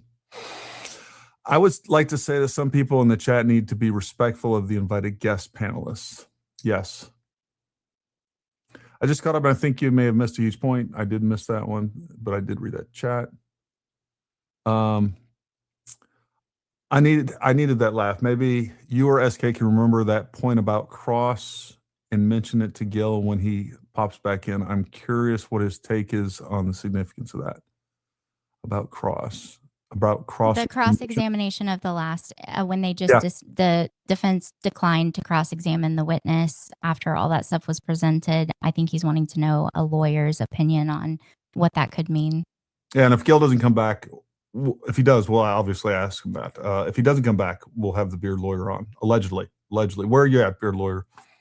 I've never even met this guy. I think he's just a made-up figure that keeps supposed to be appearing and hasn't appeared yet. So that's actually true. It doesn't exist. He may have a maroon shirt on. Fun fact, right. Elizabeth Lane has been banned from the courtroom. Love you guys. Good for justice. We do have the best chat, the best mods, and the best guests, but we also have the best host. Well, thank you very much. I appreciate that. We have the best producer too. Best producer ever. All right. Interview away. What do you want to know about yesterday? Yes, I want to know everything from start to finish. Tell us all about it. Also, we definitely need to know first and foremost, did you try on the Gucci jacket? Oh my God, no. First of all, I would not have fit in that fit in that. Jeremy's not a big guy. He's not a big guy. What I do have, I don't know if these have been posted. You know what? You guys are about Is to it like Tommy Boy, like fat guy in a little coat? Not that I'm calling you fat, because you're definitely not, but you get what I'm saying. No, I hear what you're saying. You're calling me fat. That's all I heard. No, you're a muscular guy. He's not a very big guy. I'm thick. THICC. I get it. Make sure there's a bunch of these pictures. I just want to make sure that's not. Okay, Pasto, you stop it. I'm going to put you in timeout, and I have that power now. You can actually go to timeout now. I don't know how to use it, but I have it. All right, there we go. So let me pull up this picture. This was great. You guys are getting a Paramount exclusive from yesterday's chat. Yesterday's podcast.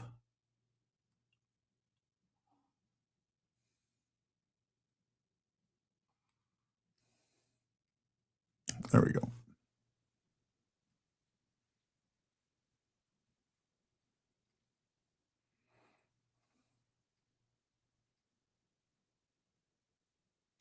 This was definitely the coolest set in the podcast business. This was a very real room. I'll show you.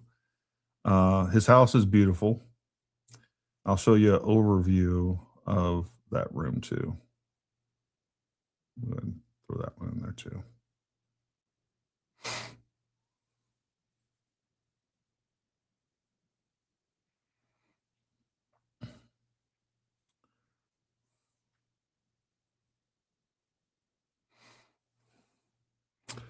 It's taking pictures forever to upload today. All right.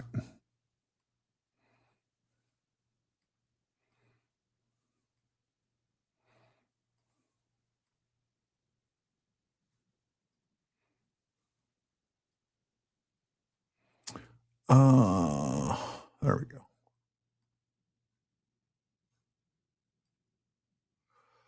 So this is an actual study, but you guys can see we got some track lighting up here that has some, freaking studio lights on them. There's a camera over there. There's a camera back here. There was two cameras. I was sitting in this chair on the right. So to my left, there was actually two cameras, remote control cameras. You can see one right behind me too. And there's that one. But there are these little pod cameras that are extremely high end, but they can actually move. And then over by the window in the top left of the picture, or center left, you can see there's a lamp. There's another camera over there. So anyways, his studio / study is phenomenal. And his house is amazing. Very nice place. But I can't talk about anything other than that.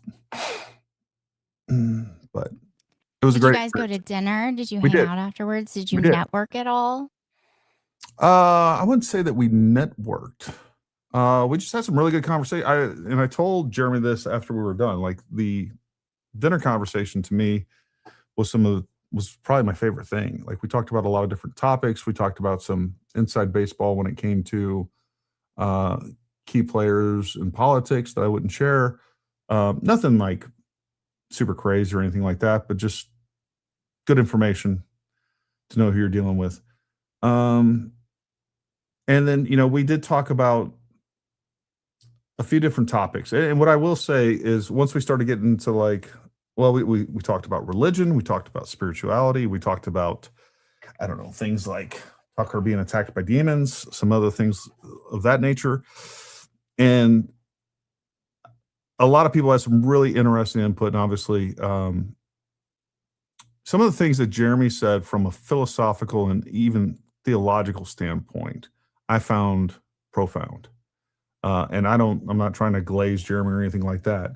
I just found him as super interesting and super impressive person. I'll leave it at that. He was so much nicer than I expected, so much more outgoing than I expected. just a genuine dude, and he's extremely intelligent. And not only is he intelligent, but I think I would say even more, like when you would hear Charlie talk about concepts, you can tell that like individual concepts, whether it be politics, a particular area of politics or philosophy or whatever it was, he had spent a lot of time establishing his beliefs in that and understanding the topic. And I would say the only person I've ever seen that has clearly spent as much or more time in a lot of those different areas was probably Jeremy Boring.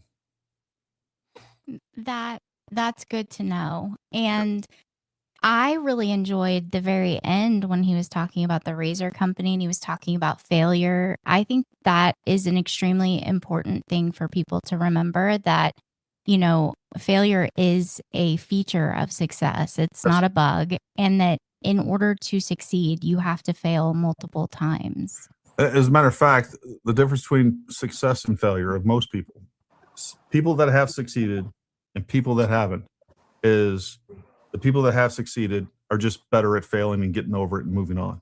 And that's the biggest difference, because just like he pointed out, people fail all the time. And you gotta You do exist. You gotta dust yourself off and keep going. Raees, what's up, my man? How you doing? Dude, I feel like apologizing to you is becoming a regular thing now. You don't apologize for nothing. I don't care if you're like, Gary, I had some things going on. I can only be on here for 10 seconds and I got to go. Hi, how you doing? And out. And like, I would appreciate what you got going on. Your time. I literally had to deal with Meta's counsel. I can't get into it, but it's a regular occurrence in my world of online defamation. So I'll say that. I don't doubt that at all. Well, man, I don't know how much you've had a chance to pay attention to everything that's going on with the trial. Well, let me ask you that before I start going down the questions with you. What have you had a chance to listen to? I haven't had the privilege of watching it live, but I have been able to sort of catch up on snippets. And, it's interesting. It's interesting. I saw there was just a ruling that Judge Graff said that text messages between Tyler Robinson and Lance Twiggs will be published during the preliminary hearing. So, I mean, breakthroughs like that are interesting. And look, I don't think anything that's happening in this courtroom is going to be predictable. And I think that's what as a practicing lawyer, the courtroom is unpredictable. Predictability is a lawyer's best friend, but that's why we don't give likelihoods and percentages of success to our clients, because we ethically we can't predict what a judge is going to think about certain evidence or whether certain evidence even has a chance to get in. All of that matters. This is a case where it clearly matters. Nobody thought that these text messages would come in, or at least there was a significant chance that they would not be seen as evidence. So we're seeing, with Tyler Robinson, you're kind of seeing the sausage in the making, and it's a preliminary hearing. This is not a trial. This is sort of evidentiary considerations of whether, the burden has been met to proceed. And this is where what I like to call the sausage being made and having a chance to kind of live through that. So it's an exciting thing to watch. For the legal nerds like myself. I wish I was watching it live. Now, I haven't been. I'm assuming you probably haven't had a chance to watch today's. So what you have watched over the last couple of days, what has been the most, the biggest revelation to you? I think the biggest revelation, let me speak in terms of, in general terms, I think the biggest revelation is that this is going to go a different direction than what most people thought. Meaning, and I'm being a little bit generic on purpose because I try not to be a person who predicts outcomes in middle of, a hearing, because I want to be objective. But I think, the biggest takeaway so far, and today, what happens today may change my opinion on this. Is another reason why I'm being playing my cards tight to the chest. I think one of the biggest takeaways so far is underscoring unpredictability. Whether it's a text message that gets into evidence, whether that it's a video clip that gets into evidence, whether it's death certificates, whatever it is, the parents, their testimony, people don't know. You and I don't know what's on the list of evidence that is going to be purported or proposed to the court to get admitted. We don't know.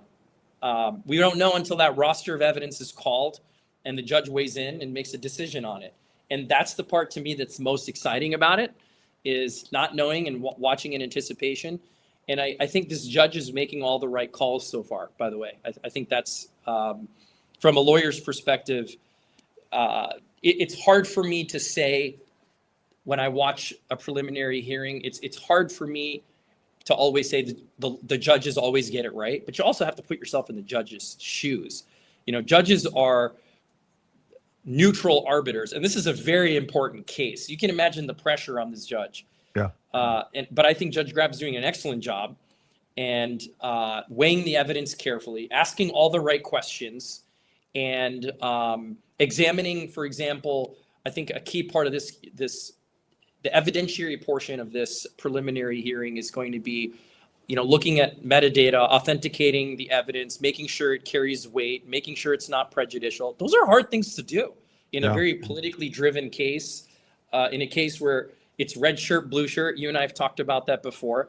In a case where people have emotions, people want to predict innocence or guilt before evidence is even presented. We're human beings. We all prejudge. And I think the judge really has a difficult job, but is doing a great job. I love his demeanor. And I know a lot of people that are watching this because they're watching it. Quite frankly, a lot of us are watching it for entertainment value, and I get it.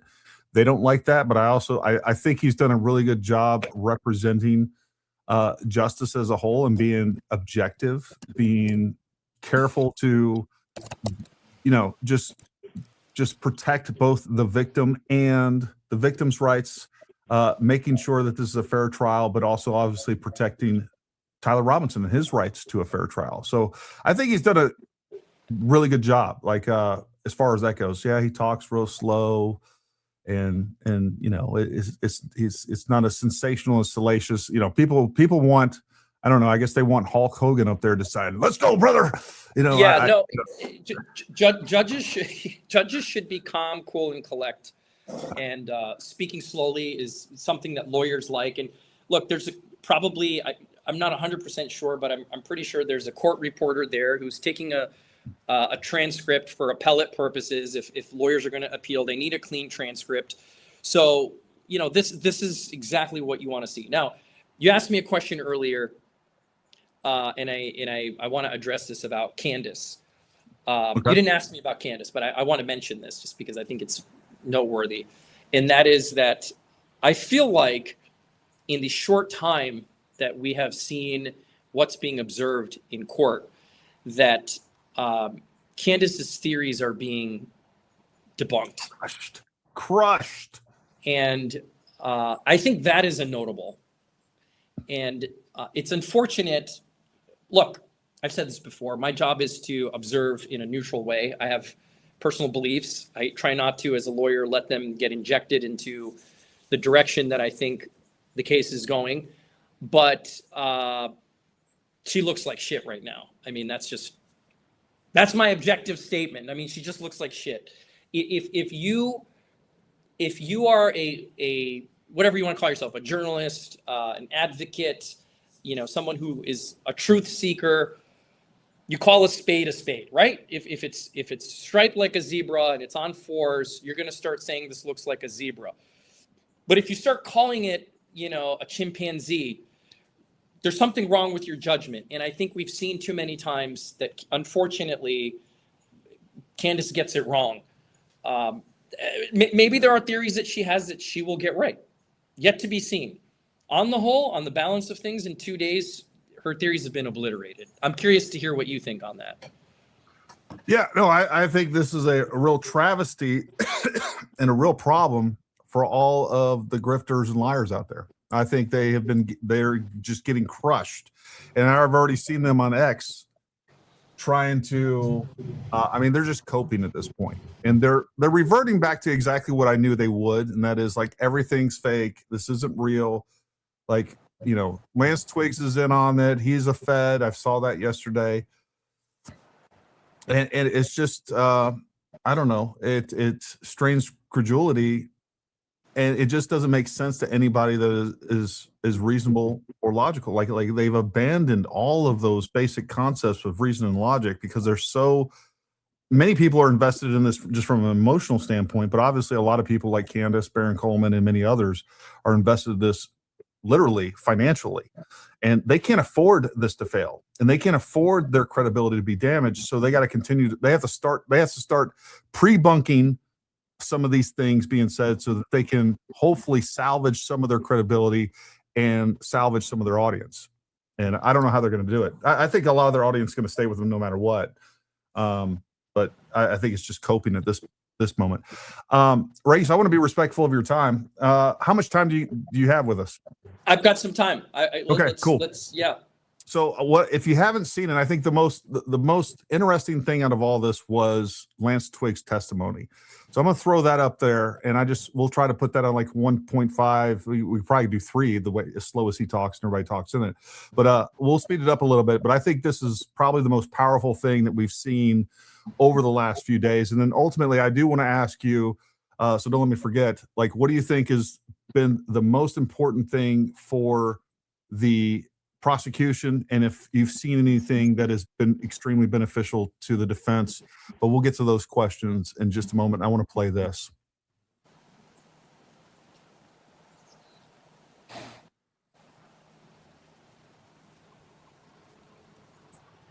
Statement here instead of your testimony at the preliminary hearing. Understand that? Okay, so in order to do that, I need to place you under oath. Let me give you some volume. An admonition about false statements. Okay.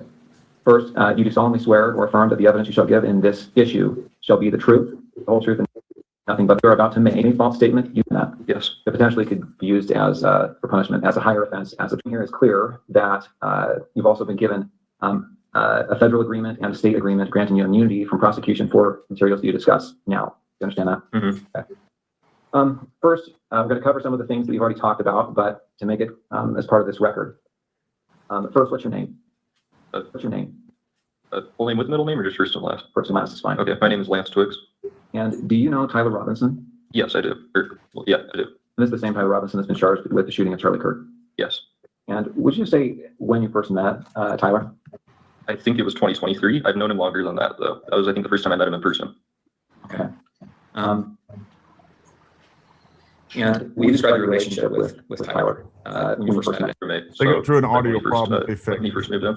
Okay. I'm going to repeat the whole truth. And If they're saying that it's echoing, so I think this one's mic is on. Okay, sorry. Okay, you don't have my mic, but that's fine. Okay, so we should be good. All right. Yes. Okay, great. All right. Okay, sorry about that interruption. All right, so you said when you first met, you were roommates? Yeah. Okay. And then at some point, your relationship progressed to something more than roommates, is that right? Mm-hmm. When was that? I think we started dating 2 or 3 months after he moved in. Okay. And where did you live at that time? St. George, an apartment complex. And is that apartment the same place you lived when on September 10th? Yes. When you lived there with Tyler, were you in the same room? Did you live in the same room or different rooms? Separate rooms. And at that time, let's say September of 2025, what were you doing with your life? Were you working, school? I was working. I was doing like bathtub and shower repair and stuff in new construction. Okay. How about Tyler? I think he was both working. I think he was working for an electrician company then, and he was also in a trade school for being a, I don't know, higher ranking electrician. I'm not sure how the trade system works for that. Okay. But yeah, I think he was both. What was his typical workday like? I think he'd leave around 7 generally and get back around 3 to 4, depending on where the job was and how long it was for the day. And then on certain days of the week during school, semesters, he would then later in the day, I think around 5 or 6, go to school. So yeah. Okay. Let's jump to September 10th. Did he spend the night in the apartment the night of September 9th into September 10th? Yeah, he did. Yes. Do you know when he left the apartment on September 10th? I don't know an exact time. I just know he left early. I heard him leaving, and he just said he had a long drive to work that day, so he was leaving early. Okay, so early. Any guess as to what when that was? I don't know. I would have thought it was 5 a.m. because that's when an early work day was for him, but it was probably more like 4. Okay. I'm just going to just to make sure that I can do that. You want to make sure right in front of your laptop. Here you go. Thank you.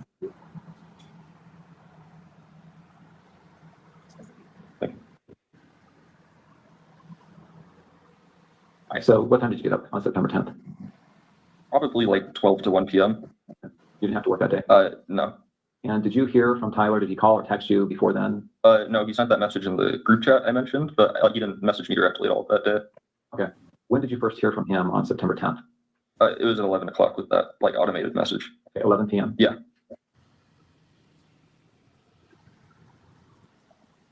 He asks you here, remember how I was engraving bullets? Was he engraving? What about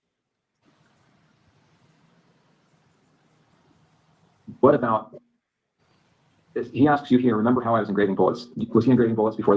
Raees, just so you know what's going on, for whatever reason, some portions of this they have redacted visually, but they're playing it just the audio only. I don't know why, but that's what the defense wanted. Got it. Yeah, I don't remember exactly when, but he had said he was planning to go hunting with his family. And he asked me for if we had like a Dremel because he said he wanted to engrave messages on bullets. And I just told him where Dremel was, and I told him to make sure he doesn't like set off a bullet on accident in the house. But I didn't really think about it until then. How long before September 10th was this that he asked about the Dremel? I don't remember, because he'd been talking about the hunting/camping trip for a couple months, but I don't remember when he was specifically asking to engrave the bullets. So are we talking like a year before? Oh no, not that long. It would have been, I'd say at most a month before this was when he was asking. Okay.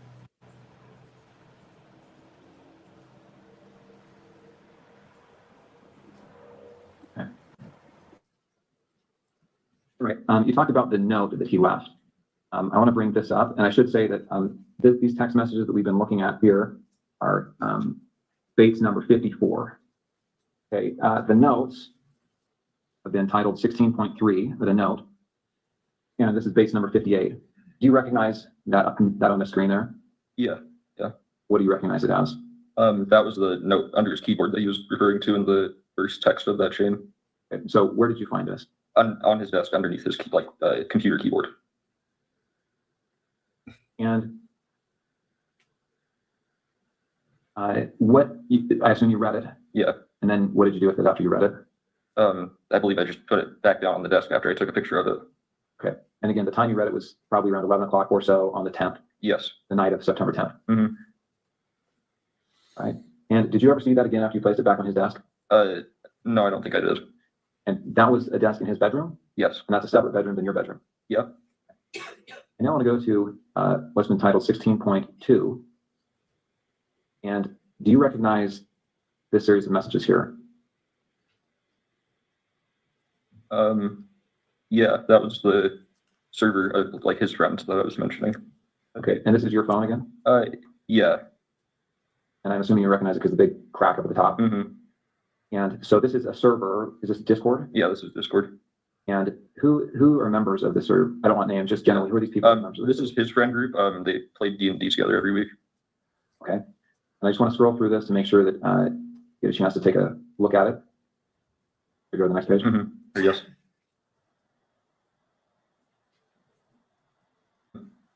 These other people are just others. They're members of the server. Yes. Jug, Barnaby, Marina, DM. Mm-hmm. Yes. Yeah. Like DM means Dungeon Master. So these are like, most of them are names they're using in the game they're playing currently. Got it.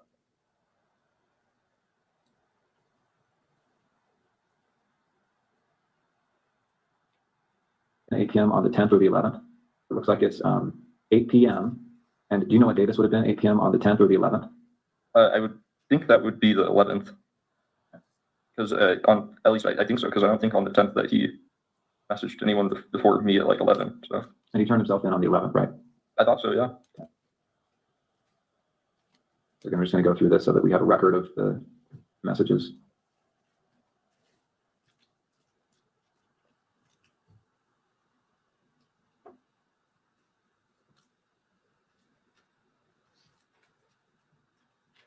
Is that an accurate recording of that thread? To my knowledge, yes. And that was sent, looks like between September 10th and September 12th. Looks like the last day on this is September 12th screen. Yes.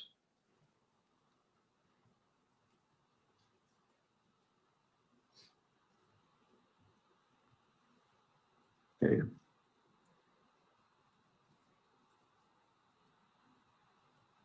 All right, so again, those messages covered from September 10th to the evening of September 11th. Now, September 11th, what time did you see Tyler on September 11th? Yes. When did you first see him on September 11th? So this is the day after. Yeah, I saw him when I woke up. Like I said, he was up and around doing a lot of stuff around the house. And then I think I saw him after that message where I said I'll come home and say I'm doing laundry, because I didn't want him going to my parents' house right then when he said there was probably cops outside. So I went back home, and it was just him there, and I said bye to him, and then he drove off. So I just went back to my parents' house.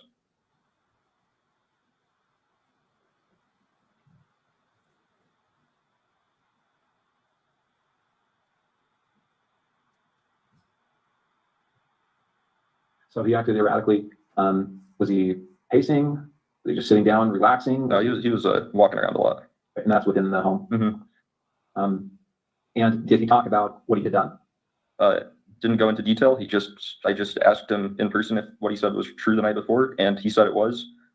He started crying a little bit and said he wishes he hadn't done it, and then kept going around and just doing stuff, I think, to keep himself busy or distracted or something. Okay. Did he talk about what he was going to do next?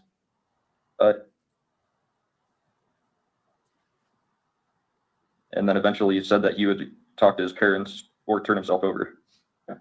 And when you left, was that how you went? You left understanding he was going to turn himself in or go to his parents' house? Yeah, and I didn't really want to be at our apartment while any of that was happening, regardless of what went down. Okay. Okay. Before he came home, had you seen the press releases? Any of the media on this? I'd seen one Instagram link a friend of mine had sent in our group chat, but I hadn't really looked into it at all. And had you seen the images that were released of the suspect? I did the next day. I don't think I saw any on the 10th. I'm going to show you a couple of those images.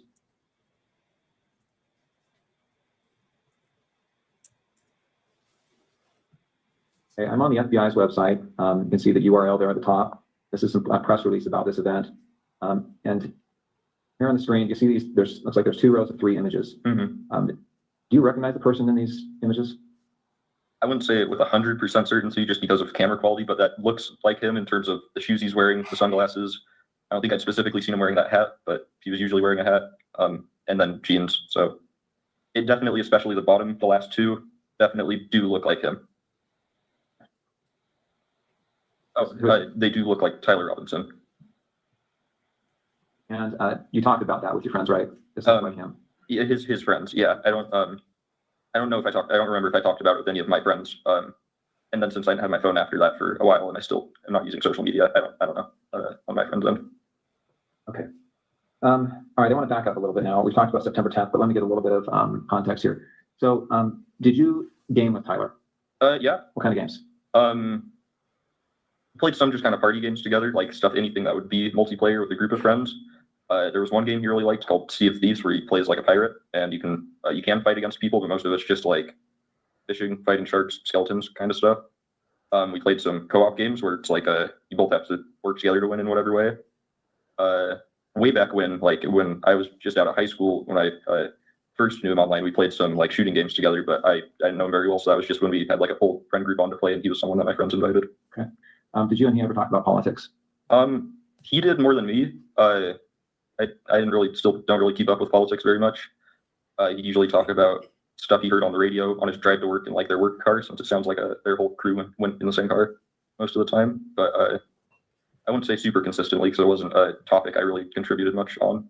What about Charlie Kirk? Did he ever talk about Charlie Kirk? I personally had never heard him talk about Charlie Kirk before specifically. Okay. How about political issues? So did you ever talk about gender identity issues and LGBTQ rights? No, not really. Usually if he did talk about politics stuff, it was relating to Trump or current policies being issued or voted on, I think. But yeah.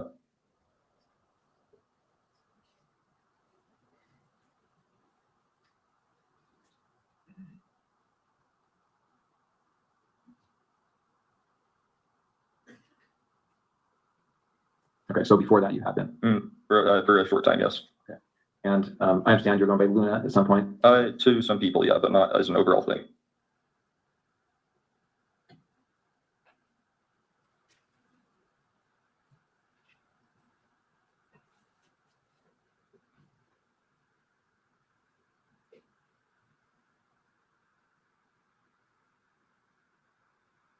Okay. Okay. I think that's all the questions I have for that. Is that right? Mm-hmm. Okay. The Dremel that you talked about, you said he had asked for that. Is that right? Mm-hmm. And had he told you it was to inscribe bullets? Yeah. And so did you have a Dremel then? Yeah. Okay. It was in our, like, our apartment, we had a section where we kept all our, like, random tools for household stuff, in our, like, lower basement level pantry. So yeah. Okay. And did you give that to him or tell him where it was? I just told him where it was, yeah. Okay, I'm going to go ahead and end the recording for the 11:02. All right, Raees, what did you think about that? What was your there's some pretty damning things that come out here. Okay, and before I get into the details, can I set the stage a little bit for what this is? Because I think a lot of people, lay people who are watching this, may be misunderstanding what the judge is trying to do and the purpose of this proceeding. Can I just zoom out for a second? Absolutely. Okay, so what's happening here is a preliminary hearing. And if you've discussed this on your show at all, please feel free to stop me. But I think it's important for people to understand context here. So this is a preliminary hearing. It's not a trial. The judge is not determining who's guilty, who's innocent, whether somebody is necessarily credible or not. What the judge is trying to do is determine if there's probable cause, right? Probable cause to determine whether there was a crime that was committed and whether the defendant probably committed it. That's what the judge is trying to determine. It's not beyond a reasonable doubt. It's probable cause, which the probable cause standard is the same standard an officer would generally use to get a warrant to search your car. Sure. It's not a high standard. Beyond a reasonable doubt is up here. I'm showing you with my hand. Probable cause is probably down here, okay? And it's a reasonable person standard. So a judge is looking at it like, okay, well, I'm hearing this evidence. What is a reasonable person going to think? So the judge is acting as the gatekeeper, as lawyers like to call it. That's a really, really important part of this, of understanding what's going on. Because what we just heard, in my humble opinion, if I'm the judge sitting there, there is sufficient probable cause, or at least I should say it adds to the balance of probable cause to believe that Tyler Robinson did this because he has motive to do it. Charlie Kirk was recognized. So his ex-lover, right, who just testified, they were in a homosexual relationship. He recognized Tyler Robinson from the pictures. And this is somebody who, if anybody, probably after his family, could recognize Tyler Robinson wearing a hat and a black shirt walking around in public. That debunks Candace's theory that wasn't Tyler Robinson. Am I wrong on that? No, and as a matter of fact, in another piece of that, and it maybe follow on, and we don't need to play it, but he has shown the pictures that the FBI released, and he said, "Look, it looks like him." And some of the pictures, he's like, "It looks like him. I think that's him, but obviously I can't tell because I can't say 100%." But then he showed him like the two bottom pictures. He's like, "That looks like that's Tyler Robinson." So he positively IDs him to a high degree in all those pictures. So I think that evidence is absolutely, and I'm calling it, again, it is evidence for purposes of the preliminary hearing, but I think that is some of the most damaging things that we just heard. Because again, if you're in the Candace camp, she said there's no way that's him, or that she provided some alternative theory for who that could be. I think that was just debunked. Yeah. And that's without even hearing the parents' testimony or anything else so far. And, you know, yeah. One of the things that I pointed out is what I thought was probably the most interesting part of that testimony was the fact that he said, yeah, I talked to him the next day and I asked him, you know, I just wanted to ask him in person, did you do it? And he said he did.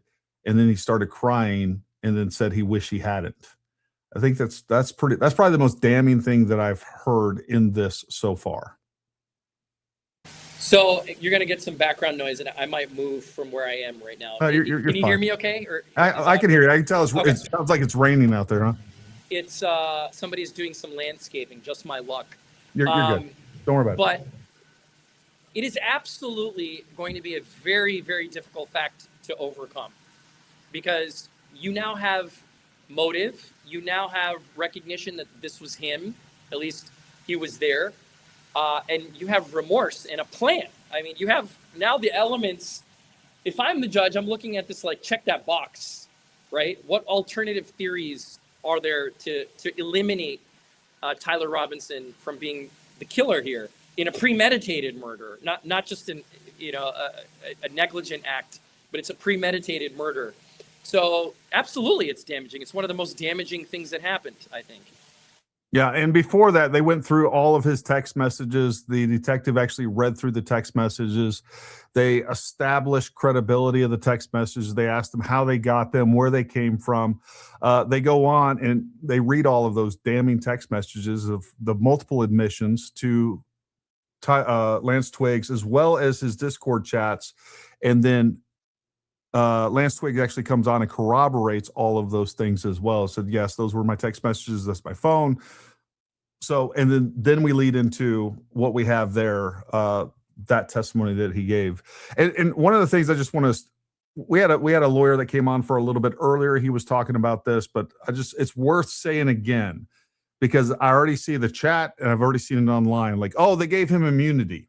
What they just gave him specifically was the immunity of that statement only.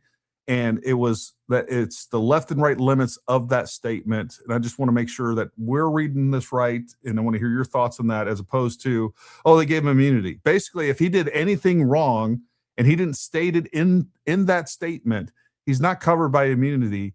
Is that correct?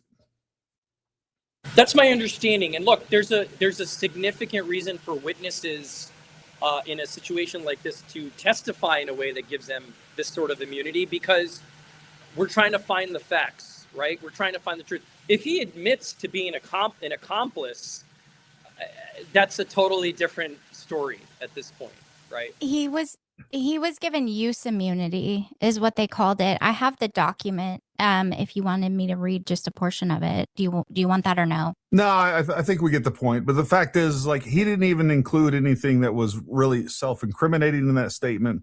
So anything outside of that, if he did something criminal, he would not be protected by that use immunity. And so just so everybody's clear on that, because I already saw X going wild with that. I got to tell you, before we go on to, like, the most important part of this, Raees, is that your beard and hair are on point. And every time, the whole time that I'm watching you right now, this is all I think about. Like, that's hilarious. This is a statue of Raees. I don't know, and like Amon Jordan or something. That's my baby. That's my baby tiger that I throw in my convertible Ferrari in the passenger seat. Yeah. Hey, look, if anybody wants to know my hair and beard routine, just send me a DM. I'm happy to coach you through it. They were asking. They also said that your beard and hair would look amazing with a black robe. I appreciate the compliments. I appreciate it. Hey, you know what? If there are beard and hair product people watching, hit me up for endorsement, okay? Because there you go. Here we go. I do want to mention something about the Twiggs testimony, and you heard him say, like, we didn't really talk about Charlie Kirk, and I don't know what you think. I don't know what your listeners think, but I happen to think that's completely a lie. I think he's covering a little bit there, and a good prosecutor is going to completely pick that apart if this guy testifies in the same way at trial. I just think that's worth noting. When you say that guy testifies at trial, you talking about Lance Twiggs? Yeah. Okay. Yes, exactly. Sorry, I'm picture of him in my mind's eye saying that, oh, Tyler we never really talked about Charlie Kirk. I don't know. To me, I think that's going to come out at trial eventually. If it doesn't come out at this preliminary hearing, that's just not true. I agree. His body language even says he's lying when he says that. But I did have a quick question. Were you surprised by his voice and the fact that he wasn't as feminine? I imagined him to be so much more feminine than he presented to be on camera. I don't know that I'm surprised. I think given the significance of this, of what he's doing and testifying, I think he's been I'm not going to use the word coached. I think he's been trained very well on how to testify. Yeah, so I think I'll leave my comment at that for now. Interesting. So what do you think so far has been the biggest development for the prosecution and the biggest development for the defense? And then again, kind of like what is any other major points that you saw that, I don't know, you were surprised by during this trial or hearing rather?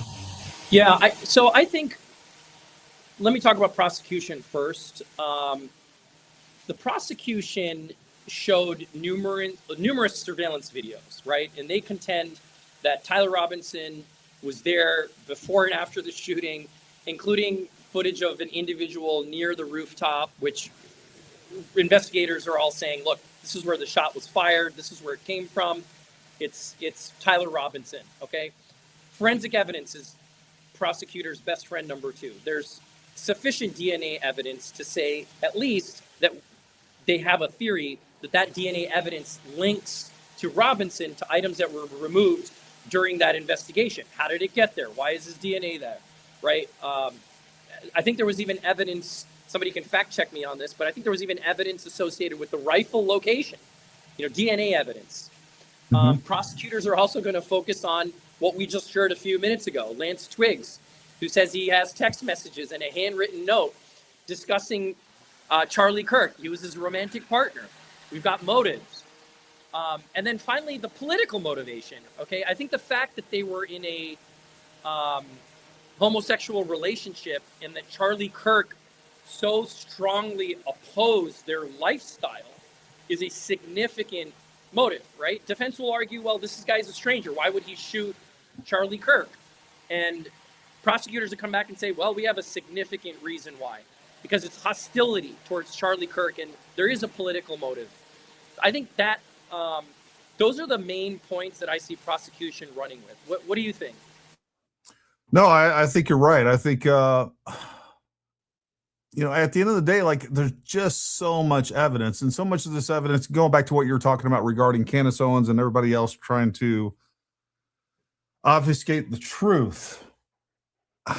I mean, the idea that all of this stuff is made up and that all of this surveillance footage of Tyler Robinson is not Tyler Robinson, that's not his car, that's somebody else's car. Like the amount of hemming and hawing and the mental gymnastics that they are doing to try to undermine the validity of all this information is wild to watch. And then like, me and Gilbert, well, everybody was talking about earlier. It's like, I know this is just a preliminary hearing and I know this is just for probable cause, but I'm trying to imagine, I'm trying to be as objective as I possibly can. If I was on a jury just with what's presented, especially if they presented the additional information that they redacted with the evidence that they presented, like, I don't even know if there's room for reasonable doubt at this point, really. I mean, I don't know what your thoughts are on that. Well, let's talk about, it's a good segue into the defense's position, right? The defense is arguing that, their main premise of their defenses is actually attacking the evidence. Because again, this is a preliminary hearing. Yeah. It's trying to figure out what evidence the judge can consider in order to determine if there's probable cause. So the defense is doing things like attacking the testimony of Lance Twiggs, saying Lance Twiggs should testify in person rather than through a recorded interview because, defense should be able to cross-examine a witness. The judge rejected that argument already for purposes of the preliminary hearing. Now, sure, whether the judge will feel that way or not at trial is a different story. Defense counsel questioned the FBI's analysis on the DNA, emphasized that, hey, look, DNA evidence alone doesn't necessarily prove Robinson fired the weapon. But again, the question is not, can we definitely say Tyler Robinson fired the weapon? The question is, do we have enough evidence to say that we have someone we believe could have done it? Give me 1 minute here. Yeah, no worries. I wanted to ask a question if I could. There were several people that were wanting to know after that last round of hearing questioning before we went to break. They played that statement and then they read a bunch of messages and showed them on the screen from his phone. They showed his actual phone screen with the messages on them. And the defense, after that was done, did not cross-examine. They declined to cross-examine. People were wanting to know what type of a signal that is or what that means when the defense declines to cross-examine. Yeah, I think if the defense refuses to cross-examine, it could signal that they're afraid of what might come out. And remember, they hold the cards to cross-examine a witness if this goes to trial. Or could it be that just like, okay, we got nothing to attack that with, nothing to impeach this information at all, really? It could be, but you got to understand that this is the first public opportunity for the defense to see what the prosecutors have. Yeah. Right. This is the very first. We're not into formal discovery yet. It's not into trial yet. So prosecutors may not even be putting on their best show yet. So likewise, the defense, as a matter of strategy, might be saying, you know what, I'm going to hold that card if we get to trial. I think we have enough to put reasonable doubt. I shouldn't say reasonable doubt. I think we have enough to say that probable cause can be questioned. And let's not throw everything out to prep the prosecution. That's a chess game that happens in criminal hearings like this. And to give you probably some really important context of this, showing that the testimony from Lance Twiggs was actually part of Brian Davis's longer. So he was up here, and basically they're asking him, "Hey, were you there when this took place?" He's on the stand right now, and this testimony that they're showing to Lance Twiggs is part of his testimony. He's just corroborating this.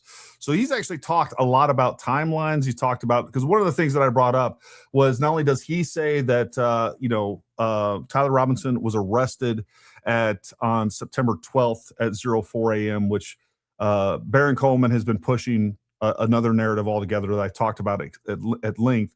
And one of the things that I brought up was like, if Tyler Robinson was actually arrested earlier in the day at 3:30 or whatever it was, and then was actually interrogated at 6:25 p.m. on September 11th, as Baron Coleman is suggesting.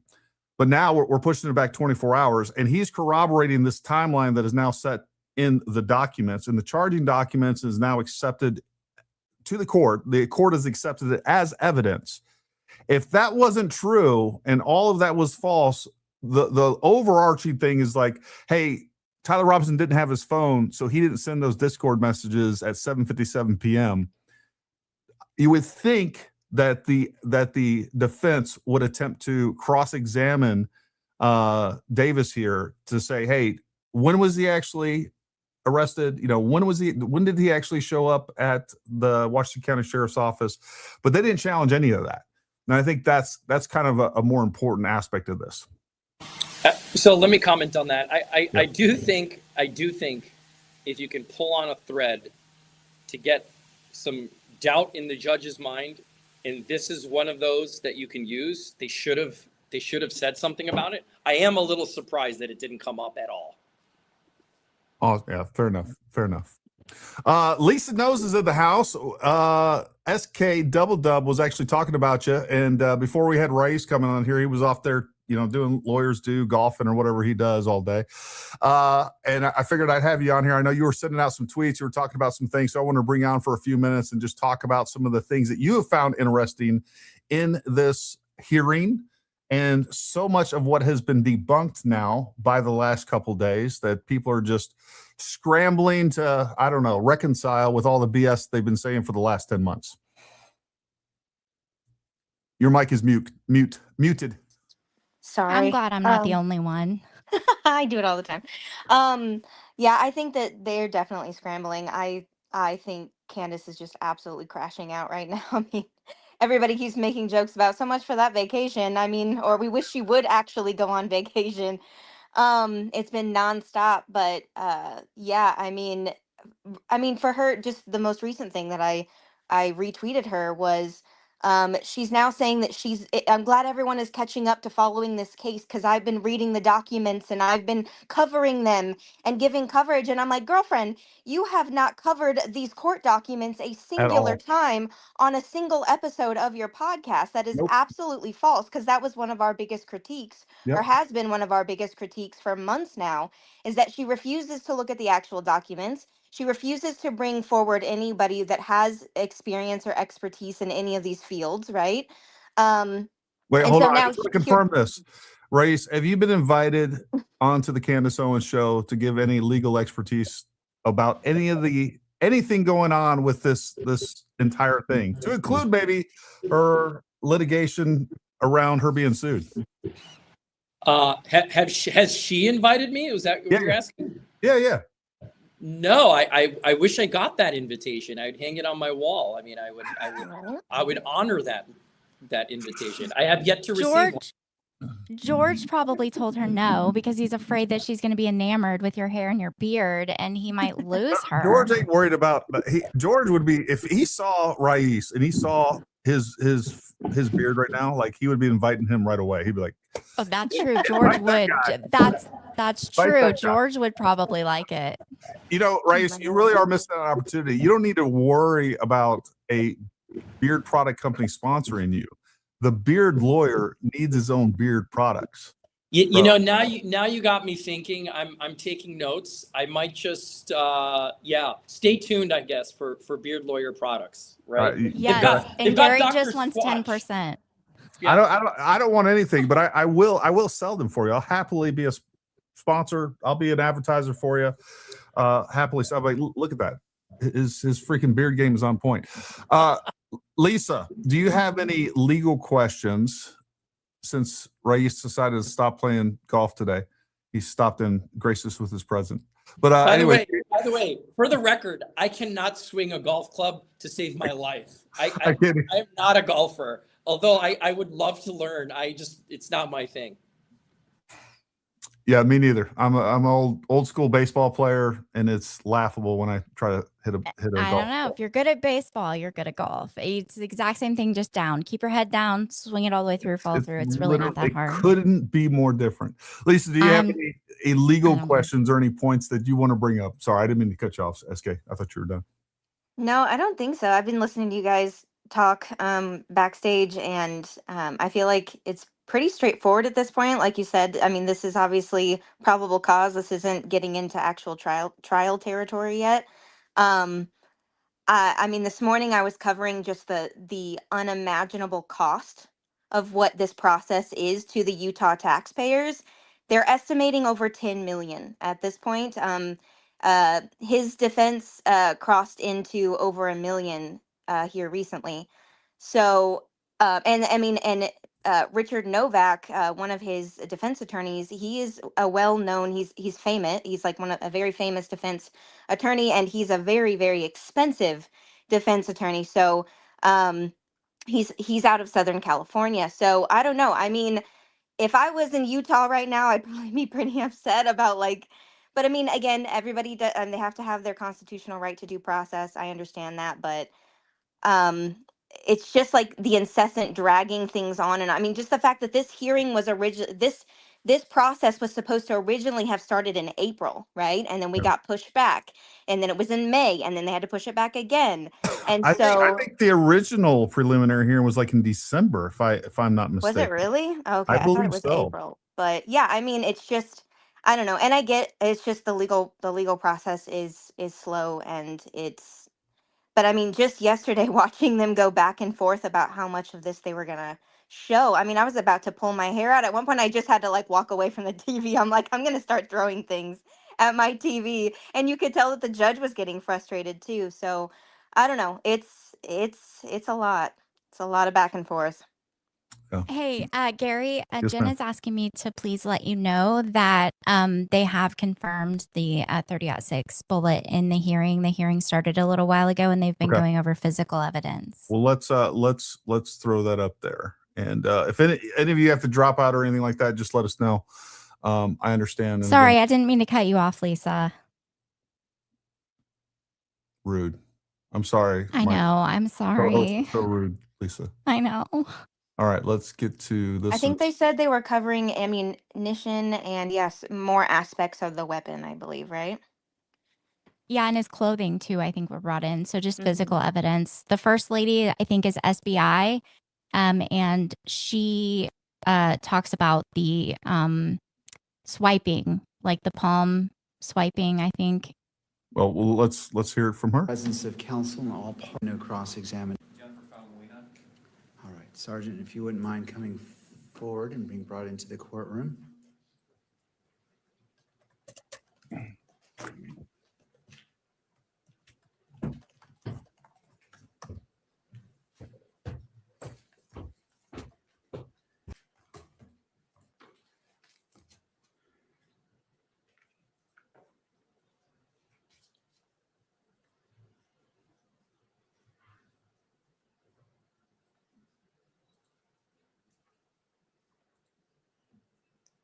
Right, sir, Sergeant, if you'd like to come forward, you're still under oath from your previous testimony from the previous day. So if you'd just like to come up to the witness stand, be seated to your left.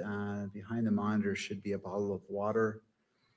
After you're situated, if you wouldn't mind just pulling that microphone toward you to ensure that. The other day, I want to return back to your initial assignment to this case. When were you first assigned to go to the campus of Utah Valley University? On September 10th of 2025. What time did you get that assignment? I believe it was approximately 1:30 p.m. And where were you when you received that assignment? I was at a headquarters office in Salt Lake. And did you go directly down to the campus? Yes, I did. And will you describe what you're seeing as you arrived there? Yes, when I arrived there, I actually arrived near the south end of campus, and that's where I saw multiple police cars as well as multiple officers from various agencies. Then I was asked to respond to our command post, which was in the Fugal building there. And the Fugal building, we've had some testimony about this, but is that just to the south of the courtyard? Yes, that is. And were you there while officers were securing campus? Yes, I was. And do you know generally how that was done? I don't know the specifics, but I do know that officers were canvassing the area, trying to look for a suspect, but also trying to see if anyone else was injured, and then making sure that the scene was secure and that no unauthorized people were allowed in. And I think you testified earlier. What was your primary assignment? My primary assignment at the campus, as well as throughout the case, was to oversee the crime scenes as well as the physical evidence. Before you could do your work on the crime scenes, did the campus have to become secure? Yes, it did. And did that involve making sure there was no active shooter on campus? Yes. And did that involve officers searching buildings and clearing buildings throughout campus? Yes. You mentioned that were there multiple areas that were processed by you and other crime scene analysts in this case? Yes, there was. Would you like me to go over them? Let me direct you to a few of them. Well, yes, please mention the scenes. Yeah, so one scene was a courtyard area, or I guess what we could also refer to as the amphitheater where the event took place. The other scene would have been the Fulton Library, where there were 2 bus stops. And then another would have been the wooded area. And then the last one would have been the Lolosi Center building, as well as the ground below. All right, let's start with the rooftop. Who was assigned to process the rooftop area? The team that was assigned to process that was the Utah Bureau of Forensic Services, or also known as our state crime lab. And generally, what does processing an area involve? Processing includes documentation, sketching, as well as taking photographs, marking, as well as labeling evidence, and then determining how to package them properly, as well as also just trying to ID anything probative. On the rooftop was evidence found? Yes. What types of evidence were found on the rooftop? One item of evidence that was found was a screwdriver. Another one would have been what we believe was the shooter's perch. That was determined that was easy to see at night. Using oblique lighting, we could see disturbances in the gravel on the rooftop. And then on the northeast edge, our team also found some swipes on the ledge of that rooftop that was also collected. Okay, so northeast ledge. And is this the dropping off point? Yes, it is. You said swipes. What does that mean, swipes? Swipes is, I would describe it as kind of hand marks or any type of marks that is left by something that causes some type of disturbance. Okay. And Where on the ledge were those located? Those were located right on the edge of that roof, right on the edge of that rooftop. And then right below, we also had some other swipes as well some other impressions. And then below that was a glass window where we also located some latent prints. Okay, I want to return to the what you referred to as the perch, the sniper position. Were measurements taken from that sniper position to the tent where Charlie Kirk was seated? Yes. Do you know the distance? Yeah, so the distance from the perch area directly to the tent where Mr. Kirk was sitting was approximately 415 feet. If you take into, and this, if you break it down, so from the perch to the tent, you're looking at it basically like this. And this is the perch and this is the tent. And now you're describing, I'm sorry, I have to make record. You're describing an angle, a slope downward from the perch to the location of the tent. Is that Yes, accurate? I am. Okay, Thank go you. ahead. Yeah, so the angle, so again, the distance, the perch to the tent was approximately 415 feet. If you think about it, or without taking into account the elevation drop, it was actually 410 feet, so just horizontal straight across. And then the elevation difference between that is approximately 68 feet. Okay, 400 feet, 410 feet from the perch to the tent with a 68-foot vertical drop. Yes. 138 yards, folks. On the rooftop, were shoe impressions found on the rooftop? Yes, there was. Did those who processed that area of the crime scene collect the latent prints and the shoe impressions that you've talked about? Yes, they did. This is a good point to read a stipulation into the record. All right. The language of this has been agreed upon by the parties. The parties stipulate that investigators at the crime scene observed latent fingerprints and a palm print on a glass window near the area where the individual landed when the individual jumped from the rooftop of the Low C Center at UVU. SBI fingerprint examiner Elisa Farmer examined images of these latent fingerprints and the palm print and determined that only 3 of the latent prints, 11B, 11C, and 11D, were of comparable or of poor comparable value. She excluded Tyler Robinson as the source of any of these 3 latent prints. Ms. Farmer reviewed other prints on the window and found that they did not have adequate value for comparison. Subsequent examinations of these 3 actual latent prints by the FBI were inconclusive. That area that was described in that stipulation, is that the area in the glass window that you're talking about? Yes, that is. That's on the northeast corner of the Low C Center? Yes. And that's the area where we see in a video an individual drop from the roof? Yes. I want to move on to another area, the courtyard. First, will you describe what that area of the crime scene looked like? Yeah, so when I arrived on scene, you have different steps. I believe there were maybe like five or six covered in grass. When I was there were personal belongings spread throughout. There was a tent towards the west end of that courtyard area, as well as some banners and some barriers as well. Was that area processed for evidence as well? Yes, it was. What was done to process that area? Photography, as well as just examining the tent area to see if there's anything there. And who was assigned to process the courtyard area? The FBI. But I want to take you to another area, a wooded area. Was there a wooded area that was processed as well? Yes, there was. Will you describe, first off, where that area is? Yeah, so this area is located northeast of the Lavosi Center building, and it is across from Campus Drive. Anna, can we publish Exhibit 35, please? Yes.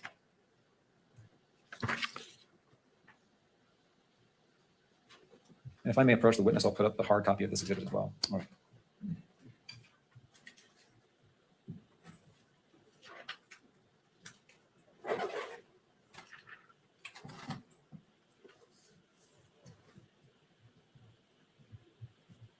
We publish oh, thank you. All right, on the screen in front of you, will you take a look at Exhibit 35? Yes. Do you recognize that? Yes, I do. Will you take a moment to orient yourself on that map and tell me when you've found the relevant points that help you understand what this map is of? Yes. Do you see the courtyard on that map? Yes, I do. Kimberly, can you zoom in to the courtyard area, kind of the center of the, there's a pointer on the screen. Is that the courtyard? Yes, that is. All right, now the Low C Center, will you describe, well, let's jump to the wooded area. Where is the wooded area that you're talking about, seeing that was processed? Yeah, the wooded area, if you go from the courtyard and you go northeast, you're going to come across this big parking lot. And then if you just go directly north to that. Okay, this is, at this point, it might be easiest for you to actually indicate on the physical map. If you don't mind just standing up, get your handheld mic here. Yes, so the wooded area is approximately right here in this area. Okay, so just to make a record of the area, on the northern, I guess I'll say, and north is up on this map, is that right? Yes. Do you know where Campus Drive is? Yes, Campus Drive is this road that winds right along here. Okay, and so that's kind of the windy road that begins in the upper left-hand corner of the exhibit and winds down through the center of the map and kind of exits to the middle right side of the map, is that right? Yes. And the wooded area, where is it in relation to the Campus Drive? It is north of Campus Drive. Okay, kind of in that, probably the center right of the map, is that right? Yes, that's correct. Will you describe, first off, what is on the south side across the street from the wooded area? Yeah, so on the south side of camp, or the south side of the wooded area, we have the computer science building, which is to, I guess, east. And then we have a parking structure, and we have a walkway along here in between that connects the computer science building and the Lolosi Center building. And then right onto the southwest of the parking lot area is going to be the Lolosi Center building. Okay. Now you referred to the area across the street from the wooded area as a parking structure. That's a parking lot, right? I'm sorry. And there is a parking structure on campus, correct? Yes, there is. But that's different than the parking lot you just mentioned. Yes. Okay. All right. Back to the wooded area. What was found? Was anything found in the wooded area of evidentiary value? You can sit down. Thank you. You can take that. May you repeat your question? Was anything of evidentiary value found in the wooded area? Yes, in the wooded area, a rifle that was wrapped in a dark colored towel was found there. And how did you learn about that? I found that out because just a little bit before 6 p.m., say 6 p.m. that day, I received a call from Utah County Sheriff's Office, who was tasked with searching that area. Do you know why they searched that area in the first place? Yeah, so they searched that area because I received a video that was from the UVU security footage. This was received by our command post on scene, and it showed who we believe was the shooter on the rooftop run from the southwest corner all the way to the northeast corner, jump down, and then continue to the northeast side of that campus, and then cross the street to Campus Drive, and then the suspect was out of camera's view after that. Okay, so he ran basically toward and into that wooded area. Yes. All right. What were you told from the sheriff's office? I was told that they found a gun, and from there I asked them to hold the scene, and that myself and FBI ERT team lead, Special Agent Kamak, would be en route. Okay. FBI ERT, FBI evidence response team, right? Yes. Right. Did you go to that area? Yes, I did. Did you observe the weapon? Yes. Will you describe what you saw?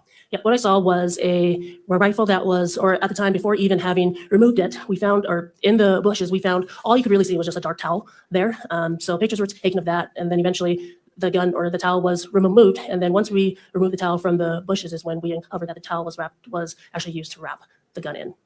Have you reviewed State's Exhibits 10, 10.1, 10.2, and 10.3? Do you remember reviewing these? Yes. And are they accurate photographs of the weapon when it was recovered and shortly thereafter? Yes. I move the admission of State's Exhibits 10, 10.1, 10.2, and 10.3. Defense? No additional objection. All right, and as it relates to publication, if any? Yes, I would ask that these be published at all three levels. Any input, Ms. Burtz? Same objections. All right, I'll note the standing objections from defense. Those are overruled. And 10.10, 10.1, 10.2, 10.3 are admitted into evidence and may be published both in the courtroom and through the use of the camera. If we can please publish number 10, thank you. You have in front of you on the screen Plaintiff's Exhibit 10. That's the Will you spot. describe what we're looking at here? Yes, what we are looking at here is actually the bushes where the dark colored towel and the gun were found. You can kind of see the dark colored towel towards the right-hand side of the screen in the middle, right middle. Kimberly, can you zoom into that area, please? All right, is this a better view of the towel? Yes, it is. If we can go to Exhibit 10.1.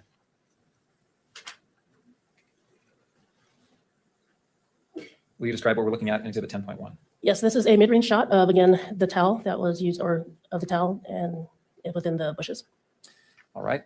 When this was found and you arrived on scene, what happened with that weapon? We moved it from the bushes, or say FBI Special Agent Kamak moved it from the bushes. We then placed it on a cardboard box, took pictures of it, and then we removed the towel, packaged the towel separately, took additional pictures of the gun, and then rendered it safe on scene. Okay, I'll ask you about that more in a minute, but let's go to number 10.2. Will you describe what we see here? Yeah, so what you see here now is the dark colored towel and the rifle that is in the towel, and it is in a cardboard box. Why is the towel still around the gun? We wanted to document as to how it was found. All right, let's go to 10.3. Oh, look at that. Yes, it It's is. not a stock photo, Ian. Making the rifle safe. Will you describe what that is? Yeah, so what that is that we ensure that there is. It's not a stock photo. This is exactly what they published. I mean, it's not the exact photo, but this is the exact rifle that they published. Are you telling me somebody claimed this was a stock photo? Is that what you're saying? Yeah, this has been going on for months and months and months. The photo published by the New York Post, Ian Carroll and Candace Owens and many other folks have claimed that that was a stock photo that was published in the New York Post on September 11th, and that it was not the actual photo, the actual rifle used, and it couldn't have been a World War I relic, which is what he said. No one else has ever said World War I relic. Nothing in the documents. What is actually stated in the ATF report is that it's an older imported Mauser, and that it's a stock photo because it has a synthetic stock. Not that you can't you can change stocks. People do it all the time. We have customers that bring in even older rifles where we switch out stocks. But because this was a synthetic stock, clearly this was a stock photo and it wasn't the rifle used. So they, again, started spreading that seed of doubt a long time ago. A simple reverse Google image search would have put that false statement to bed. 100%. 100%. And it did a long time ago, but they kept. Now, here's what I will tell you, Raees. What people did, because they were pushing that narrative. I don't know if this is like political operatives, foreign operatives, or just grifter operatives. They were taking this photo, which is clearly not this photo, but the photo from New York Post, which I can post in a minute. They took that photo and they actually replaced pictures in forums about like Remington 700s and things like that. Even though this clearly can be identified that it's not a Remington 700, that people were going around and trying to manufacture like this idea, and these older posts, they were replacing the photos in these older forum posts. But that photo, when you reverse image search it, the first time that it ever comes up is around, I think it's 8 a.m. or 11 a.m. on September 11th from the New York Post. But this was part of a psyop to undermine this entire investigation, try to say that that's not what this was. So that's where we're at. Wasn't he a pizza delivery guy? And he should still be one. Okay. So I just making sure we're not taking like ballistics advice or weapons advice from A lot of pizza people do. delivery He's guy, still right? he's still arguing ballistics and explosives with me and Matt Tardio. That's what he's doing. Chamber, and that there's no other cartridges in the gun that would have it go off. So to do that, because it is a bolt action gun, we would have to manipulate the bolt or the lever back, and then from there see if anything was in the chamber, and then let's say carefully remove anything that was in the chamber and blow it. All right. What is the difference between a bolt action and an auto ejecting gun? Yeah, a bolt action is one where the user actually has to manipulate the bolt. So they would actually have to turn, or they would actually have to pull it back and forward to, whether it be to load it, lock it, as well as extract anything that's in it. Unlike a semi-auto gun, that is one, every single time you pull the trigger, a bullet will be fired. And then from there, a casing will be extracted out, as well as a new cartridge will then be automatically fed into the chamber. So if you shoot a bolt action rifle, does that spent shell casing automatically exit the gun? No, it does not. It will stay in there until the person that is handling the gun actually removes the bolt, or actually pulls the bolt back, and then the casing will be extracted out. Were you present when this weapon was made safe? Yes, I was. Will you describe what was found when that happened? Yeah. So when we rendered the gun safe, we found in it, when we removed the bolt back, we found one 30-06 cartridge case, or say a fired cartridge case, and we also found 3 unfired cartridges, all with engravings on them. Okay. I want to make sure we understand the language you're using. When you say cartridge case and you say cartridge, what do you mean? Yeah. So a cartridge is basically the round itself, right? The whole round. And the round consists of the cartridge case, and then the powder, and then the bullet on top. So the cartridge case, the term is used for something that has been fired already. A cartridge is an unfired round. Okay. Cartridge is the unfired round, still has the bullet, the powder, and all that. Yes. Cartridge case is the fired, is a round that has been fired, and it's just the empty brass casing. Is that right? Yes. Okay. Was there any, so there was, I just want to make sure I understand, a fired cartridge case and 3 unfired cartridges. Yes. Was there anything distinctive about these items? All 4 of them had engravings on them. Did you observe those engravings? Yes, I did. Did you observe them right there on scene? Yes, I did. And what was done with, let's talk about each of those things. First, the towel. What was done with the towel? The towel was packaged and then it was eventually provided to the FBI. What was done with the firearm? The firearm was also packaged and then provided to the FBI as well. Did the firearm go to the FBI or the ATF? Oh, sorry, correction. It first went to the FBI, and then to be in their custody, and then it was then sent to the ATF lab. Okay. And the rounds, the cartridge and cartridge cases. Cartridge case. Yes. All those were packaged, originally provided to the FBI, then was sent to the ATF lab. All right. And were each of those items tested? Yes, they were. And in the testing, were they photographed? Yes.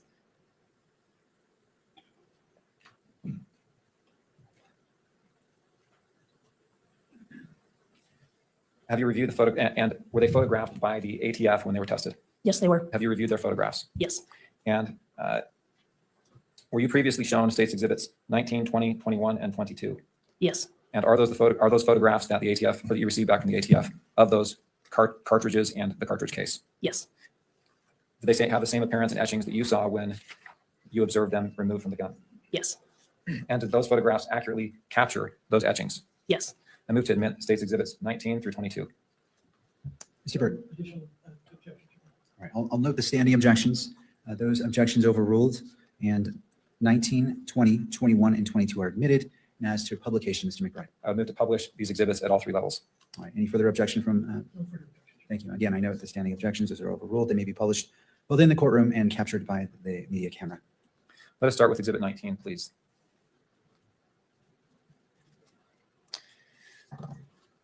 What are we looking at here in Exhibit 19? This is the cartridge case that was recovered from the gun. And what position was this in the gun? This was this is what was in the chamber. Okay. In the chamber, meaning that's where a cartridge is before or when it is fired, correct? Yes. Do you notice an inscription or an etching on this cartridge case? Yes, I do. Will you read what that says? Yes. Notice this bulge. And if we can go down to page 2 of the exhibit, will you read what this says? OWO, what's And to page 3 this? and question mark, correct? Yes, question mark. All right, if we go to State's Exhibit 20.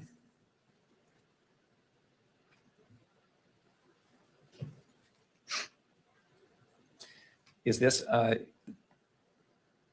photograph of one of the cartridges that was found in the gun? Yes, it is. And what are we looking at here in this view of page 1 on Exhibit 20? This is a head stamp of it, and it says it is according to the head stamp, it is a Remington 30-06 Springfield. Is that a different caliber than a .223 round? Yes, it is. Will you look at page 2 of Exhibit 20? Will you read the markings here? A fascist. And page 3? Catch. And page 4? Up arrow, right arrow, down arrow, down arrow, down arrow. All right, let's go to Exhibit 21.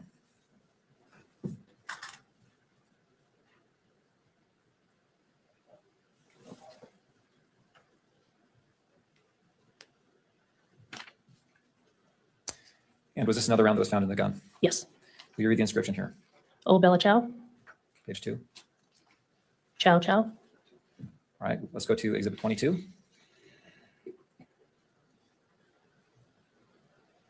Another round that was found from the gun, correct? Yes. Will you please read the letters here? If you read Page 2.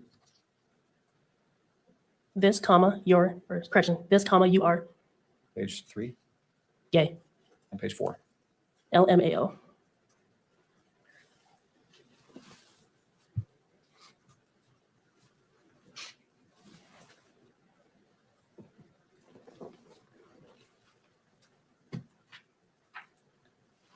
All right, after processing the scenes there at Utah Valley University in Orem, did you go to St. George? Yes, I did. And what was your role in St. George? My role was overseeing the execution of the search warrants at both Mr. Robinson's residence as well as his parents' residence. And we've had testimony that Mr. Robinson was arrested there. Was he fingerprinted and his DNA taken They were actually taken at the Utah County Sheriff's Office jail. after he was transported to Utah Yes. County? Okay, you said that there was, were items of evidence collected from him after he was arrested? Yes, there was. From his person? What were those things? They were his clothing that he was wearing at the time of his arrest, to include shirts, pants, underwear, as well as shoes and anything that were in his pockets. Do you remember what tops he had on? I believe it was a maroon top. And was there any other top layer that was collected that you recall? I don't recall. Okay. Let's go to, you said there were a couple of homes that were searched there, is that right? Yes. Whose homes was that? One of them was where Mr. Robinson and Mr. Twiggs resided, and the other was Robinson's parents' residence. I want to ask you about the defendant's home. What items will you describe some of the items that were collected from that home? Yeah. Some items collected in that home were a Dremel tool and its bits container, as well as two Remington boxes of 30-06 ammunition, as well as some 30-06 cartridge cases, and a handful of long guns or rifles, a revolver, as well as a burned paper. All right, I want to ask you about clothing as well. Was any clothing collected from the townhome? Yes, there was. How about shoes? Yes. What kind of shoes? 2 shoes were collected from the home. One was a And just remember, there were people that were that were interjecting on social media that his grandparents, we haven't even confirmed whatever interview these people had was family at all, much less grandparents or anything else, saying that Tyler Robinson wasn't even a gun guy. Clearly he was. Converse shoes, gray in color with white laces, I believe a size 10.5. And then another Converse shoes that were also gray, but had gray laces instead, but were of a different size that I can't remember. I think you said that you collected boxes of ammunition you remember what caliber that ammunition was? Yes, there are a handful, but the one that I recall was 30-06. And you also said you found some cartridge cases. Do you remember what caliber those cartridge cases were? Yes, those were also 30-06. If we can display just to the witness Exhibit 23. Do you recognize Plaintiff's Exhibit 23? Yes, I do. And is that an accurate photograph of the cartridge casings and some of the bullets you found? Yes. I would move the admission of Plaintiff's Exhibit 23. Mr. Burt? No further objections, Your Honor. I'll note the standing objections by defense. Overrule those objections and admit into evidence State's Exhibit 23 as to publication, Mr. McBride. I would move to publish at all 3 levels. All right. It is published to the courtroom as well as. Did you find these? I found these in what we would consider. As that's coming up, where did you find these? I found these in what we would consider the spare bedroom, right next to Tyler's bedroom, on top of a safe. How do you know which bedroom was Tyler's bedroom? We determined that based off of some documents we found in what we believe was Tyler's bedroom, such as mail that was addressed to him, as well as some school documents as well. And again, in relation to, will you describe the layout of the house in that area? Yeah, so this was on the second floor as you're coming up the stairs. If you turn the left up the stairs, you're going to run into 2 bedrooms, and that is on the south end of that residence. The southeast bedroom would be Tyler's, and then the southwest would be the spare bedroom. Again, if you go back to the stairs and you make a right-hand turn, that is where you're now on the north end of that residence, and that is now Twig's bedroom. And where were these items here in 23 found? These were found on the southwest, or in the southwest bedroom, the one right next to Tyler's bedroom. And you said on top of the safe? Yes. Okay. All right. Will you describe what we're looking at in Exhibit 23? Exhibit 23 are the 5 cartridge casings we found on top of the safe, all were 30-06 Springfield caliber, and one of them had an engraving that said test shot on it. You've talked about Springfield, Remington. Are these 30-06s? Are they the same type of round as was found in the gun? Yes. All right. Did you find any 30-06 weapons in that house? No, we did not. All right. Did you search the closet on the first floor? Yes, I did. What did you find in the closet? In the closet, we found on the ground some shooting targets with perforations in it, as well as on the shelf, we found a Dremel tool with a bits container. All right. A Dremel tool with bits. What is a Dremel tool? It's basically like a handheld device where you can make etchings or engravings on things. What are bits? Bits would be I guess like a sharp edge or something that would actually cause the etchings that you would put into the tool. Is this kind of like a drill bit? Yes. And what did you do with the Dremel and the bits? We photographed them in place, took additional pictures, packages, and then sent them for testing to the ATF. All right. You also mentioned targets. Were those targets photographed? Yes, they were. I want to show you and have you reviewed Plaintiff's Exhibit 25 before? Yes. And is that an accurate photograph of those targets you found? Yes. I move the admission of State's Exhibit 25. Mr. Burt? No further objections? All right. Note the standing objection, and those objections are overruled. Excuse me, sorry. Oh, well, did you want to, in regards to publication? Yes, I'm so used to admission before publishing. I would move to publish those at all 3 levels. Any further comment, Mr. Burt? No further objections. Again, all right. Noting the standing objections, those are overruled. State's Exhibit 25 is admitted into evidence and may be published in the courtroom as well as captured by the media camera. Will you describe what we're looking at here? Yeah, so these were shooting targets we found in the closet, and each of them have have perforations in them. You say perforations, what do you mean? Holes in them. Those holes consistent with? Objection. Foundation on this opinion. Mr. McBride, do you want to weigh in upon that objection? No, I'll submit it. I'll lay foundation if the objection is sustained. I'll sustain the objection. All right. Holes. Have you ever shot a gun before? Yes, I have. When you hit a target, what happens to the target when it's hit with a bullet? Hit with a bullet, there's holes in it, what we call perforations, because there's an entrance as well as an exit. Looking at State's Exhibit 25, I'm going to ask the question that's objected to. You said there's perforations in those. Are those consistent with bullet holes? Yes. And I would ask you to describe where those perforations are there's 3 targets here, right? Yes. Let's look at the far right target first. Where are the perforations in relation to the bullseye? They're all probably within the 7, 6, and 8 ring. Is there a perforation up at the upper left-hand corner of that rightmost target? Yes, there is. Did any of those hit the bullseye? No. Okay, looking at the center target, will you describe where the perforations are in relation to the bullseye there? It is closer, but still not it. Most of them are to the left of. Folks, let's just do a quick analysis of this target. So first of all, this was clearly his backer that he brought home. So whatever range you'll buy a backer, whether you bring it or you buy it from them, and then you put your targets on them and you go hang them. And I want us to look at all of these bullet holes down here at the bottom. I don't know what he was aiming at. I don't know if he's aiming at this target. Nothing's crazy about that. Obviously, especially if you have an older rifle that hasn't been zeroed a long time, this is not atypical to see rounds all over the place. And we see exactly that. We see rounds in between the paper. Now, is he aiming at these smaller bullseyes up here? Possibly. But we look at this target over here where we just have, this is just either poor fundamentals or we have a rifle that's not very accurate. I don't know what his aiming point is here, so I don't know what the deviation from his aiming point to his impact point is. But we have a round over here at the top right. We have a round here. We have one round in this X at the top left. I don't know what he's aiming at, so I don't know how much of this is off. But what we can tell is that he wasn't hitting a target or he wasn't hitting anywhere near a bullseye. Now, again, I don't know if that's because of the gun capabilities or the shooter's capabilities. It could be both. Over here, we have a fairly decent grouping. I mean, I don't know what distance he's shooting at. If this is 100 yards, this is not a precision rifle grouping. I can tell you that right now.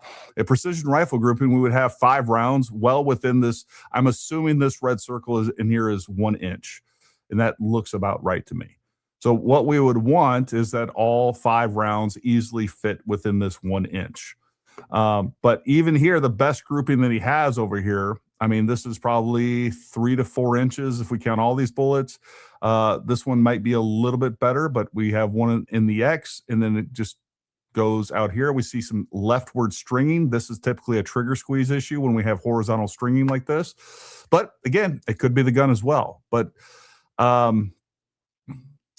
again, I don't know what distance he was shooting at. I really don't. So when we see especially this target over here, if this was after he was already zeroed. Now, one of the things, I don't want to go back, but when we look at, I'm actually shocked at the engravings on those bullets at how deep they actually are. The etchings on those were deeper than I was expecting to see.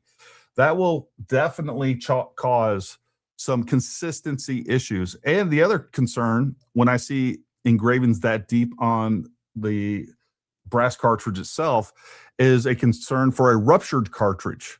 That's a real concern as well. So, the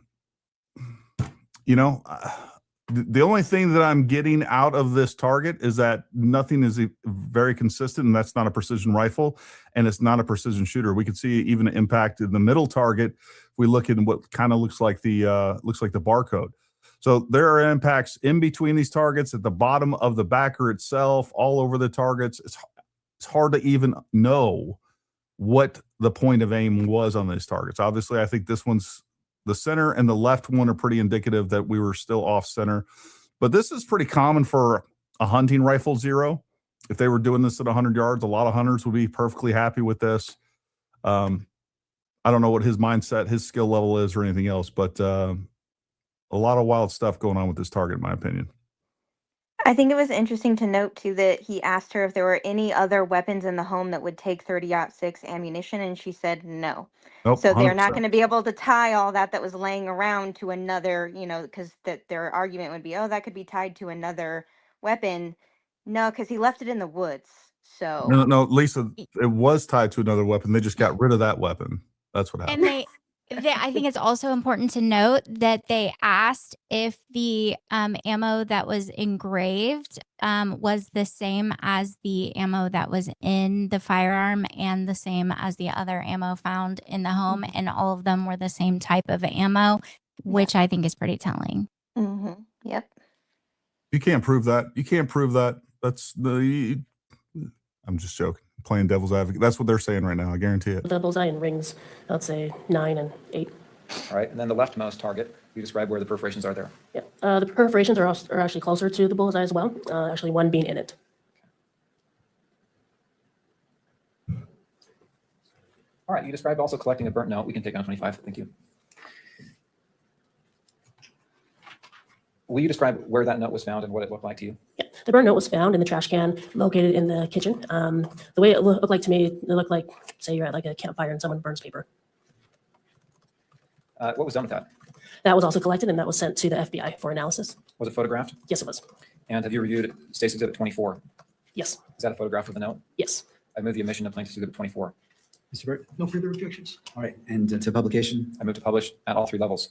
All right, I'm going to note the standing objection by defense, overrule those objections, and states Exhibit 24 is admitted into evidence and may be published in the courtroom and may be captured by the media camera. Do you see here on the screen Plaintiff's Exhibit 24? Yes, I do. It looks like as to the evidence tag, it's actually upside down. Is that right? Yes. Is there any, does it look like there's any writings on that note, on that burnt paper? Yes. Will you point that out for the judge where the writing is? Yep. And describe what you're pointing at, kind of the general location on the image? Yeah. So the part that I'm pointing out is the paper that you can still see the lines in them, and as well as some handwriting as well to the edge, the left edge of that piece of paper. Right. Have you also observed the image of a note that was recovered from Lance Twiggs' phone? Yes. And I'd like to show you side by side Exhibit 24. And there on the left, you see Exhibit, well, there on the left, we see Exhibit 24. Do you see that? Yes, I do. And on the right, you see, excuse me, on the right it's 24, on the left it's 16. Let me stop you, Mr. McBride. I'm not sure. Is this being broadcast? Let's take that down. All right.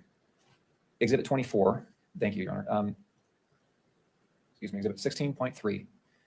I would move to publish Exhibit 16.3 and 24 side by side. I think they're currently on the council monitors.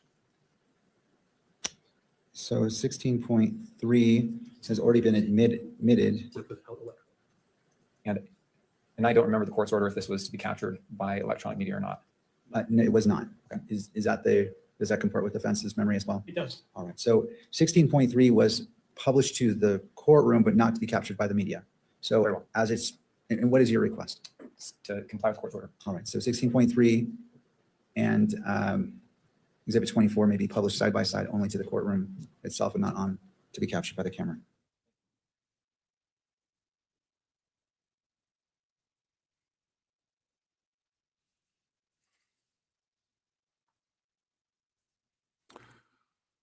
All right, they're redacting the audio and the visual, obviously.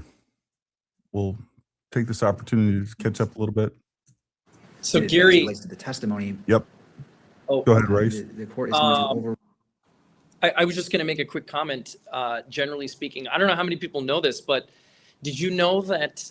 So the chief deputy Utah County attorney, who's considered the lead prosecutor in this case, he handled most of the major arguments, witness examinations early on. Chad, I think his last name is pronounced Gernander.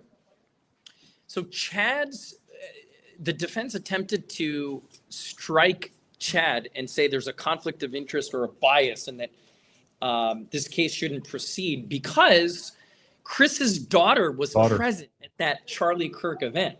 Yep. And I don't know if you've talked about this or not, but if somebody were to ask me just on those facts, do you think there's a sufficient evidence to show bias or credibility issues? And I like to answer the question by doing it the inverse, by saying, well, just because his daughter was there, would you not bring these charges? Right? And the answer to that is, look, there's a dead body. Somebody died. Somebody was murdered objectively, whether you believe Tyler did it or not. Somebody was murdered. You are the lead prosecutor in this state. Do you bring a charge or not? If the answer is yes, the next question is, who do you bring the charges against? Right? So you don't have to have a conflict to get there very quickly. That's my point. Yeah. No, I agree. Yeah, and I was aware of that. I think I don't know if most people are aware of that. But again, this is one of the other delay tactics that the defense has, been kind of, they're doing what they're supposed to do. I mean, if I was Tyler Robinson, I would want the defense to be delaying, objecting to everything possible. That's what they're going to do. Rule the objection and allow the testimony to be given for cause. Thank you. Do you see any consistencies that you're able to look Here at? we go.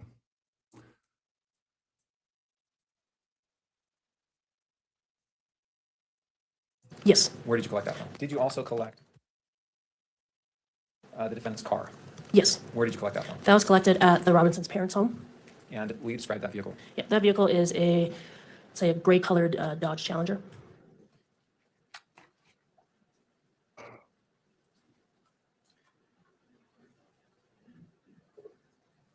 Right. You've mentioned that you sent several items to the ATF and the FBI for testing. And did you receive reports back from both of those entities with results of their testing? Yes, I did. Gary, are you going to share the witness screen? only right now? Or? Oh, sorry. Yes, I It's thought I okay. was. People were I thought I was. asking. I thought I'd say something. I'm glad you mentioned it because I'm looking at this. I could see it. That's all that matters. I can see it, folks. I figured that's why I said something. Hey, Gary. Screens. Yeah. Raees needs to leave here in just a couple minutes. So if you want to let him give some final words. Yeah, of course. Raees, you got the floor, bud. I'm sorry, I need a minute. I'm like in a dead sound zone right now. So give me like 20 seconds for this guy to finish over here. No worries. All right, while We'll you're play doing this Mr. for McBride, the next also, 10, 20 could seconds. we go ahead and take down today's Exhibit 35? I know it's just in the background, but just. All right, thank you. Plaintiff's Exhibit 30. Do you know what? Plaintiff's Exhibit 30. Do you know what this is? Yes, this is the ATF report that I received regarding the DNA testing on the gun and cartridge casings. Or sorry, cartridge case and cartridges. Thank you. And is this in the same condition as it was when you received it? Yes. And I'd move the admission of Exhibit 30. No further objections, Your Honor. All right, I note the standing objections, well, and as to publication, Mr. McBride. Yes, Your Honor. This exhibit deals with DNA testing on the rifle and the cartridges. We would move to have it published at all three levels. All right, so noting the standing objection by defense, I'm going to overrule that objection pursuant to Utah Rule of Evidence 1102. State's exhibits, and this is 30? 30. State's exhibit 30 is admitted into evidence and may be published on screen in the courtroom and for the media camera.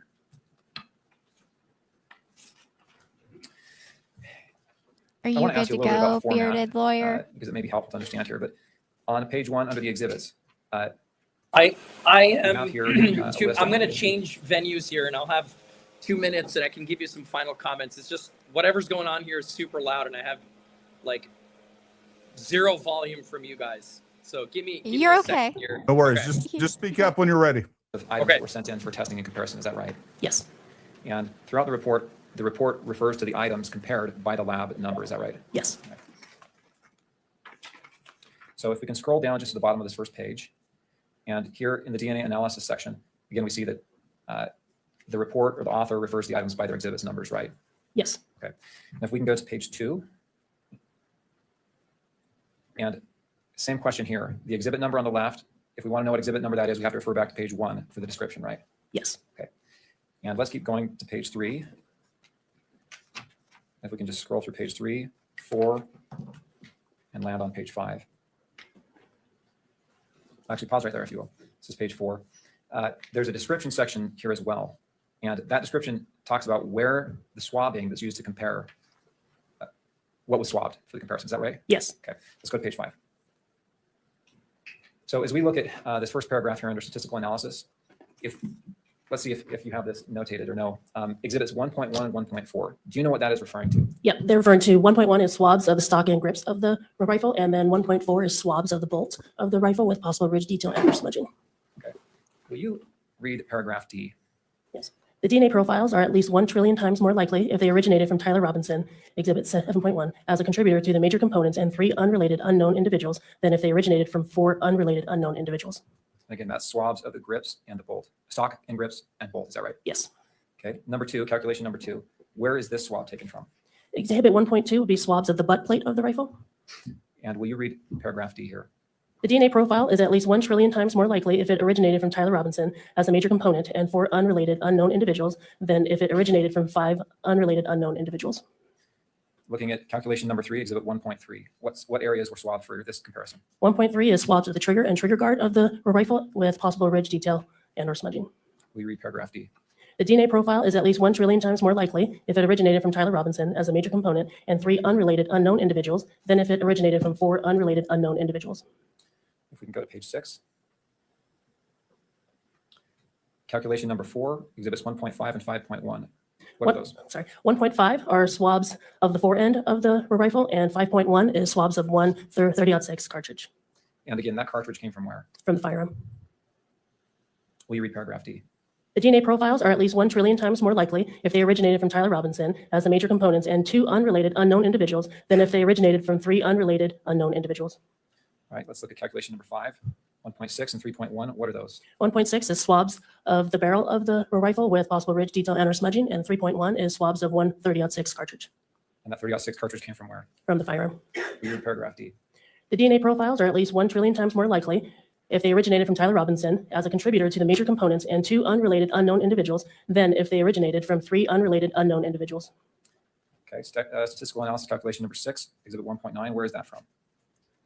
1.9 is the swabs of possible ridge, detail, and or smudging on the optical accessory of the rifle. Is that a scope? Yes. Okay. Will you read paragraph D? The DNA profile is 6.28 billion times more likely if it originated from Tyler Robinson as a contributor to the major component and 3 unrelated unknown individuals than if it originated from 4 unrelated unknown individuals. Okay. On number 7, I'm not going to read that. I think we've gone through this enough. That's the last one in this report. Is that correct? Yes. All right. All right, Raees, you good to go? So yes, I just want to put into perspective the numbers that she was talking about. The judge asked, or rather the examining attorney asked the state prosecutor, read these calculations. So we're talking about, remember, probabilities. So we're not talking about absolute degrees of certainty. And she's not testifying that the person who pulled the trigger or was holding the gun was Tyler Robinson. She's not testifying that there's no way in hell that this is anybody else's DNA. She's testifying in probabilities. Yeah. And the number that she said, 1 billion times more likely, what's also important is what came after that, which is relative to the 3 or 5 unknown persons. So what she's saying, in effect, is if we narrow the pool of people that it could be, we cannot rule out, Judge, we cannot rule out that Tyler Robinson had a significant likelihood of having his DNA on this gun. And why that's important is because, again, they're not saying with 100% certainty. I saw that comment in the chat, or that even beyond a reasonable doubt, there could be other explanations. Sure. Again, the point of this testimony, which again, the state is doing an excellent job in presenting, is that, Judge, there's probable cause here to believe that Tyler Robinson is associated with the murder weapon, and that this is the murder weapon and the gun that shot the bullet. And these are the casings. It's the story, and it's all in a probability. And by the way, outside of this trial, if I was a judge and somebody came to me saying, we found DNA, there's 5 potential people, we think it's this one, and this is the probability with which we've tested the DNA, with which we want to give you a likelihood, Judge, and we need a warrant to seize that weapon, because it's the same standard now, right? It's probable cause. I would issue the warrant in a heartbeat. Sure. And so when people are hearing this, again, if it's whether you're Candace Owens or regardless of which side of things you are, if you're looking at this objectively, your conclusion has to be this. Your conclusion has to be, is there enough evidence to let a jury hear this testimony and evidence to decide who's telling the truth? That's the whole point of this 4-day preliminary, which probably will go all the way through tomorrow, 5-day preliminary hearing. That's the whole point. It's just good for us to see that this is a snapshot of what will likely happen at trial, but it's a snapshot. There could be turns and things that we can't anticipate. But my point is simply, that's compelling evidence. It's compelling evidence, and it doesn't have to be a certainty. So that was just something I wanted to comment on. And then I do have to leave in just a couple minutes, but I want to give everybody who's listening at home a high level picture as well.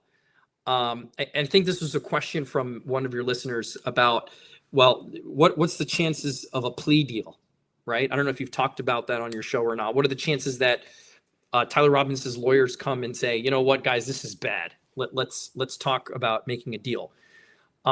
Let's understand kind of what the charges are. I mean, there's I believe, 7 different charges. Number 1 of which is a capital crime, aggravated murder, and it carries the death penalty. And we don't know until after trial what the sentencing will be.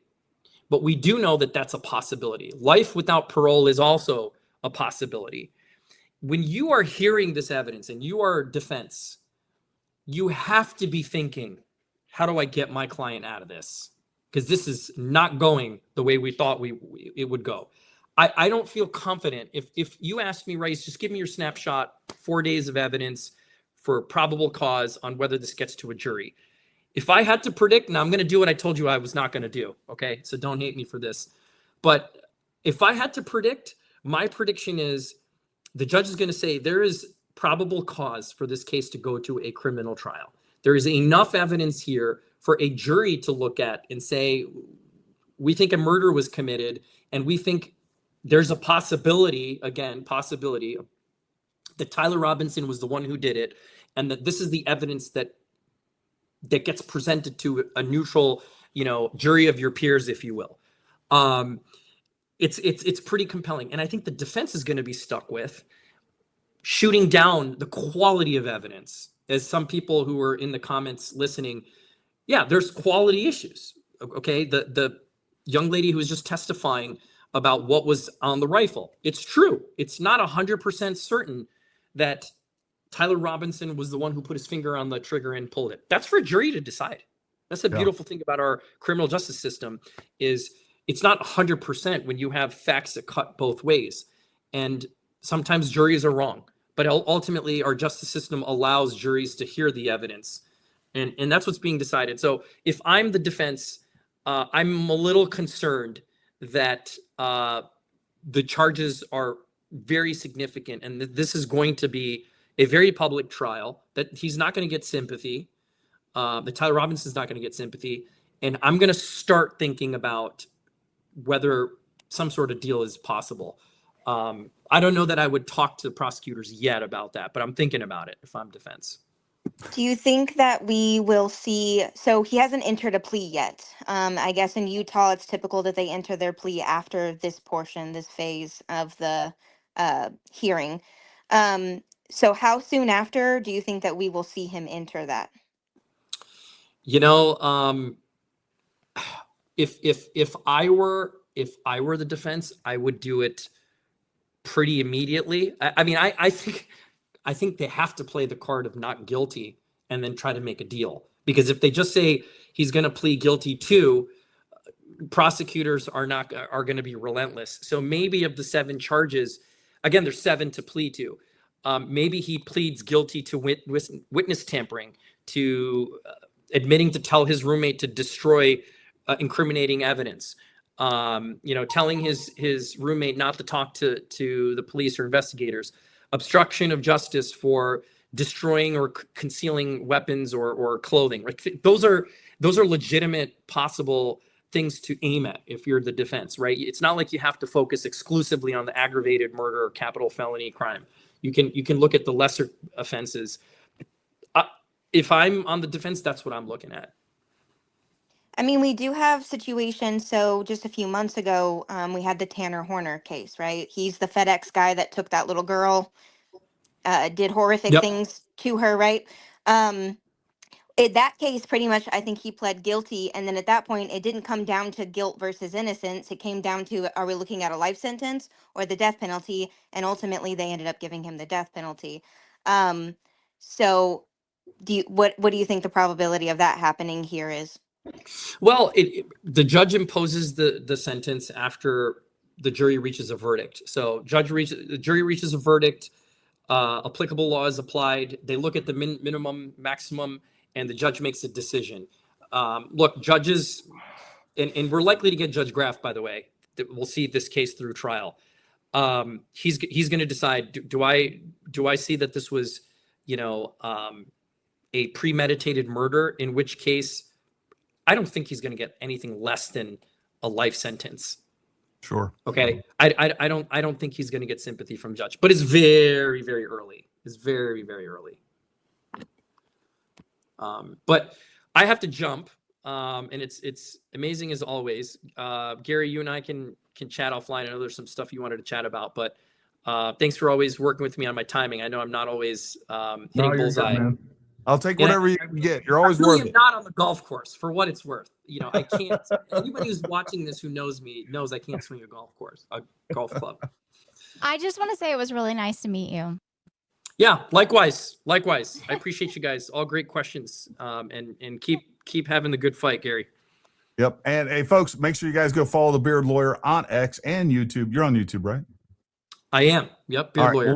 We'll make sure that we remedy the description below and make sure that we get your contact info in there. Same thing with Lisa Knows. Make sure you're following her on YouTube and X. And she's pretty much a TikTok star, so go follow her on TikTok as well. Do you do TikTok, Raees?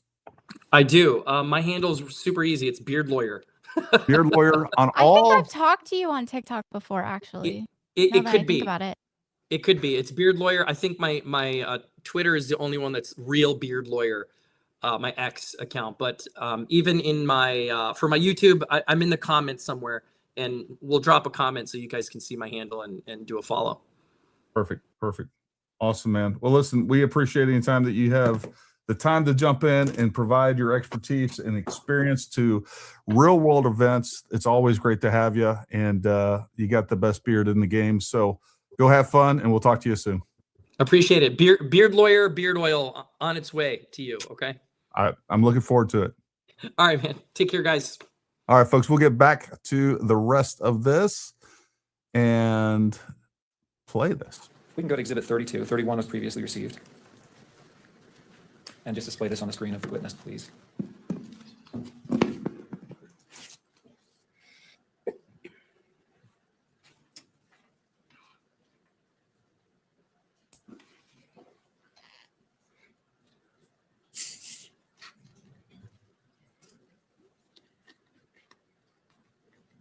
I think it might display on the gallery video. Okay. All right, thank you. Can you see Exhibit 32 on your screen, Agent Donald? Yes. What is this? This is an ATF report that I received in relation to the gun as well as cartridge case and cartridges. And is this report in the same condition as it was when you received it? Yes. I move the admission of State's Exhibit 32. So question for you, was this the report that was previously disclosed in one of the early motions? Yes. All right. To Mr. Burtz. No further objections, Your Honor. And for publication level? All three levels. All right. As it relates to State's Exhibit 32, it's accepted into evidence, may be published in the gallery as well as electronic. The media camera can capture it. And I note that this has been previously disclosed publicly from an earlier filing, I believe from either late last year or early this year. So for those reasons, it's accepted into evidence and may be published at all levels. Your Honor, it's 2:30. I probably have 10 more minutes. Would you like to take a recess now or after I finish? Let's just do the 10 minutes. All right, Exhibit 32 is in front of you. And what was being analyzed in this test? What was being analyzed would have been the cartridge case as well as the bullet fragment and the lead fragments that were recovered from Mr. Kirk at autopsy.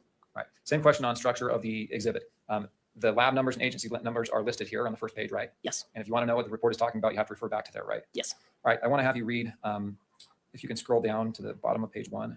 Thank you. I would ask you to read the second line under results of examination. Yes. The Exhibit 1 rifle was test fired and found to be in operable condition. The test fires were designated as Exhibit 1.11. And again, Exhibit 1 rifle is what? Is the one that we found on campus. Okay. Exhibit 2, if you'll look at the next, skip the next line and then go to the Exhibit 2 cartridge case, will you read that sentence? Yes. The Exhibit 2 cartridge case was identified as having been fired in the Exhibit 1 rifle. Okay, now I want to jump back up to the top where it lists the exhibits. 2 through 5, will you explain what those are and where they came from? Yes. That would be the items we found in the gun on scene. And this was the gun that was found in the wooded area. And so the cartridge case is the round that had been, is the case that had been fired. Yes. Okay, so that's number 2. All right. I can't remember. Did we already read that line? Exhibit 2 cartridge case? Yes. Okay, thank you. Will you also look at or read the last paragraph on this page? Yes. The Exhibit 2 cartridge case and Exhibit 3 through 5 cartridges were examined for the presence of comparable 2 marks. 2 marks were located on the exterior of the Exhibit 2 cartridge case and Exhibit 3 cartridges, in parentheses, scribe marks, that are consistent with being produced by engravings and or rotary cutting tips commonly found. Let's scroll down, please, Kimberly. Installed in handheld rotary tools, such as a Dremel tool. These tool marks contain marks of value for comparison if a suspect tool is located. Okay, I'd ask to scroll back up to show the exhibit list. Number 6. What is Exhibit 6? Exhibit 6 is the bullet fragment, the bullet jacket fragment, as well as some other fragments that were recovered from Mr. Kirk at the time of autopsy. Thank you. Going back to page 2, will you read the first full paragraph there, beginning with Exhibit 6? Yes. Exhibit 6 consists of one 30 caliber class deformed damaged bullet jacket fragment and 4 lead fragments. Will you read the next paragraph as well? The Exhibit 6A bullet jacket fragment cannot be identified or excluded as having been fired from the Exhibit 1 rifle based on an agreement of all discernible class characteristics and neither sufficient agreement nor sufficient disagreement of individual characteristics. The results of the comparison was inconclusive. And if you'll look at the line starting with the Exhibit 6B through 6C, will you read that sentence as well? The Exhibit 6B through 6E lead fragments are not suitable for microscopic comparison. Thank you. You can take Exhibit 32 down.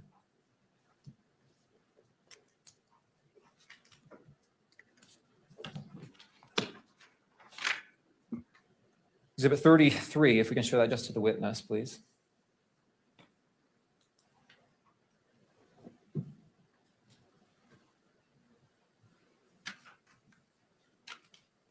You recognize Exhibit 33? Yes. What is that? This is an ATF biology report on the Dremel tool as well as the cartridge cases that were found on top of the safe in Tyler's home. Did you receive this from the ATF in response to your request for testing? Yes, I did. I move the admission of State's Exhibit 33. No further objections, Your Honor. Thank you, Mr. Burtz. Noting the standing objections by defense and level of publication, Mr. McBride. All three levels. Court overrules the standing objections and State's Exhibit 33 is admitted into evidence and may be published in the courtroom as well as captured by the media camera.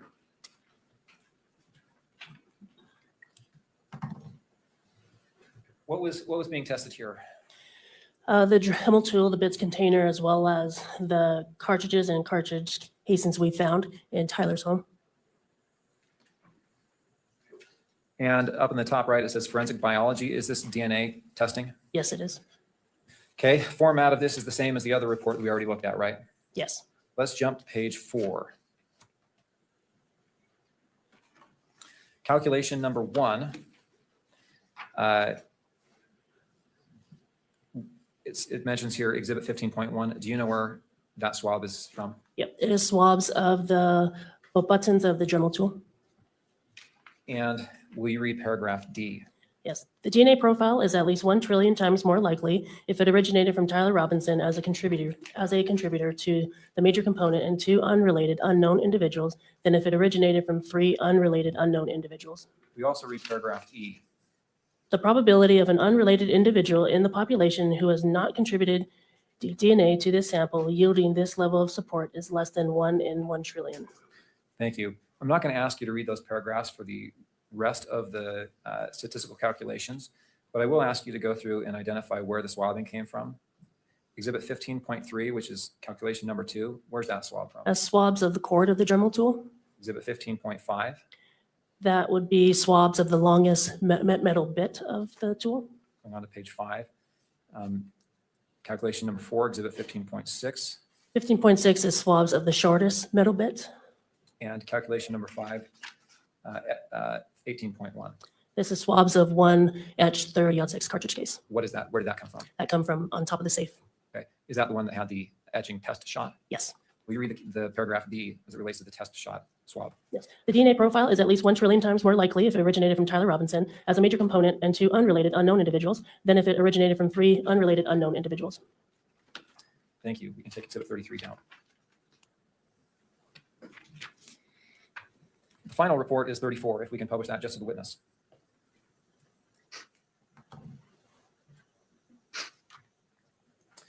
What is State's Exhibit 34? This is an ATF report I received that was comparing tool marks And is this, I move the admission of plaintiff's exhibit 34 and publication at all 3 levels.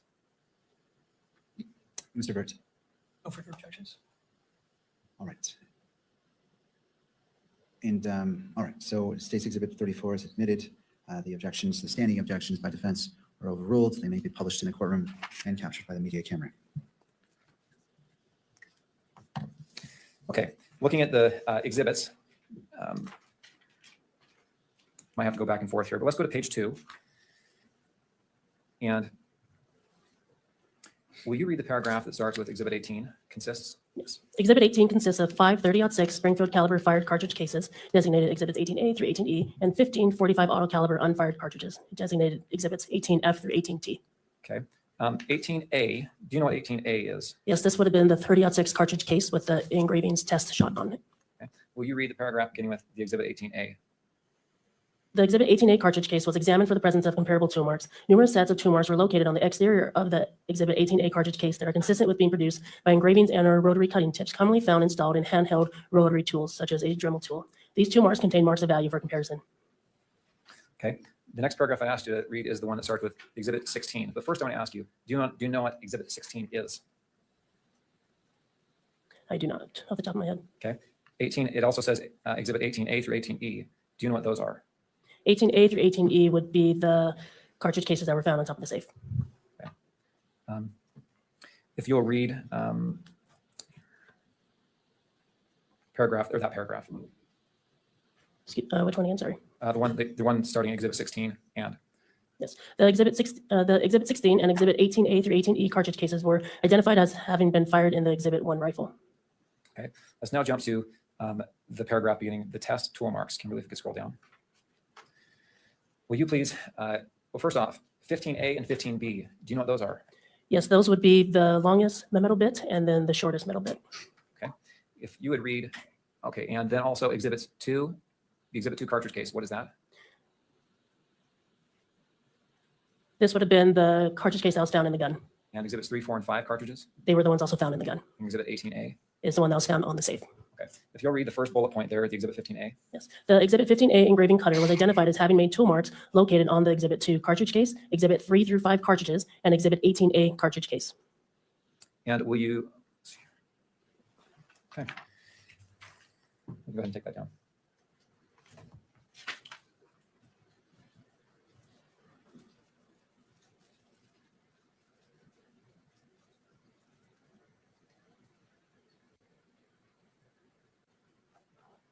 Before I ask to, Your Honor, I want to, before I ask to enter my final line of questioning, I'd like to show the witness Exhibit 12.1, and this is the video, the UVU surveillance video. Let's see, I think it's 12.4 was the surveillance video actually that was approved for publication. That's correct. That's the unmarked, non-zoomed version, correct? That's correct. Yes. Yes, that's the one that, yes. And just for now, let's do this on the witness's screen. 12.4, and I'll ask you to jump to the 804 mark.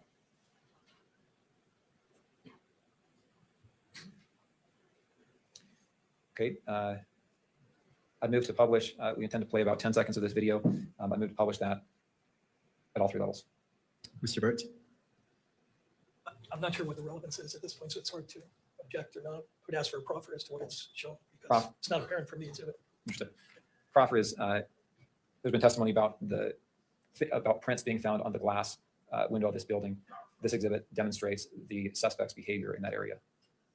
All right, anything further? I don't have any further objections. All right, so it may be published. This is already admitted, and it may be published at all levels.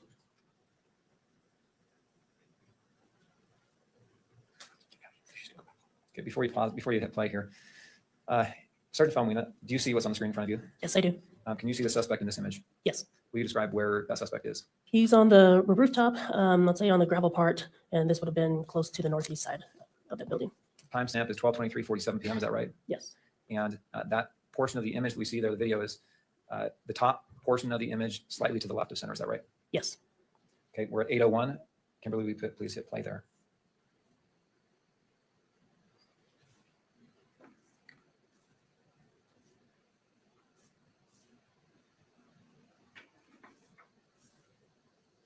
Let's go ahead and pause it.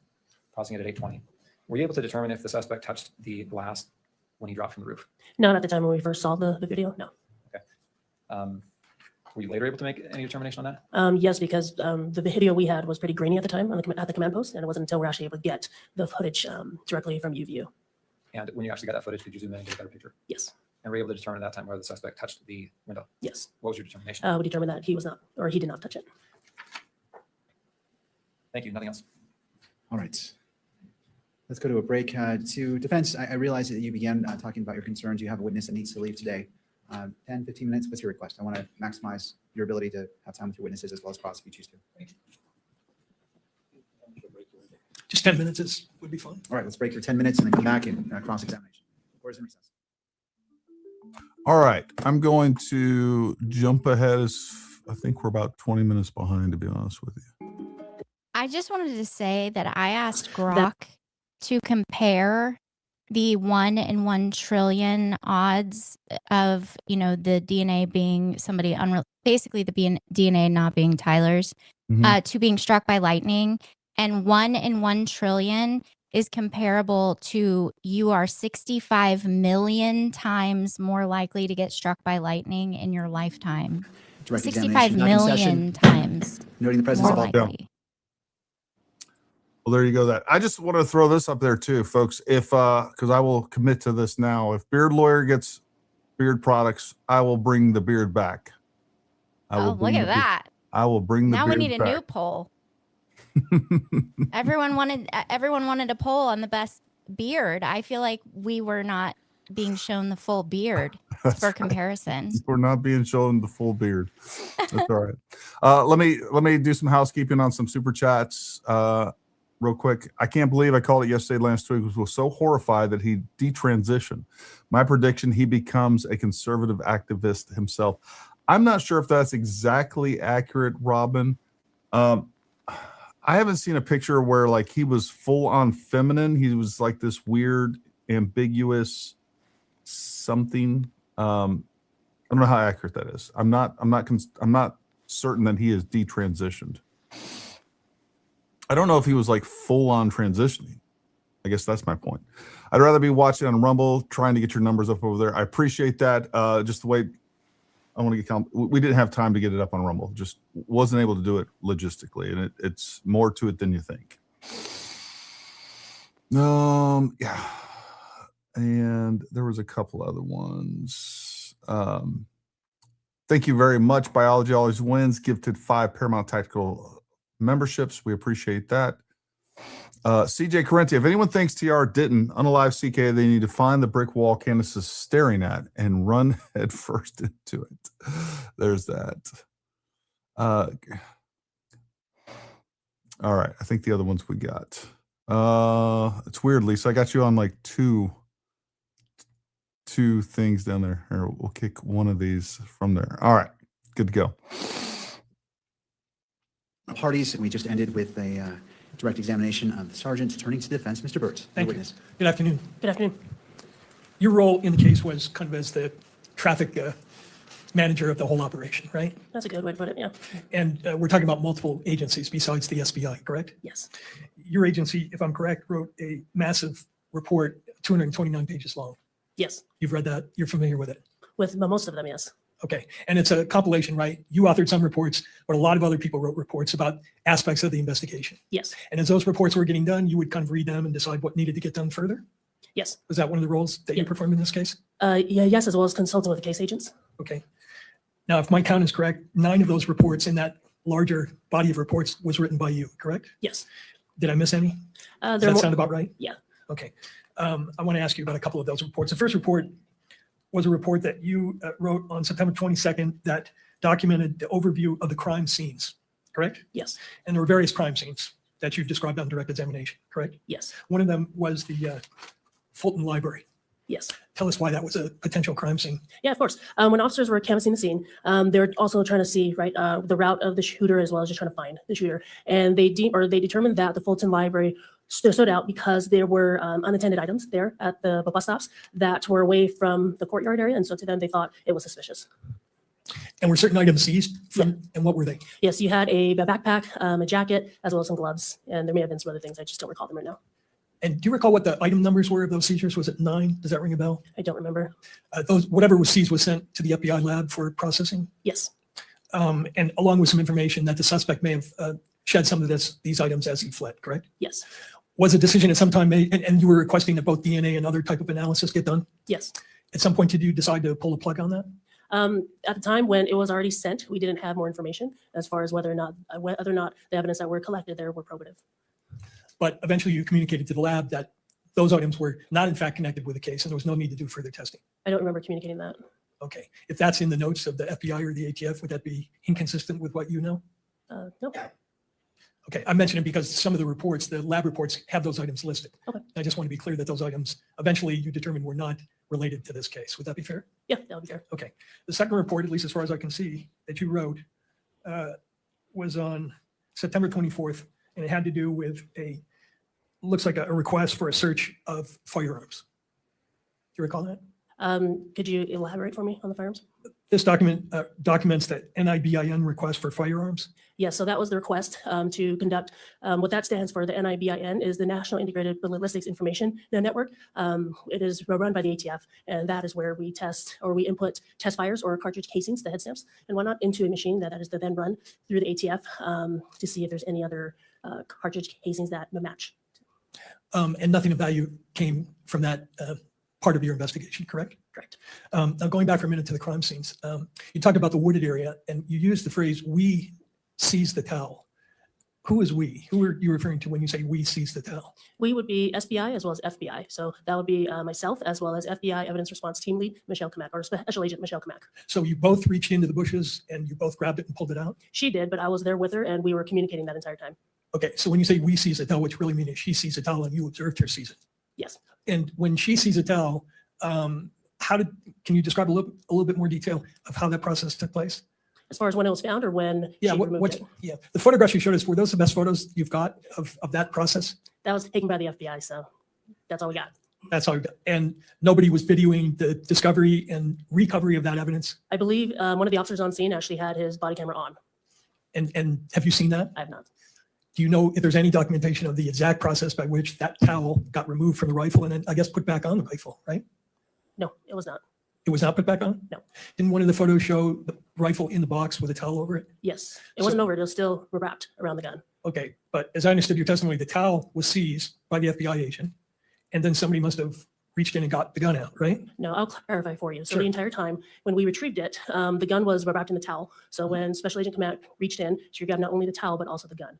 And it remained, and the towel and the gun remained basically intact, lack of a better word, and then was placed onto the cardboard box, which is one of the photos that was shown earlier.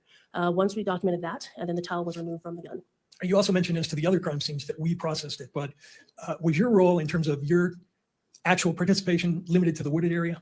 Or were you involved in actually seizing evidence at the other locations, like the roof? Yeah, I was involved in coordinating all that and then determining from there where the evidence would go. Involved in, is that the same thing as actually being on the roof and seizing the items? Or are we talking about something else? Talking about something else. And what is that something So else? after the teams would have packaged all the items, sealed them properly, create an evidence log, they would then bring it back to the command post. And from there, we would compile everything. And then there was a discussion that was had as to who would take custody. Fair to say that you did not observe yourself the seizure of the screwdriver from the roof? Correct. And who were the people who were actually conducting that part of the crime scene processing? That would have been our state crime lab. Those two people are part of our state crime lab's crime scene response team. When did you review the video of the suspect running toward the area from which he jumped off? That would have been, I don't know the exact time, but it would have been the day on September 10th. You saw that on September 10th? Yes. And when were the windows processed for the latent fingerprints? The windows were processed on September 11th, the next day. And was the reason that those latent lists were taken was because you wanted to rule out whether the suspect had touched that window? Yes. That's what the notes say, right? Yes. You were not present when that scene was processed either, correct? Not the entire time, no. Okay. Now, the other reports that I have that you did, and correct me if I'm wrong, is one report dated September 24th, documenting the forensic analysis as of September 24th, summarizing what you were hearing back from the ATF and the FBI. Yes. Okay. And then the fifth report was again about the crime scene progress of the forensic testing, right? Yes. right? And then you have a report here which documents a firearm trace and a firearm seized at River Street. Yes, Nothing of value came of that, correct? correct. You have a report that has to do with the latent print report from your people, SBI, Yes, it's not SBI, it's actually the state crime lab, but yes, same department. same department, just detailing the results of that examination, which the stipulation addressed. Yes. Right.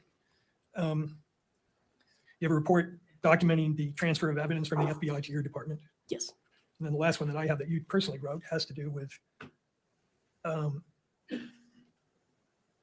again, summarizing forensic reports. Yes. Okay. The larger 229-page report indicates that there was some investigation done by your agency that involved interviewing associates of Mr. Robinson to see if you could develop some profile of him having animosity toward Mr. Kirk, correct? I'm not familiar with that. So you weren't involved in that at all? No. Some of the documents in that large report indicates that your agency has also, up to the present time, been monitoring Mr. Robinson's mail and communications at the jail, correct? Correct. And have you kept abreast of that investigation? No. Do you know whether anything of value has been developed as a result of that? No. That's all I have. Thank you. Thank you, Mr. Bird. Redirect. All right, may this witness be excused. Sergeant, thank you. Turning to the state. Your Honor, I just want to confirm with the clerk.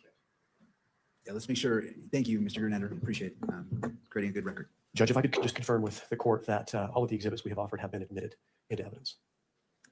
All right, so here's what I have, and my court clerk will certainly correct me if I'm wrong. I have State's Exhibit 1, 2, 3, 3.1, 3.2, 4, 5, 5.1, 6, 6. All right, folks.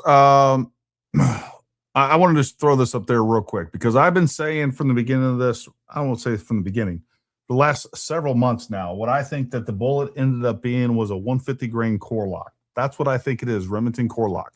So let's take a look at what that is. Number one, let me throw this up there. We'll pull this down for just a moment because now we have pictures to compare to. So this is 150 grain core lock. Notice the tip of this. All right. That is a core lock, pointed soft point core lock, 150 grain. That's what we have. And there's a, I don't know, kind of a better picture. This is a commercially available picture. And then this is what Tyler Robinson used. This is the ammo collected. This is almost certainly a Remington core lock bullet. Now, I can't tell from this what grain it is, but that's what it is. And so that's where we're at with that. So at least we know we've narrowed things down even further. We haven't known what type of projectile it was. I've been predicting that it was probably core locked. It's one of the most common 30-06 ammunition out there. It's used a lot by hunters. And I would also expect the terminal ballistic results that we see is indicative of a core lock bullet as well. Which is basically a cup and core bullet. All right. Where would you get grain from? Grain? What do you mean grain? Like to read that. They showed that one photo that was like the top seal. It won't be on the bullet. No, okay. It'll be on the box. Okay. Yeah, and I don't think they yeah, ever. They haven't showed a box. that. Yeah. No. So, and outside of that, it's unless you actually pull the bullet and weigh it, you're not going to know. Now, Gary, Yeah. the ones that like mushroom or like does. expand. Okay, so that's one. So is that the ones that have the plastic tip in the end? No. No, I mean, Okay. some of those do have a plastic tip, but this is not what this is. And, Okay, I was and we just now wondering. The know- one my son used has like a plastic tip on the end. So he's probably using ELDX. It was Is Hornady SST, or Hornady, yeah. SSTX S. or just SST? I think it's just SST. I'll have to get the Regardless. box again. Yeah. So, I mean, and so those are intended or designed to mushroom, but also if they do hit, because they're primarily, let me just show, we can talk about the construction of this, but because of the way that they're constructed, they are, if they hit bone, they're going to fragment for sure. or almost for sure. You can't say anything for sure when it comes to ballistics, but the probability is extremely high. 7.18, 8.13, and I believe 12. So no. 20. Turning to defense. Approach the bench, please.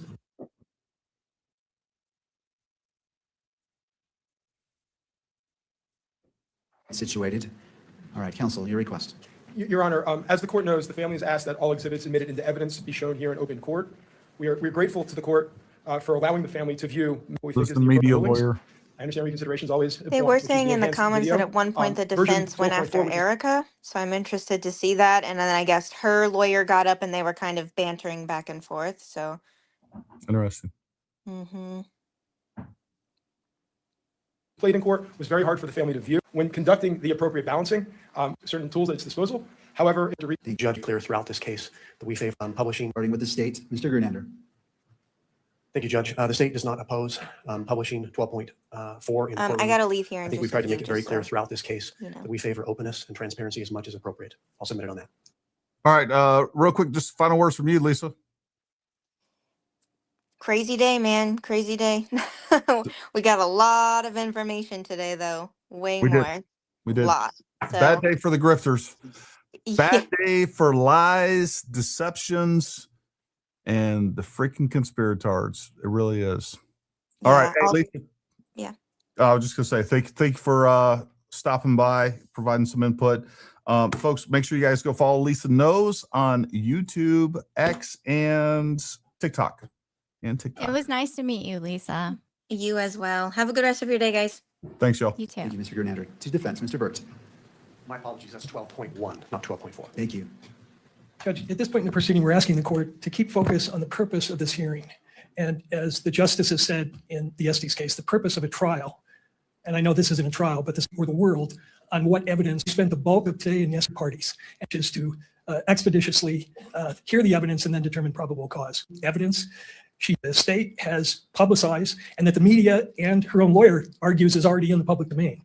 So they're perfectly free to go outside this courtroom under the court's protective order. They're free to go out and hold press conferences and announce to the world outside the courtroom what they think the evidence is. They have the availability of that evidence. But the court's role, I think, at some point is to exercise some control, move the case forward, and especially when we have witness availability problems. And I'd ask the court, whatever the court does, if you're going to allow revisiting or replaying of evidence for the sole purpose of informing the world or Ms. Kirk or anybody else, that the court do it at the end of the process and not at this point where we will be deprived of our ability to call this witness because she has to be done today.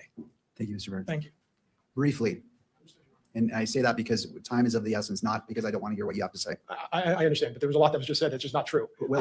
So let me put this in the spot where we need to be. I understand that there's opinions, but I have to keep this to the probable cause. I don't want this to go to a back and forth about issues that lie outside of probable cause. And I realize statements are made, and as a victim's representative attorney, you want to address it. So I will hear you, but we need to be brief. So if you can be succinct, I definitely want to hear what you have to say.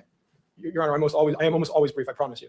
The family's not seen this video. It hasn't. It doesn't have access to the evidence the state has. The state is the state, and Mrs. Kirk and the family have their representatives. There's a completely distortion of reality that was just put forth. And this is about educating anybody about anything. This is about allowing the family to see the evidence that's been gathered after a 10-month investigation in which a father, a husband was assassinated. That's what this is about. So we ask you to please allow the family to view the video like the court has viewed in order to allow the family to process this moment. Thank you. Thank you. Anything further before the court issues its ruling and we go from there? All right. Defense? All right. All right. So I recognize that the Utah Constitution under Article 1, Section 28 recognizes victims' rights, and the court respects those rights. And as it's been previously stated, balances those rights with the constitutional rights of all parties.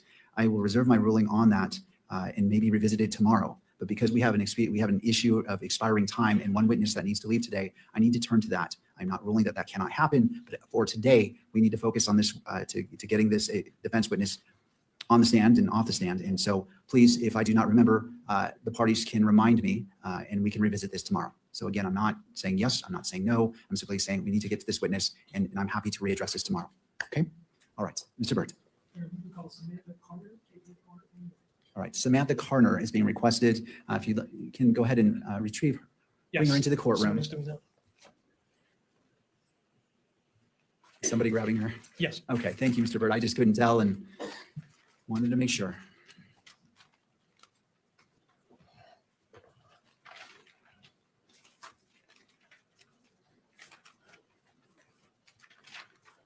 right, Ms. Carter, if you wouldn't mind coming forward, right by our bailiff to be sworn in.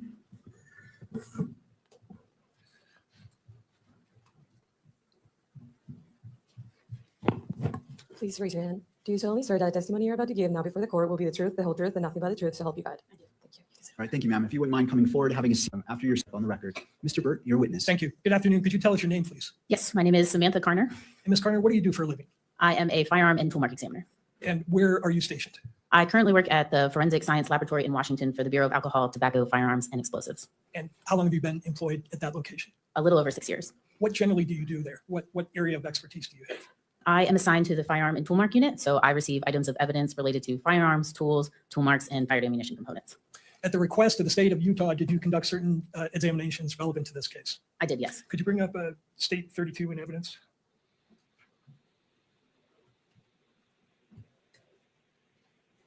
Do you want it, Mr. Burt? Yes, I think on all screens, did and published previously. All right. Do you recognize plaintiff's exhibit number 32? I do, yes. Are you the author of this report? I am, yes. Okay. What were you asked to do in relation to the examination that's documented in this report? For the submission 1 report, I received a firearm, cartridge case, 3 cartridges, 1 bullet jacket fragment, and 4 lead fragments. I was asked to test fire the firearm and compare the test fires to the cartridge case and the bullet jacket fragment. I also was asked to do a toolmark characterization on the cartridge case and the cartridges, and then I also ran a general rifling characteristic search on the bullet jacket fragment. Okay. And are your conclusions accurately documented in your report? Yes. Could you turn to page 2 of the report? Second, bottom of the page. Those 2 paragraphs, please. Did you write in your report these conclusions conform with the relevant Department of Justice policy on uniform language for testimony? Yes, that is always added to our reports. And do you have a standard operating procedure that requires that in each examination you do, this language has to be in there? We do, yes. Okay. And I want to ask you to review the document that is referenced in that language, which would be, and this is just for her only, Exhibit 11. Let me know when you can see that.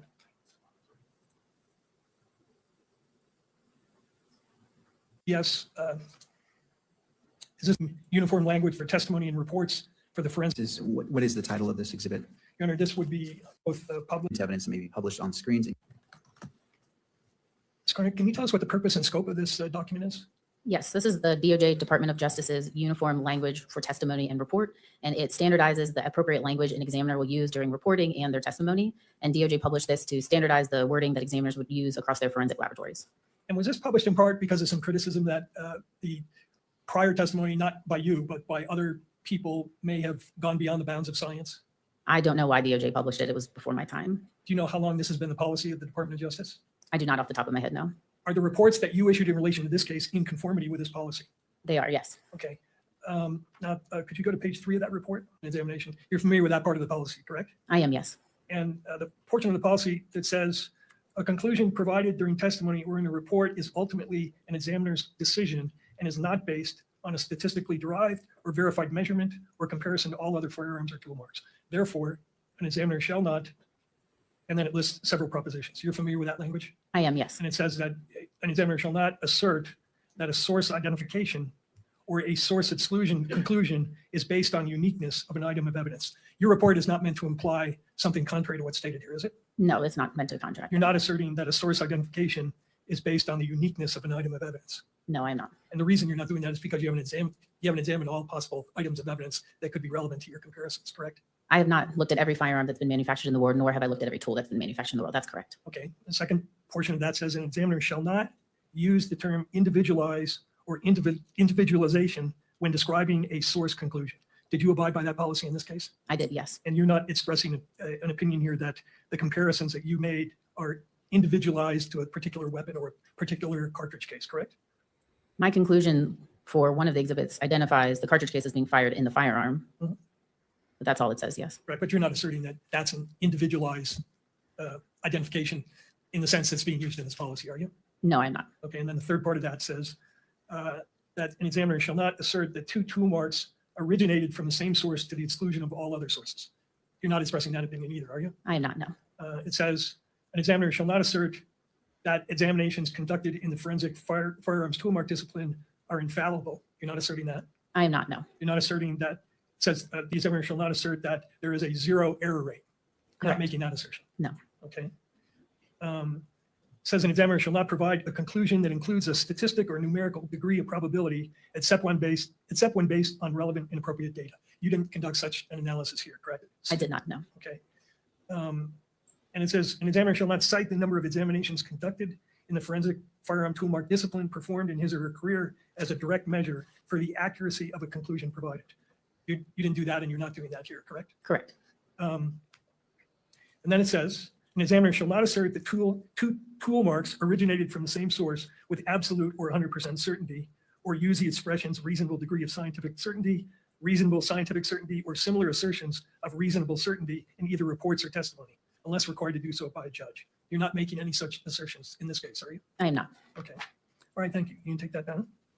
Now, when you conducted your analysis in this case, and in all cases, do you typically generate a case file that includes proper documentation of your examination? I do, yes. And did you do that in this case? I did. Could you display to her alone, please, Exhibit 6, Coroner 6?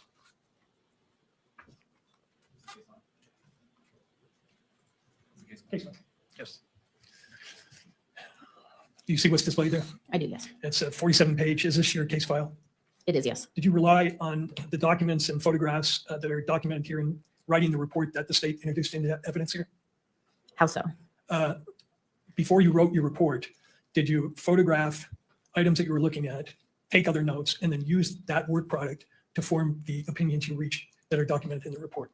The notes are mostly used for initial documentation and evaluation, and then yes, supplement to the conclusions that I make. It's all a representative image of what my conclusions are going to be. So part of it is going into the conclusion statement and then just showing proof of those conclusions. Right, and your standard operating procedure requires that you document in your case file the basis for your opinions, correct? Yes. I'd move Coroner 6 into evidence. To the state. Is this the 47-page document? Yes. I object. I don't see the relevance of the court's probable cause determination to review a 46-page report that includes notes. Would you like to respond, Mr. Burke? Yes, Your Honor. This is the basis and documentation of the conclusions reached in the expert's brief report, which expresses her ultimate conclusion, but does not contain any of the reasoning for that conclusion. So it's important for the court, I think, to understand why and how she reached the conclusions that she did. All right. Anything further? No. Yes, just that without testimony about what the meaning of the notes is and so forth, it is more confusing than it is probative. So under a 403 analysis, I don't think it's admissible nor helpful to the state, to the court. All right. I intend to focus on particular photographs which document what she received in evidence and the comparisons that she did, which are also documented in this file in the way of comparison photographs. As it relates to the objection is overruled. I find that this is relevant as it relates to State's Exhibit 30, which was admitted, as well as State's Exhibit 32, which is admitted, and the state is able to do cross-examination on this witness as it relates to this report. And so it is admitted and may be published on all levels in the courtroom and through the media. Thank you. Ms. Coroner, one of the items you were asked to look at was, as described in your report, 1 bullet jacket fragment and 4 lead fragments, correct? Yes. Were you informed at some point that there was a discrepancy between what you were examining and what had been documented by the medical examiner in terms of the number of bullet fragments? I was, yes. Were you asked to see if maybe the ATF had lost certain portions of the evidence? No, I was not. Right. Do you think, and was it your understanding that there were originally 7 bullet fragments, but you ended up with 4? I was alerted that there was potentially 7 fragments from the medical examiner in a photo just a few months ago. Okay. You're clear, though, that when you got the evidence, it was in a sealed condition, correct? It was, yes. And when you opened, what was it, an envelope? A small individual manila envelope, yes. And did you take the contents of the envelope containing the bullet and take photographs of it? I did, yes. Okay. Could you display page 41 of 47, that exhibit?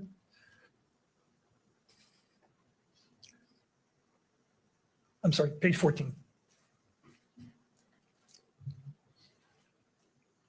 And tell us what's depicted here.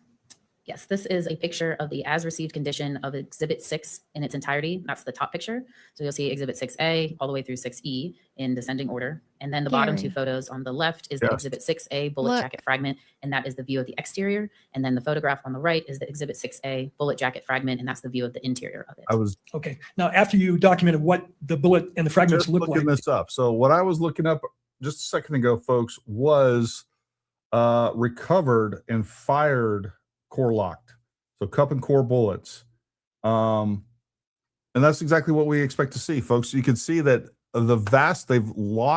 they have not retained their mass. Did you do? Let me just go back.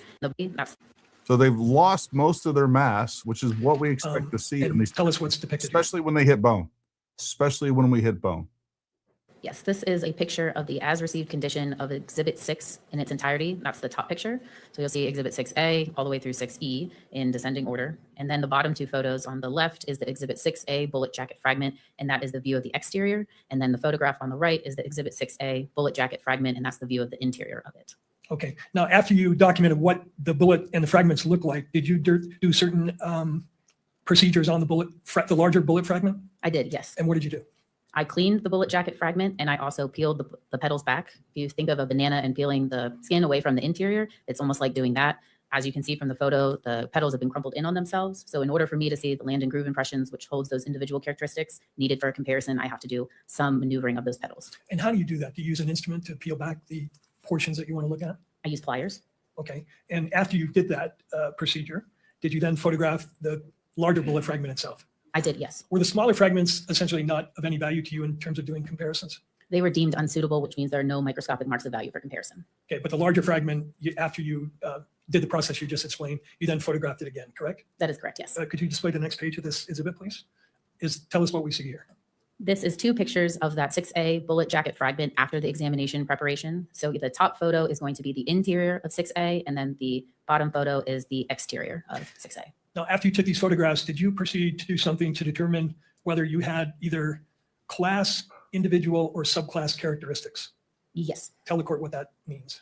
To start, when I do my initial examination of a bullet jacket fragment like this, I'm going to look at its class characteristics. Class characteristics are the least restrictive set of characteristics I use in my comparison process. And these are design features that are given to a large group of items that characterize them together. So for a bullet, you could think of the diameter of the bullet, the number of landing grooves, the direction of twist, and the type of rifling. So I would go through and look at the class characteristics of this bullet jacket fragment, which was 6 right conventional rifling. Then I'd move on to look at any subclass characteristics. And subclass characteristics are more restricted than class, but less than individual. And they are design features that can be put on an object during the manufacturing process, which is consistent among items that are made by a tool that's in a specific state of wear.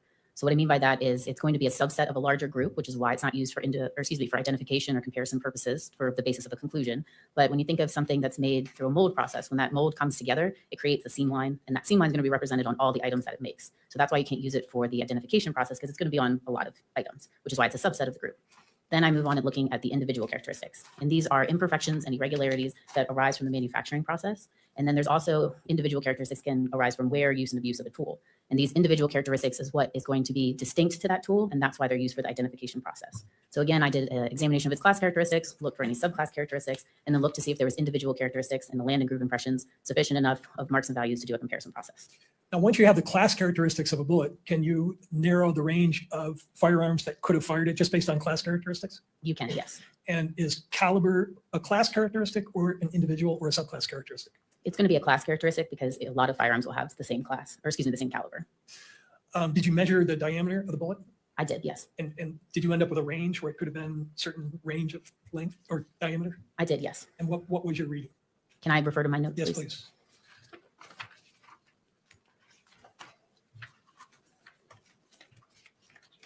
The range of the diameter for the 6A bullet jacket fragment was 0.286 to 0.301 inches. Okay, what page are you looking at? It's page 13. Okay.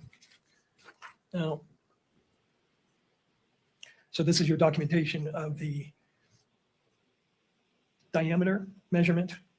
And then on the right there, LIMP, that's a measurement of the land width. The land impression width, yes. And these are all general characteristics or class characteristics, right? Correct. Okay. Now, once you had that and also that it was, you said, what's called the rifling was to the right, correct? The direction of twist, yes. Yeah, the lingo is 6 to the right, meaning 6 right, yes. Yeah. And that's a class characteristic. Correct. So once you had the diameter of the base of the bullet, and did you have some difficulty because of the damage to the bullet in exactly measuring it?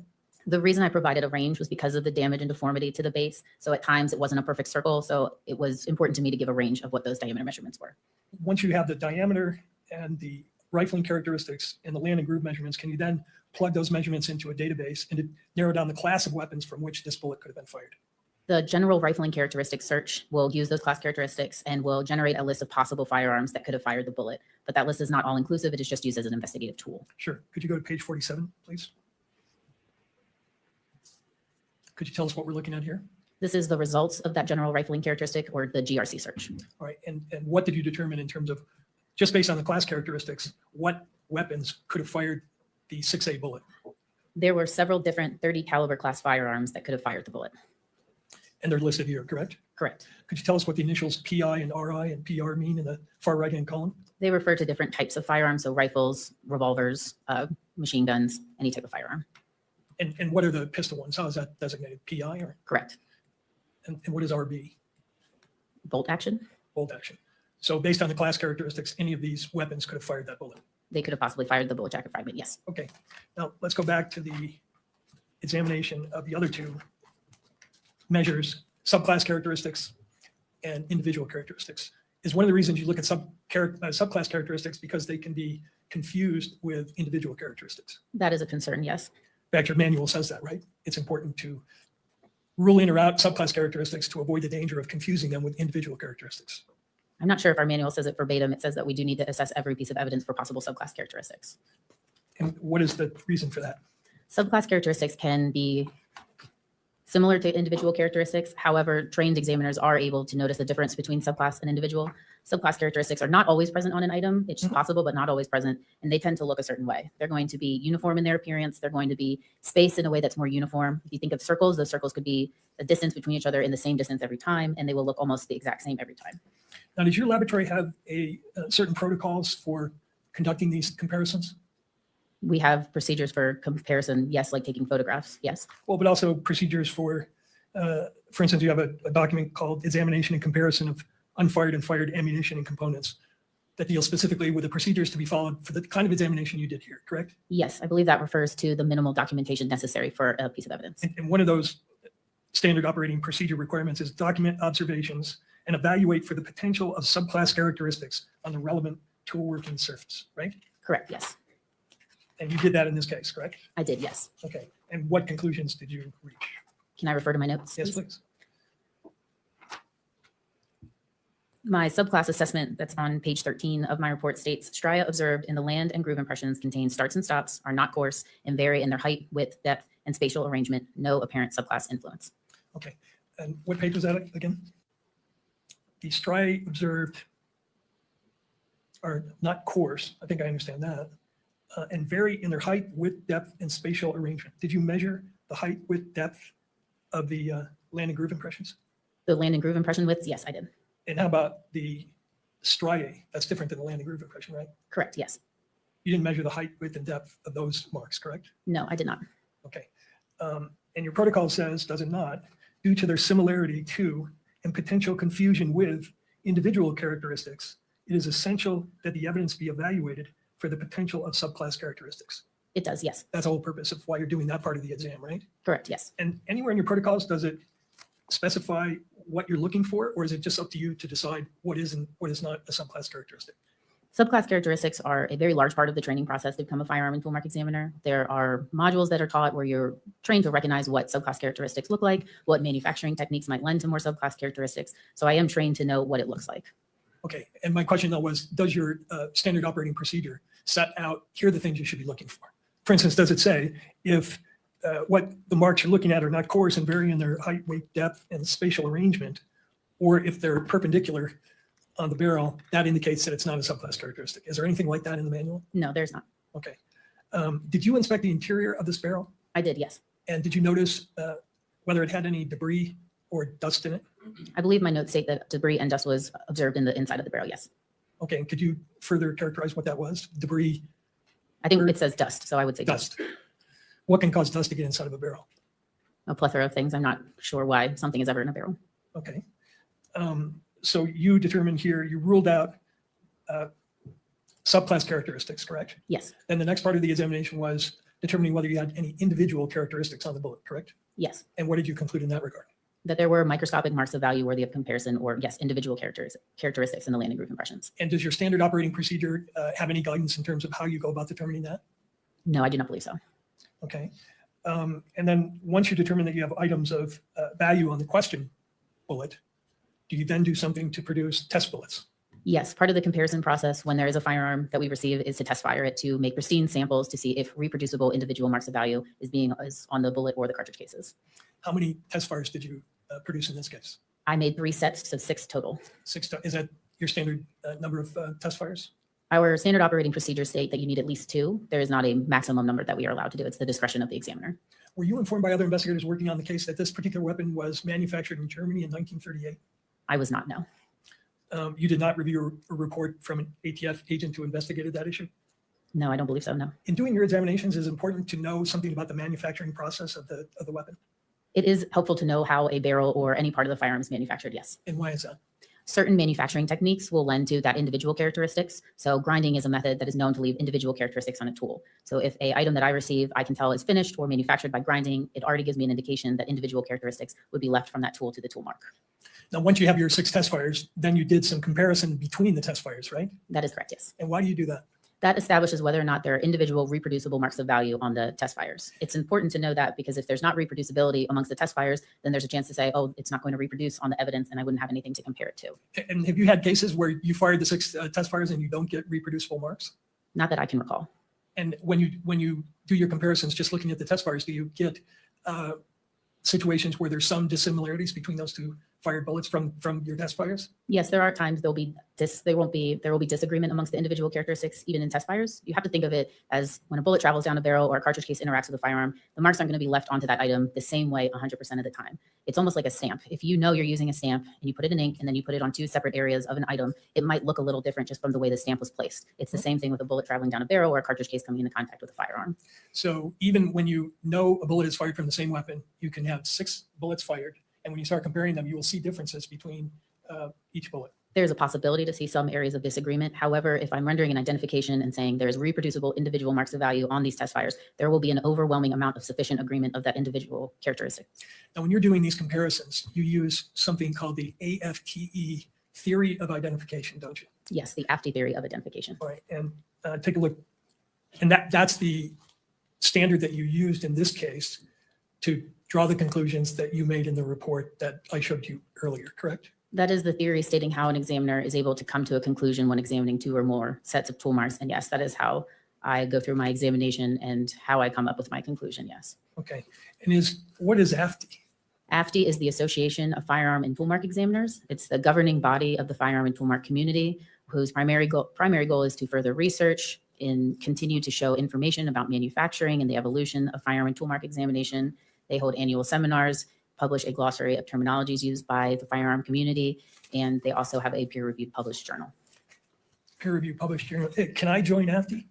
You can. Most of the firearms community, members are firearm and toolmark examiners. There are also technical advisors and associate members. Mm-hmm. Those members are not usually firearm and toolmark examiners, but they still have a livelihood in firearm and toolmark examination, meaning they conduct research or they are involved in products or manufacturing.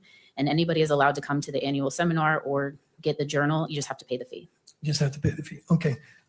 Could you display to the witness exhibit 27, please? Do you recognize what's displayed here?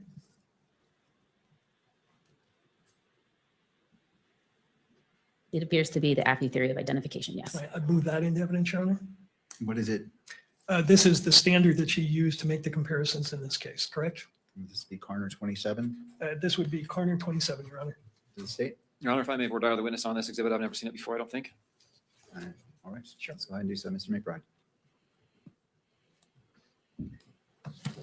When was the last time you reviewed this document? I'm not sure off the top of my head. Can you testify as to its accuracy by looking at it now? Not verbatim, no. Your Honor, no more questions. My objection is lack of foundation. Mr. Byrd. Does this document accurately state what the theory is?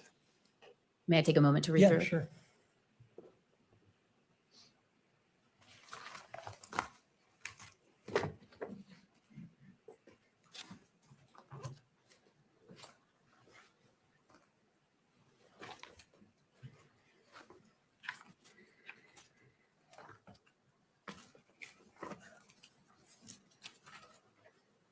I believe something, I think the first statement is different than what I can recall, but overall it is what the AFTE theory states. Okay. And your ATF protocol refers specifically to the AFTE theory of identification, does it not? It does, yes. Okay. So Is there any difference between what's in 27 and what's in your manual? Again, I don't remember without looking at them side by side. Okay. Let me get that in front of you. Let's go.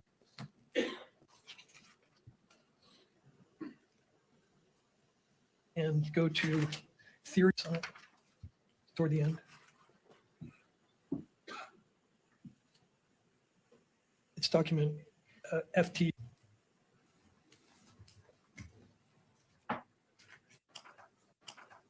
I can't wait to hear what you think about this, Gary. Regarding what? The fragments recovered and just all of the ballistic stuff they've been talking about.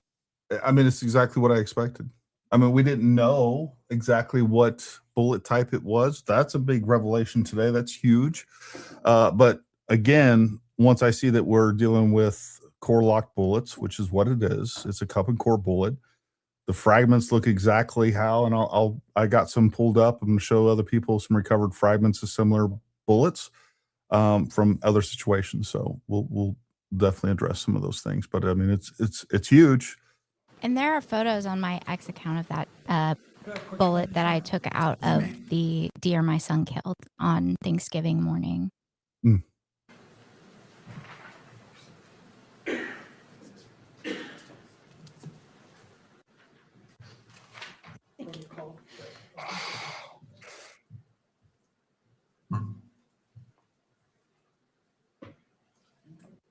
Yes.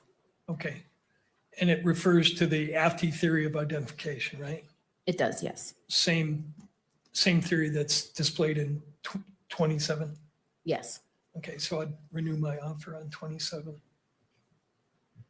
Language is identical to what she's trained on. That can make a big difference.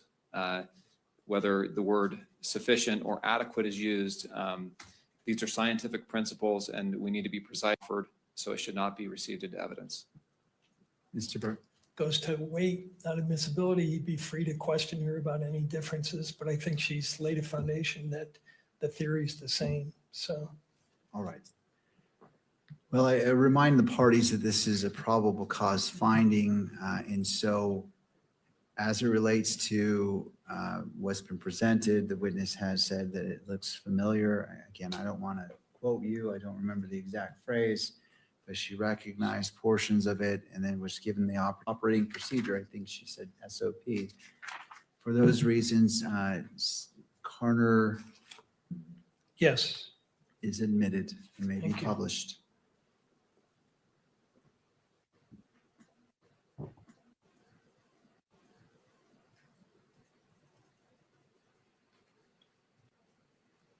looking at the language of this, the second part of it, according to AFTI, says, currently the interpretation of individualization identification is subjective in nature. Do you agree with that? Yes. Why is it subjective in nature? The conclusions that I author are of my opinion. Of your opinion? Correct. Does your, you can take that down, thank you. And no, wait a minute, go back if you would. But while he's doing that, does your manual state what you're looking for under this theory is correspondence of individual characteristics? Yes. That the theory is that if you see a certain level of correspondence, you can make a source identification, but not to the exclusion of all other firearms in the world, correct? Correct. Okay. And the standard, at least as it's articulated here, is the theory as it pertains to the comparison enables opinions of common origin to be made when the unique surface contours of two tool marks are, quote, in sufficient agreement. And is a subjective part of that, the quoted part, sufficient agreement? The subjective part of the conclusion is saying, yes, it is my opinion that there is or is not sufficient agreement or sufficient disagreement amongst two or more tool marks. And what may constitute sufficient for you may be completely different from the next examiner. Fair? Yes and no. I would expect any trained, competent examiner to come to the same conclusion. So the threshold of sufficient agreement might be different from one examiner, but the conclusion I would expect to be the same. Does your manual state, your ATF manual, section 431 state that correspondence or lack thereof of individual characteristics is not easily communicated? An observation such as significant agreement can mean different things to each examiner. This does not serve as interpretable descriptions of what was observed, because the individual performing the review will likely have his or her own concept of the phrase based upon their training, experience, and knowledge. Objection, Your Honor. This question goes to weight. Oh, I'm sorry. You don't. May I be heard? If you're objecting, I will hear the objection. Just speaking objection.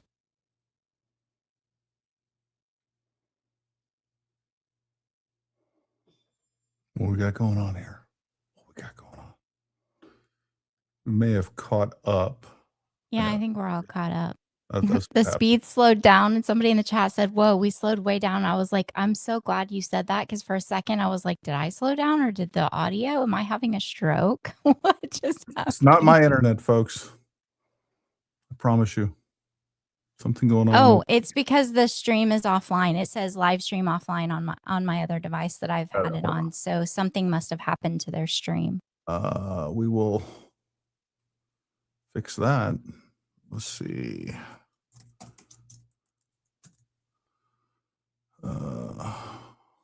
Let's go to Court TV.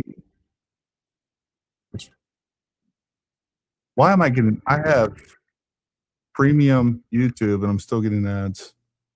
Really? With premium? Yeah.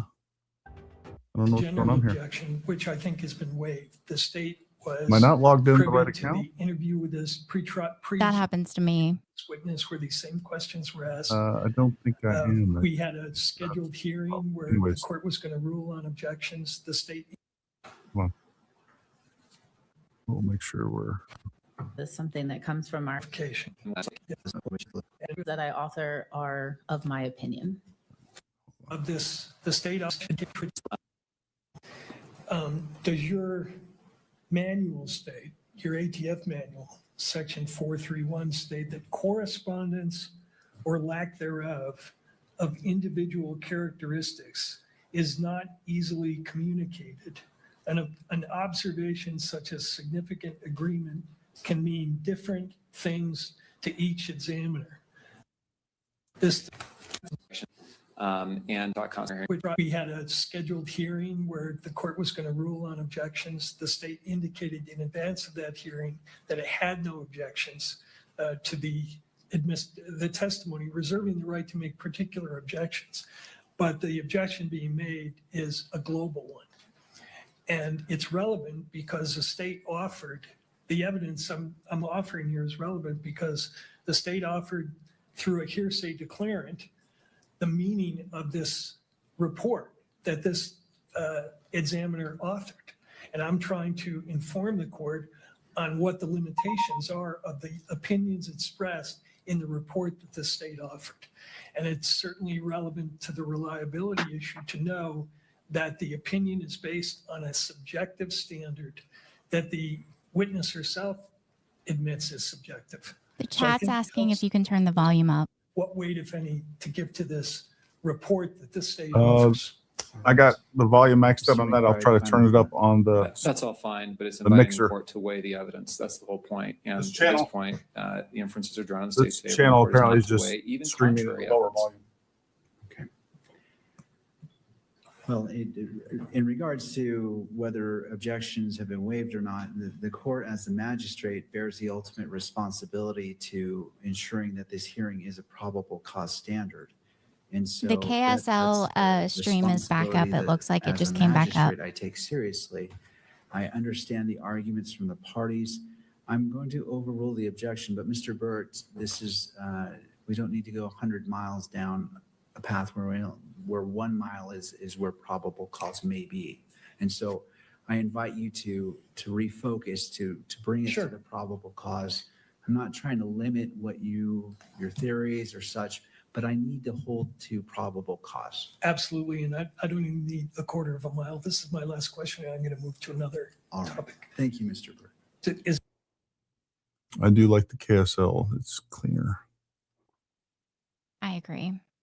Also, can we talk about how nice this Exhibit judge is being 6A and bullet kind? jacket fragment could not be identified or excluded as having been fired from the Exhibit 1A based on an agreement of all discernible class characteristics and neither sufficient agreement nor sufficient disagreement of individual characteristics. The result of the comparison was inconclusive. Yes. That was your ultimate conclusion, right? Yes. And on the next page, if you go to 2 pages in, you have an appendix, do you not, where you explain what inconclusive means? Next page, one more. There we go. Of course, we can never see these I want to documents. ask you because I'm Yeah. unclear on what inconclusive mean. You say reasons for an inconclusive or include the presence of microscopic similarity that is insufficient to form the conclusion of source identification, a lack of any observed microscopic similarity, or a microscopic similarity that is insufficient to form the conclusion of source exclusion. Could you specify which of those possibilities exists in this case? Was this a case where you had microscopic dissimilarity, but in your opinion, it was insufficient to form a conclusion of source exclusion? No, my conclusion is inconclusive, just as it says in the appendix. There is a lack of sufficient agreement and sufficient disagreement, so I'm unable to say one way or another. Okay, but I guess my question is, were there points of dissimilarity between the question and the known bullets? Again, there was sufficient agreement and sufficient there was not sufficient agreement or sufficient disagreement. So yes, there was times that I saw agreement in the striations and the landing group impressions, also seeing disagreement, but there was also a lot of lack of microscopic marks of value to see it all. So because of this lack of quality and quantity of marks to be able to see, it never reached the threshold of sufficient agreement nor sufficient disagreement. So an identification or exclusion could not be rendered. Okay, I think you and I have met before today, correct?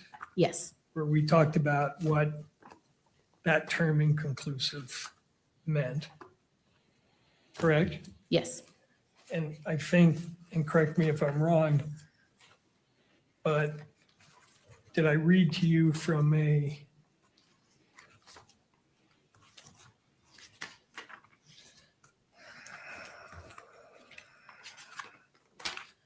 do you recall me asking you whether you agreed with this statement that an inconclusive conclusion indicates that the microscopic marks in question may or may not have originated from the same or known source?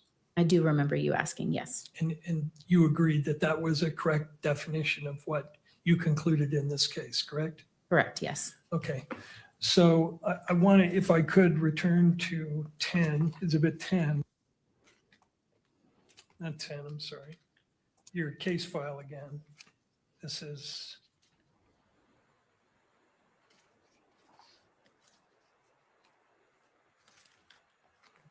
the 47-page document. There we go. What's the tab? 6. Okay. In your case file, you have produced for us some nice comparison photos of your comparisons, correct? Yes. Okay. And if you would go to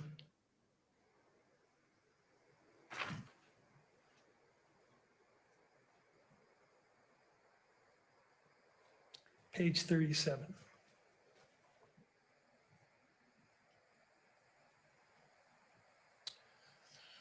Is the top photo depicting one test fire on the left and another test fire from the same gun on the right? Yes, it is. So do you see areas of agreement and areas of disagreement in these two bullets fired from the same rifle? I see sufficient agreement amongst the striations that are in this land impression. Okay, and tell us where they are. When you draw that conclusion using this subjective theory of identification, show us what you're looking at. Is it touchscreen? Probably No, it's not. no. I'm sorry. But we can, if you direct us, we can get there with a pointer. Sure. So you can see towards maybe the last third of the bullet or the land impression that, yes, right where your cursor is below there, that's an area of agreement with that striation. It looks like it's going from the left to the right. So that mark is appearing on the test fire on the left and the test fire on the right. Then if you look towards the top of that land impression, there's going to be some more lighter colored striations or lines. What happened? Uh-oh. Uh-oh.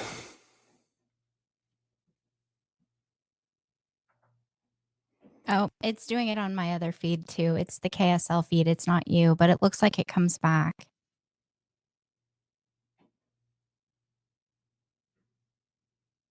Yeah.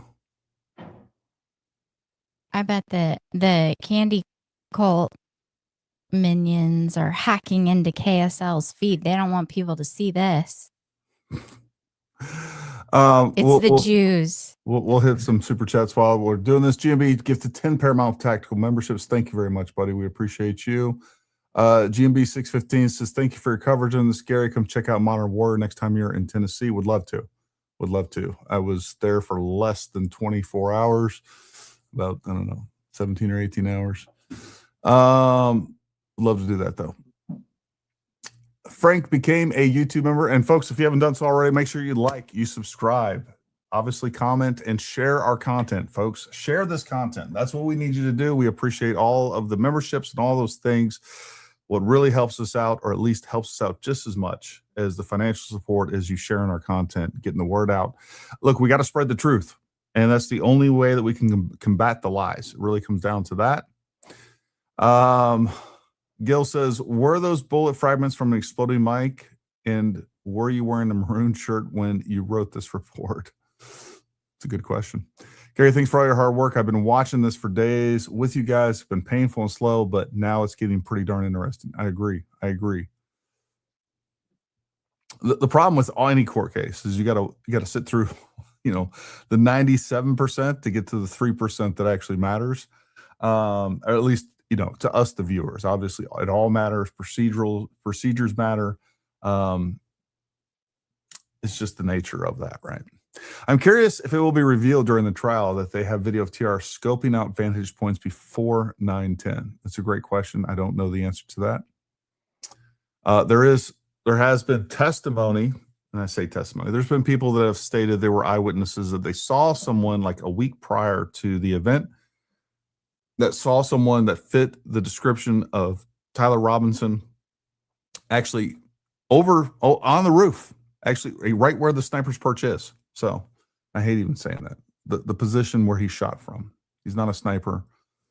I wonder if you X out of that and try it again, if it'll work, because it's working on my other device now. Okie dokie. See those two highlighted lines near the top? There's a lot of. That's weird. All right, let me.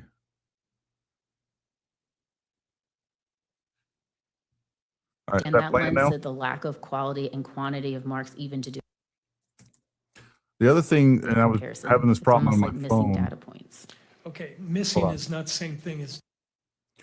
We're probably going to switch feeds here. I can't back up or anything right now for whatever reason. Can't rewind or go fast forward. There's Court TV. I saw another AP. Let's go to the AP. And Because I think this is important for everyone to see because of all of the news reports and everything that were published. I saw those contempt papers that were filed on the docket. I looked at those the other day, and they listed all the different news stories saying that the bullet didn't match the gun and all of this stuff, which is a problem. And that's exactly what they were saying in these documents, because that's not what was said in the report. And then when you look at this, you can see that I get where they're coming from. They can't include it. Like, it's not 100% conclusive that it's the same, but they also can't exclude it because look, I mean, so much of it lines up. Yeah, and I just want to say right now, what we see in this barrel, we see a lot of pitting in this barrel. This is not a barrel in good condition. I'll just tell you that right now.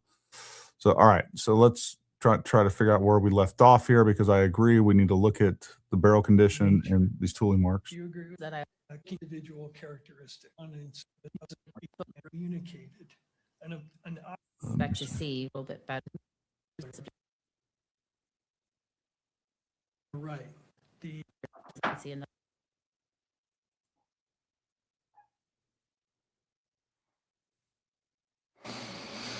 Towards the top of that land impression, there's going to be appearing.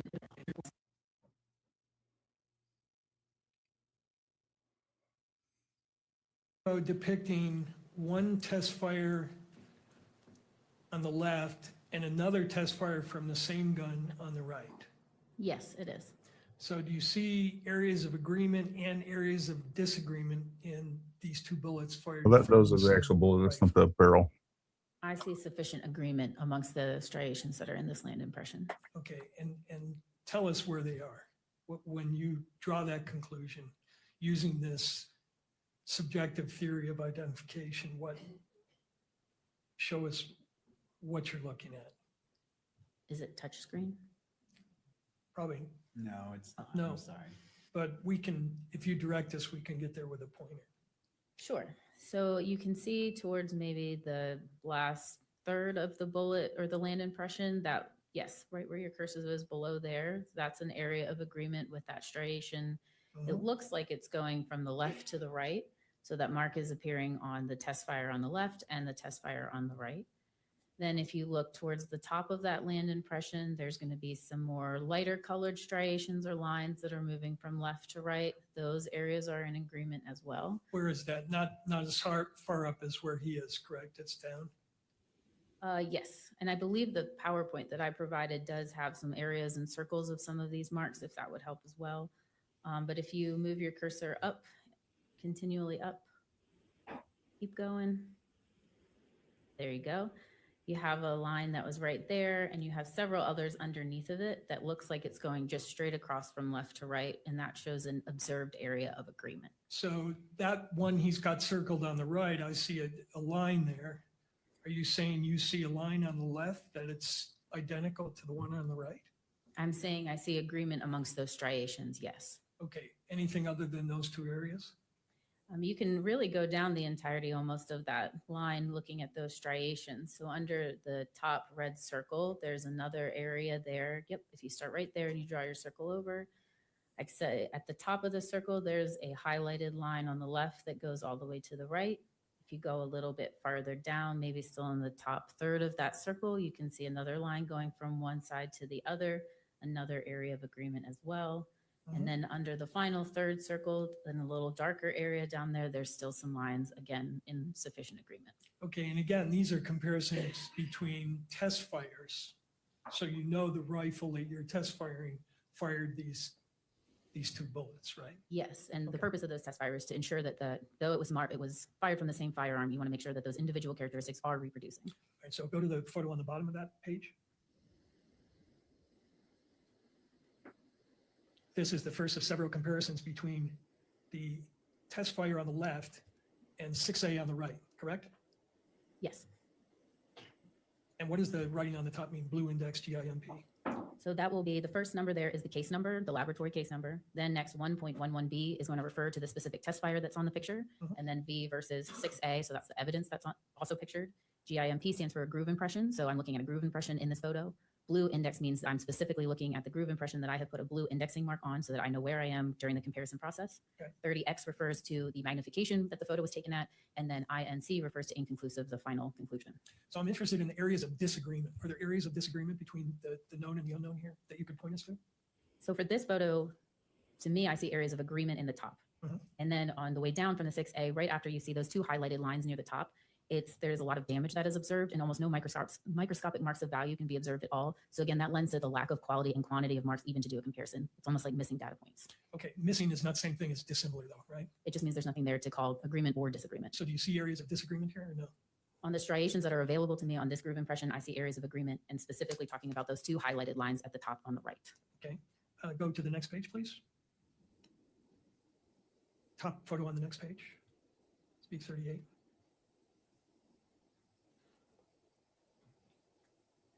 You see areas of disagreement in this photo. So this is the same photograph that we looked at before, just at a different magnification. It's zoomed in a little bit more from 30 to 40x. So again, I'm looking at those two highlighted lines near the top. And then if you look down, you can almost see that damage a little bit better. And there's none of those striated lines that you see on the test fire, which you would expect to see in a land or groove impression on the right at all. So again, no microscopic marks of value to compare whatsoever. All right, how about the bottom photo? And again, the question, areas of disagreement.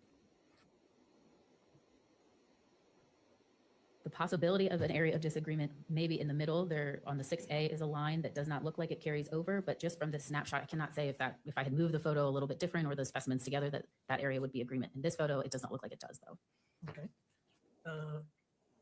And could you go to the next photo, please?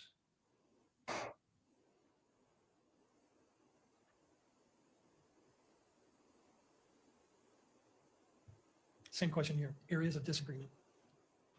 The way this photo was taken is highlighting more of the lack of microscopic marks of value. If I had pulled the specimen that's on the left of the test fire over, there might be some agreement that could be observed, but the way the photograph is now, you don't see the line on the right going all the way over. But again, this is just a snapshot of one particular area. Doesn't show areas of agreement or disagreement. There is an area of agreement at the very bottom of the photo. Okay. Correct, yes. Next photo, please.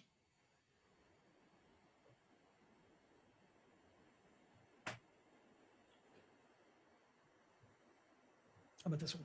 This is another zoomed in of the previous photo, focusing in on that bottom area of agreement. So we went from 30x to 40x and just highlighting one specific area, and this is showing you agreement. Next photo.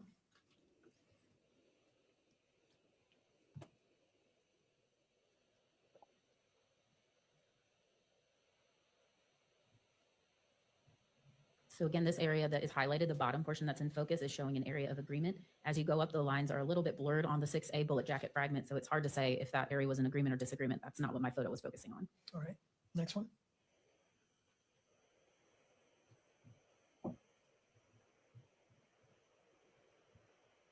So again, this is going to show you part of the groove impression at the white index. On the top, you can see some striated lines, or excuse me, more of the middle of the photo. The top of the groove impression from the 6A, you see some lines do not appear to be on the right side either, but this photo is also trying to show the lack of microscopic marks at all towards the bottom of that groove impression. Okay.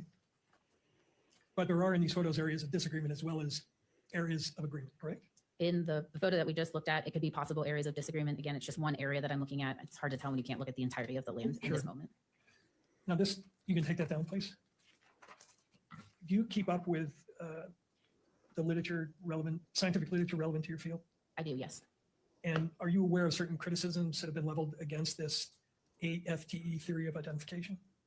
I have heard, yes, I've heard recommendations on how to improve the AFTE theory of identification, yes. Well, the criticisms have gone beyond that, right?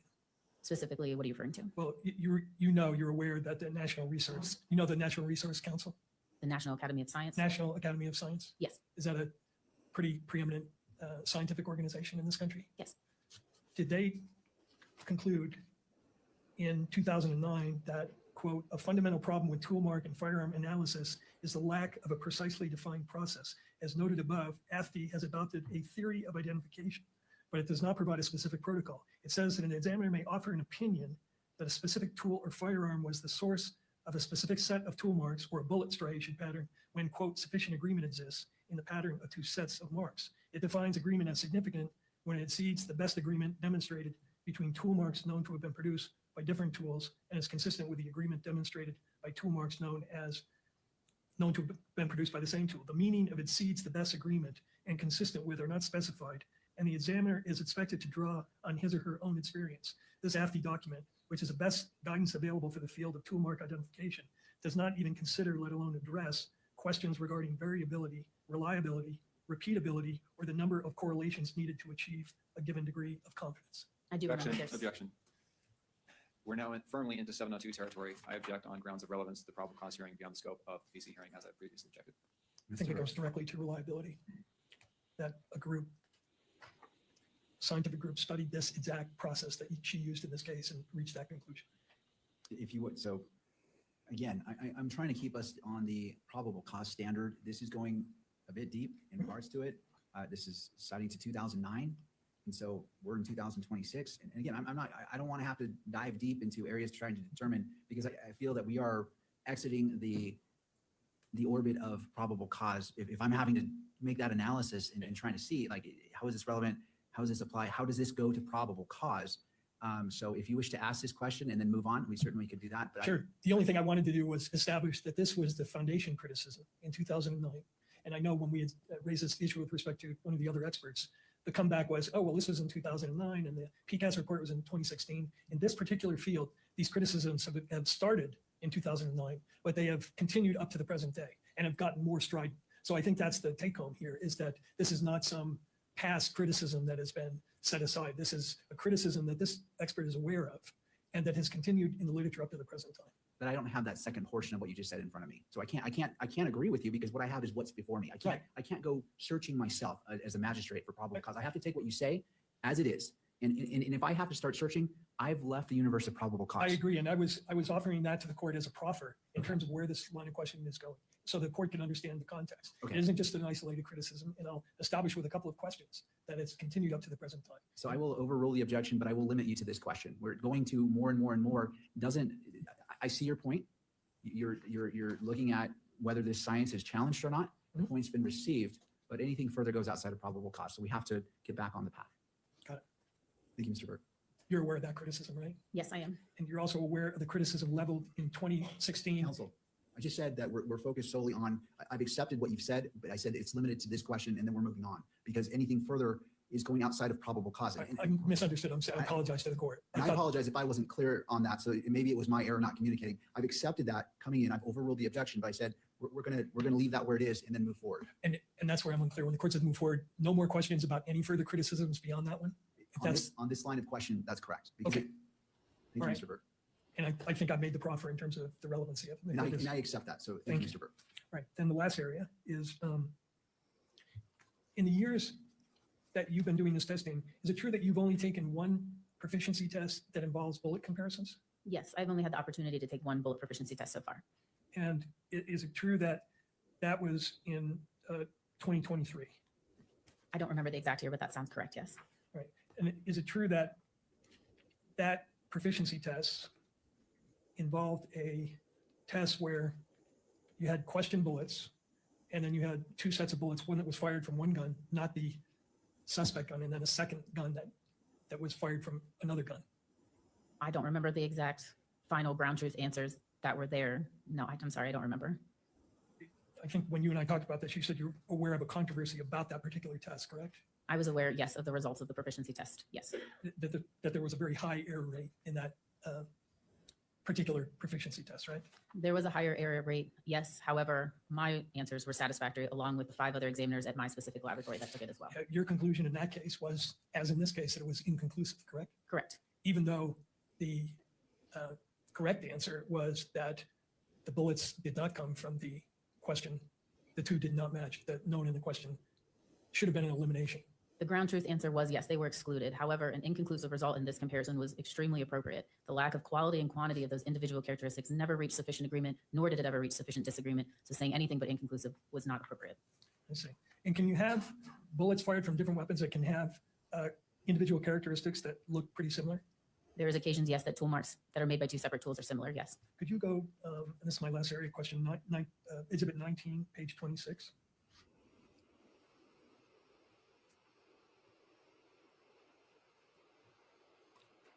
Your Honor, I'm requesting Page 20 minutes 26. for cross-examination. We're coming up on 4:37. That would be my request, Your Honor. This is my last question. So All right, Mr. Burke. Thank you, Mr. McBride. I appreciate the heads up. in your opinion, does this, the one on the left and the right, show matching individual characteristics? Counsel, has this been admitted? Because I see it displayed. I just want to make sure. Is this also? It has not been admitted, and I'm asking this question and as a foundation for admitting it. Okay, that's fine. So it was on another screen. I wanted clarification. So it's not on any screens because it hasn't been admitted, but clearly it can be on her screen. Thank you.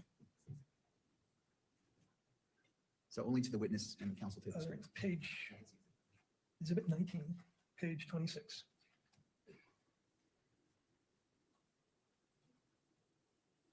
Does this comparison show individual characteristics indicating that it was fired from the same weapon? There are individual characteristics present, but without examining it in person, I don't feel comfortable making a conclusion. Okay, how about the next page? 27. How about that one? Again, I see individual characteristics. On a very first glance, I can see maybe one striation that is in agreement, but without seeing it physically in person and having an accurate representation of the entirety, I can't conclude an answer. And the last one, the third photo, page 28.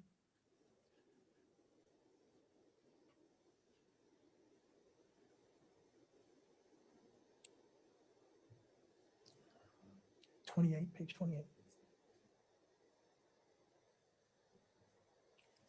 Exhibit 19, page 28.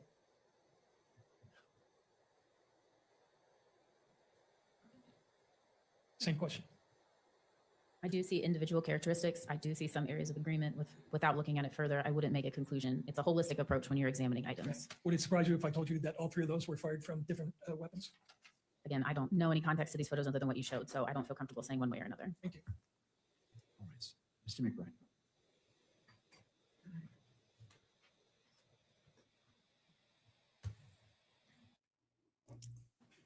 Good afternoon. Good afternoon. Those last three photos that you were shown, had you?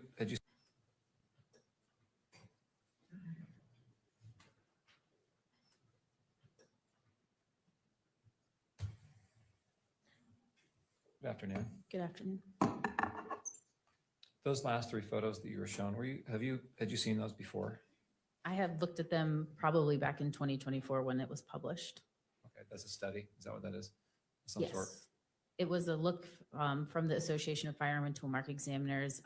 It was a volunteer correct answer in that proficiency test. So that's why we're at the very end. I can't. And when you do an examination or a comparison, are you limited to one photograph? No. You actually have the item in front of you, correct? That is correct, yes. And you can manipulate it, you can turn it, you can look at every angle and every side of that item as you do the comparison. Is that correct? Yes, that's correct. And as you're doing that process, you're looking for as many characteristics that match or agree or disagree as you can possibly find, correct? Yes, it's a holistic approach. If I have a bullet like this case, I'm looking at every single land, every single groove impression, and doing an evaluation of each one of those, looking for areas of agreement and disagreement before rendering a conclusion. Would it be responsible for you to reach a conclusion based on a single photograph of a very limited area of two bullets? I would not feel comfortable doing that now. Okay, I want to back up. How long have you, first of all, where do you work? I work at the Forensic Science Laboratory in Washington for the Bureau of Alcohol, Tobacco, Firearms, and Explosives. How long have you been there? A little over 6.5 years. Where did you come from? Where did you work before that? Prior to working for ATF, I was a latent fingerprint technician, recovering latent fingerprints from improvised explosive devices. And I also worked as a crime scene investigator in Winston-Salem, North Carolina, and Anne Arundel County, Maryland. How long did you have that position? I think cumulatively it was about 5 to 6 years. And before that? Those are the only ones. I think it was about 6 months as a latent fingerprint technician, 2 years as a crime scene in Winston-Salem, and 3 in Anne Arundel County. Do you have education and training before that position? All right, so they're going through a resume. I don't think we're going to get much more out of this. And we do have Lady Luck coming on at 7 p.m., so don't go anywhere. Don't even go use the bathroom. We got Lady Luck come on here. I am excited to have her on. She's going to always have a fun take on everything. A couple of things that I do want to get to, and there's already some drama going on over on X. First of all, I just, you know what, we're going to go to that real quick. I want to show you guys these freaking clowns left and right. That Candace is crashing out. But she's not the only one. She's not the only one. So is Ian Carroll, amongst many others. Let me go through here. That's not what I want. We're going to go to profile. I'm going to go to replies. I'm going to share this tab instead. So first of all, I just responded to Ian Carroll. Here we go. Here we go. So this was Ian Carroll's post. So now we know that the bullets allegedly used to shoot Charlie appear to be brand new FMJ rounds, full metal jacket rounds. These are not. This is soft point ammunition. This is core locked, cup and core bullets. That's what they are. And of course, I responded to him, and he is getting community noted thing. And I'm going to rate that community note in just a moment. You're a liar. I said, Ian Carroll, stick to pizza. You clown. You're a liar and you're retarded. So this is core lock. I show them that it's core lock. We go through that. And then he responds. He still hasn't responded to the fact this. I'll show you the other post in a minute where he has just lied and lied and lied and lied. And this right here, I don't even know what he's talking about. Notice how you perfectly shared the post. I don't even care what he was talking about. Ex-Green Beret, Valhalla VFT explains why the bullets shown in court today could not possibly have caused the wound we saw in Charlie Kirk's net. All the Fez sloppers have been spinning conspiracy theories about old bullets and some home-loaded bullets and all sorts of things. I don't even know what Nate here says about this. I don't care. Nate doesn't know what he's talking about when it comes to firearms, period. He didn't even know. He's been on their side pushing the bullshit in spite of the fact that he doesn't know anything about firearms. And folks, there's lots of being a Green Beret does not make you an expert in firearms. All right. Now, understand that Valhalla VFT, okay, we have different jobs in special operations. He was an 18 Echo. Do you know what 18 Echoes, what their specialty MOS is? Radios and communications. So if you need something for communications, or if I wanted to call somebody up and get some expert advice on radio waves and my radio's not working, whatever else, go call him. He doesn't know shit about firearms. He didn't even know that you could change the stock on a rifle. He's like, when somebody asked him, matter of fact, it was Bronson. Hey, can you change the stock on that? He's like, I don't know. I don't know if you could actually, I don't think you can. Notice how he always defaults to, I don't think you can, meaning, no, this is impossible, because the conspiracy that he pushed, and so did Ian Carroll, was that photo by the New York Post was a stock photo, and it couldn't have been the rifle that he actually used. They're saying they can't see you, Gary. Sorry. There's. Oh, yep. Sorry, I wasn't sharing it. I wasn't sharing anything. I don't even know what that means. So there we go. All right, let me redo this presentation over with some visuals. So notice how you purposely shared the posts of this one attached. If I shared the wrong post, I was in the middle of things. This is the one that I meant to share. It really doesn't matter. But because he sent this to me, he's like, well, what about what he's saying here? First of all, he's retarded. Talking about Valhalla. But here is Ian Carroll. All right, let me show you the post that he said. He said, so now that we know the bullets are allegedly used to shoot Charlie Kirk were full metal jacket. It's like, this is not a full metal jacket round. You see that soft point up there, Ian? Okay, that's a soft point bullet. All right, and it also happens to be core lock, which is also a cup and core bullet. And I'm going to show you some examples of some cup and core bullets that were pulled. That's not FMG. Here we go, Phoenix Ammunition. I love that dude. So anyways, there's that. And then again, I have to go through here, but Valhalla did have, he was talking about how these bullets couldn't have been what he said. And I don't even know what bullets he referenced. Let's see what bullets he's even One of these, they are designed for, here's what we're supposed to do. Here you go. They are designed for deep penetration and controlled expansion up to twice the diameter, the expansion of the round, which means his head would have been blown off, than a typical round. Oh my God. This guy, I didn't even want to play it because I knew this was what would happen. His head would have been blown off. You are a moron. Nate, shut up about firearms. You're embarrassing yourself, and quite frankly, you're embarrassing the regiment. Deer gets shot with these bullets, and I don't even know if he has core locked right there. It looks like Remington, might be core locked. I don't care what the box says. We can see what these things do all the time. And we know that they expand rapidly. That's what they're designed to do. But they also, and we saw from the fragments, which I'm going to show you again, like it lost a ton of mass very quickly. So it did not retain mass. Mass retention is the key to penetration. Just is. So there's that. Oh, this is what I want to show you guys. I want to pull up some other images here just so that we see what we're comparing to. All right. So why is that? Let's see. Image. Okay. I have it. The one that my son used when he killed that deer on Thanksgiving morning was a 30-06, 165 grain SST interlock, and it didn't have any exit wound, and it didn't hit any bone. If it did, it barely did, and it just smashed. I put it in my hand next to a coin to take a picture. Yeah. All right. So this is the fragments that were recovered from Charlie Kirk. These are the fragments. This is what we have there. And I want to show you some of the, which, again, we start looking into cup and core bullets. And I'm assuming, and I could be wrong, I'm assuming these ones haven't actually hit bone. And I think that's just looking at them. Now, this one might have, but the point here is this goes clearly a lot of mass is missing from these bullets. This is what they do, especially when they hit bone. And like you're talking about, the SST bullets, your son shot with a 30-06, shot a deer in the neck, correct? Yes. Well, it went in, he was in a tree stand, so it was kind of down, but it was only about 35 yards away, maybe even less, 32 to 35 yards, my husband said. And it went between two ribs and it went through the heart and it ended up on the front of its shoulder blade under its skin, but I don't think it hit any bones. Well, there you go. I mean, fine, maybe not. But I will tell you this. The fact is that I have had pictures. I've had hunters send me pictures all the time of 30-06 rounds hitting deer in the neck and not exiting.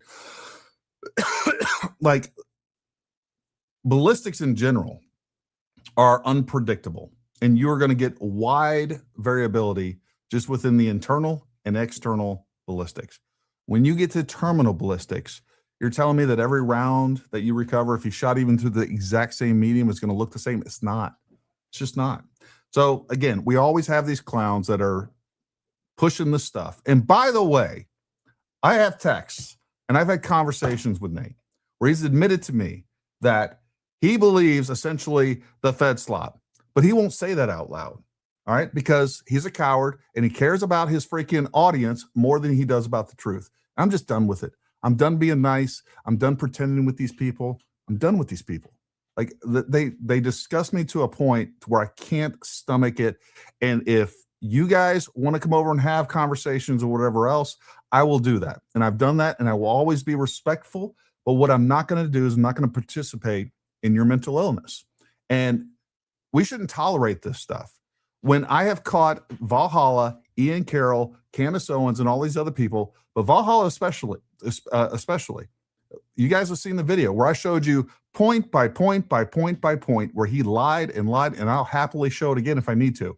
But he just lied on Alex Jones. He lied about every piece of that. And I was flabbergasted of how either wrong he got it. Like there was 10 different points that he was talking about regarding the Brooksby, the Sheriff Brooksby press conference. And there was like 10 different things he said. And he had a 50-50 chance going either way on each one of those. And he got them every single one of those wrong. And I hadn't heard that press conference in like 6 months. And of course, he's saying this stuff with such confidence that I'm like, I'm not going to even push back on this right now because I don't remember. And I actually care about the things that I say. And I care whether or not they're correct or honest. And I'm like, I don't think that's what happened. But all right, let's sit here. And then as soon as I got off of that video with Alex Jones, I went and rewatched that press conference. He got everything wrong. It was a lie. And I'm just done with these people. And I don't know. I don't know how people lay down at night, put their head on their pillow, and are okay with themselves and their soul knowing that they are lying to people and they don't believe what they're saying, but they're doing it because they're making so much money. I would not be okay with myself. There's no amount of money that's going to make me compromise my integrity and my values. I couldn't agree more. And here's the thing, folks, is you, the audience, you, the people watching this, like it might feel like the right thing to like, I'm going to avoid this fight. I'm not going to hold this person to task on this particular issue. Folks, that is how we lose this country. I'm telling you, like everybody has to push back on this. Everybody has to say, give me proof of that. If you catch them in a lie, you need to challenge them on it. Like we cannot allow the little things continue to snowball because that's what's happening. And unfortunately, the other damage of this is people like VFT, sitting there using his Green Beret as credibility, which makes me disgusted, by the way. It is far worse than anything that Tim Kennedy has done as far as I'm concerned. But he's using his Green Beret as credibility, and people see this guy and they think he's telling the truth. Because guess what? The Green Berets that are out there and in the past were known to be moral men with integrity. And he's shitting all over the regiment. So I don't care, Nate. You can get pissed off about what I'm saying. The fact is, you're an 18 Echo and you don't know anything about firearms. And anybody listening to this clown just because he has a Green Beret is misguided. And yeah, that's how I feel about it.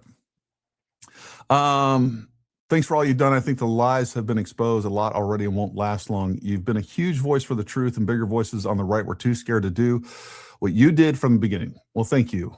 Not quite did. No, I appreciate that. I really do. I'm curious. We're going to need somebody to clip that so we can post it later. There you go.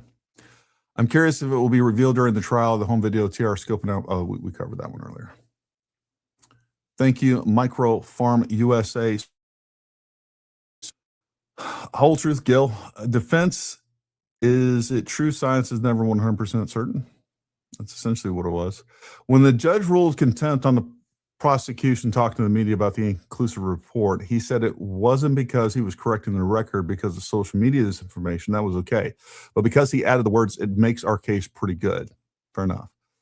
So just like SK said earlier, and by the way, Nate was another one of those pushing this. He's like, that proves it. When the ATF report came out and said the ballistics were inconclusive and also not exclusive, what he went out on Alex Jones and many other places was saying it's proof that this isn't the firearm. He made it and presented it as if the ATF report was conclusive that it ruled out that firearm. And he's full of crap or he's retarded. And I have no patience for either one. He's full of crap. He's 100% audience captured, and that's all he cares about. Brother, I'll send more money if you turn up the volume. Is the volume low, everybody? No, it's good. It's Okay. good. I think it was when we were switching between feeds when there was a problem with the KSL feed. If you send more money, I will turn up the volume. You can do that. I'll turn it up even higher. You'll have to lower it all the way. Well, listen, I got about 8 minutes before we got to switch feeds here and have Lady Luck on. So listen, I appreciate everybody sitting through this. One of the most informative days for sure. Exciting as hearings go. But there obviously was a lot, just like the rest of the days, right? And probably going to be tomorrow. But I think the information that we're getting out of this and the pain that we're putting ourselves through listening to these lawyers argue back and forth whether or not going to put something up on the screen, which half the stuff the camera isn't even focusing on. They need to adjust God, my brain is fried. Talk to me about it, Gary. I bet you are, though. To be fair, you have like the jet lag Exposure. and all of that. They need to adjust the exposure on this so that we can actually see what's going on there. Anyways, folks, we really do appreciate you.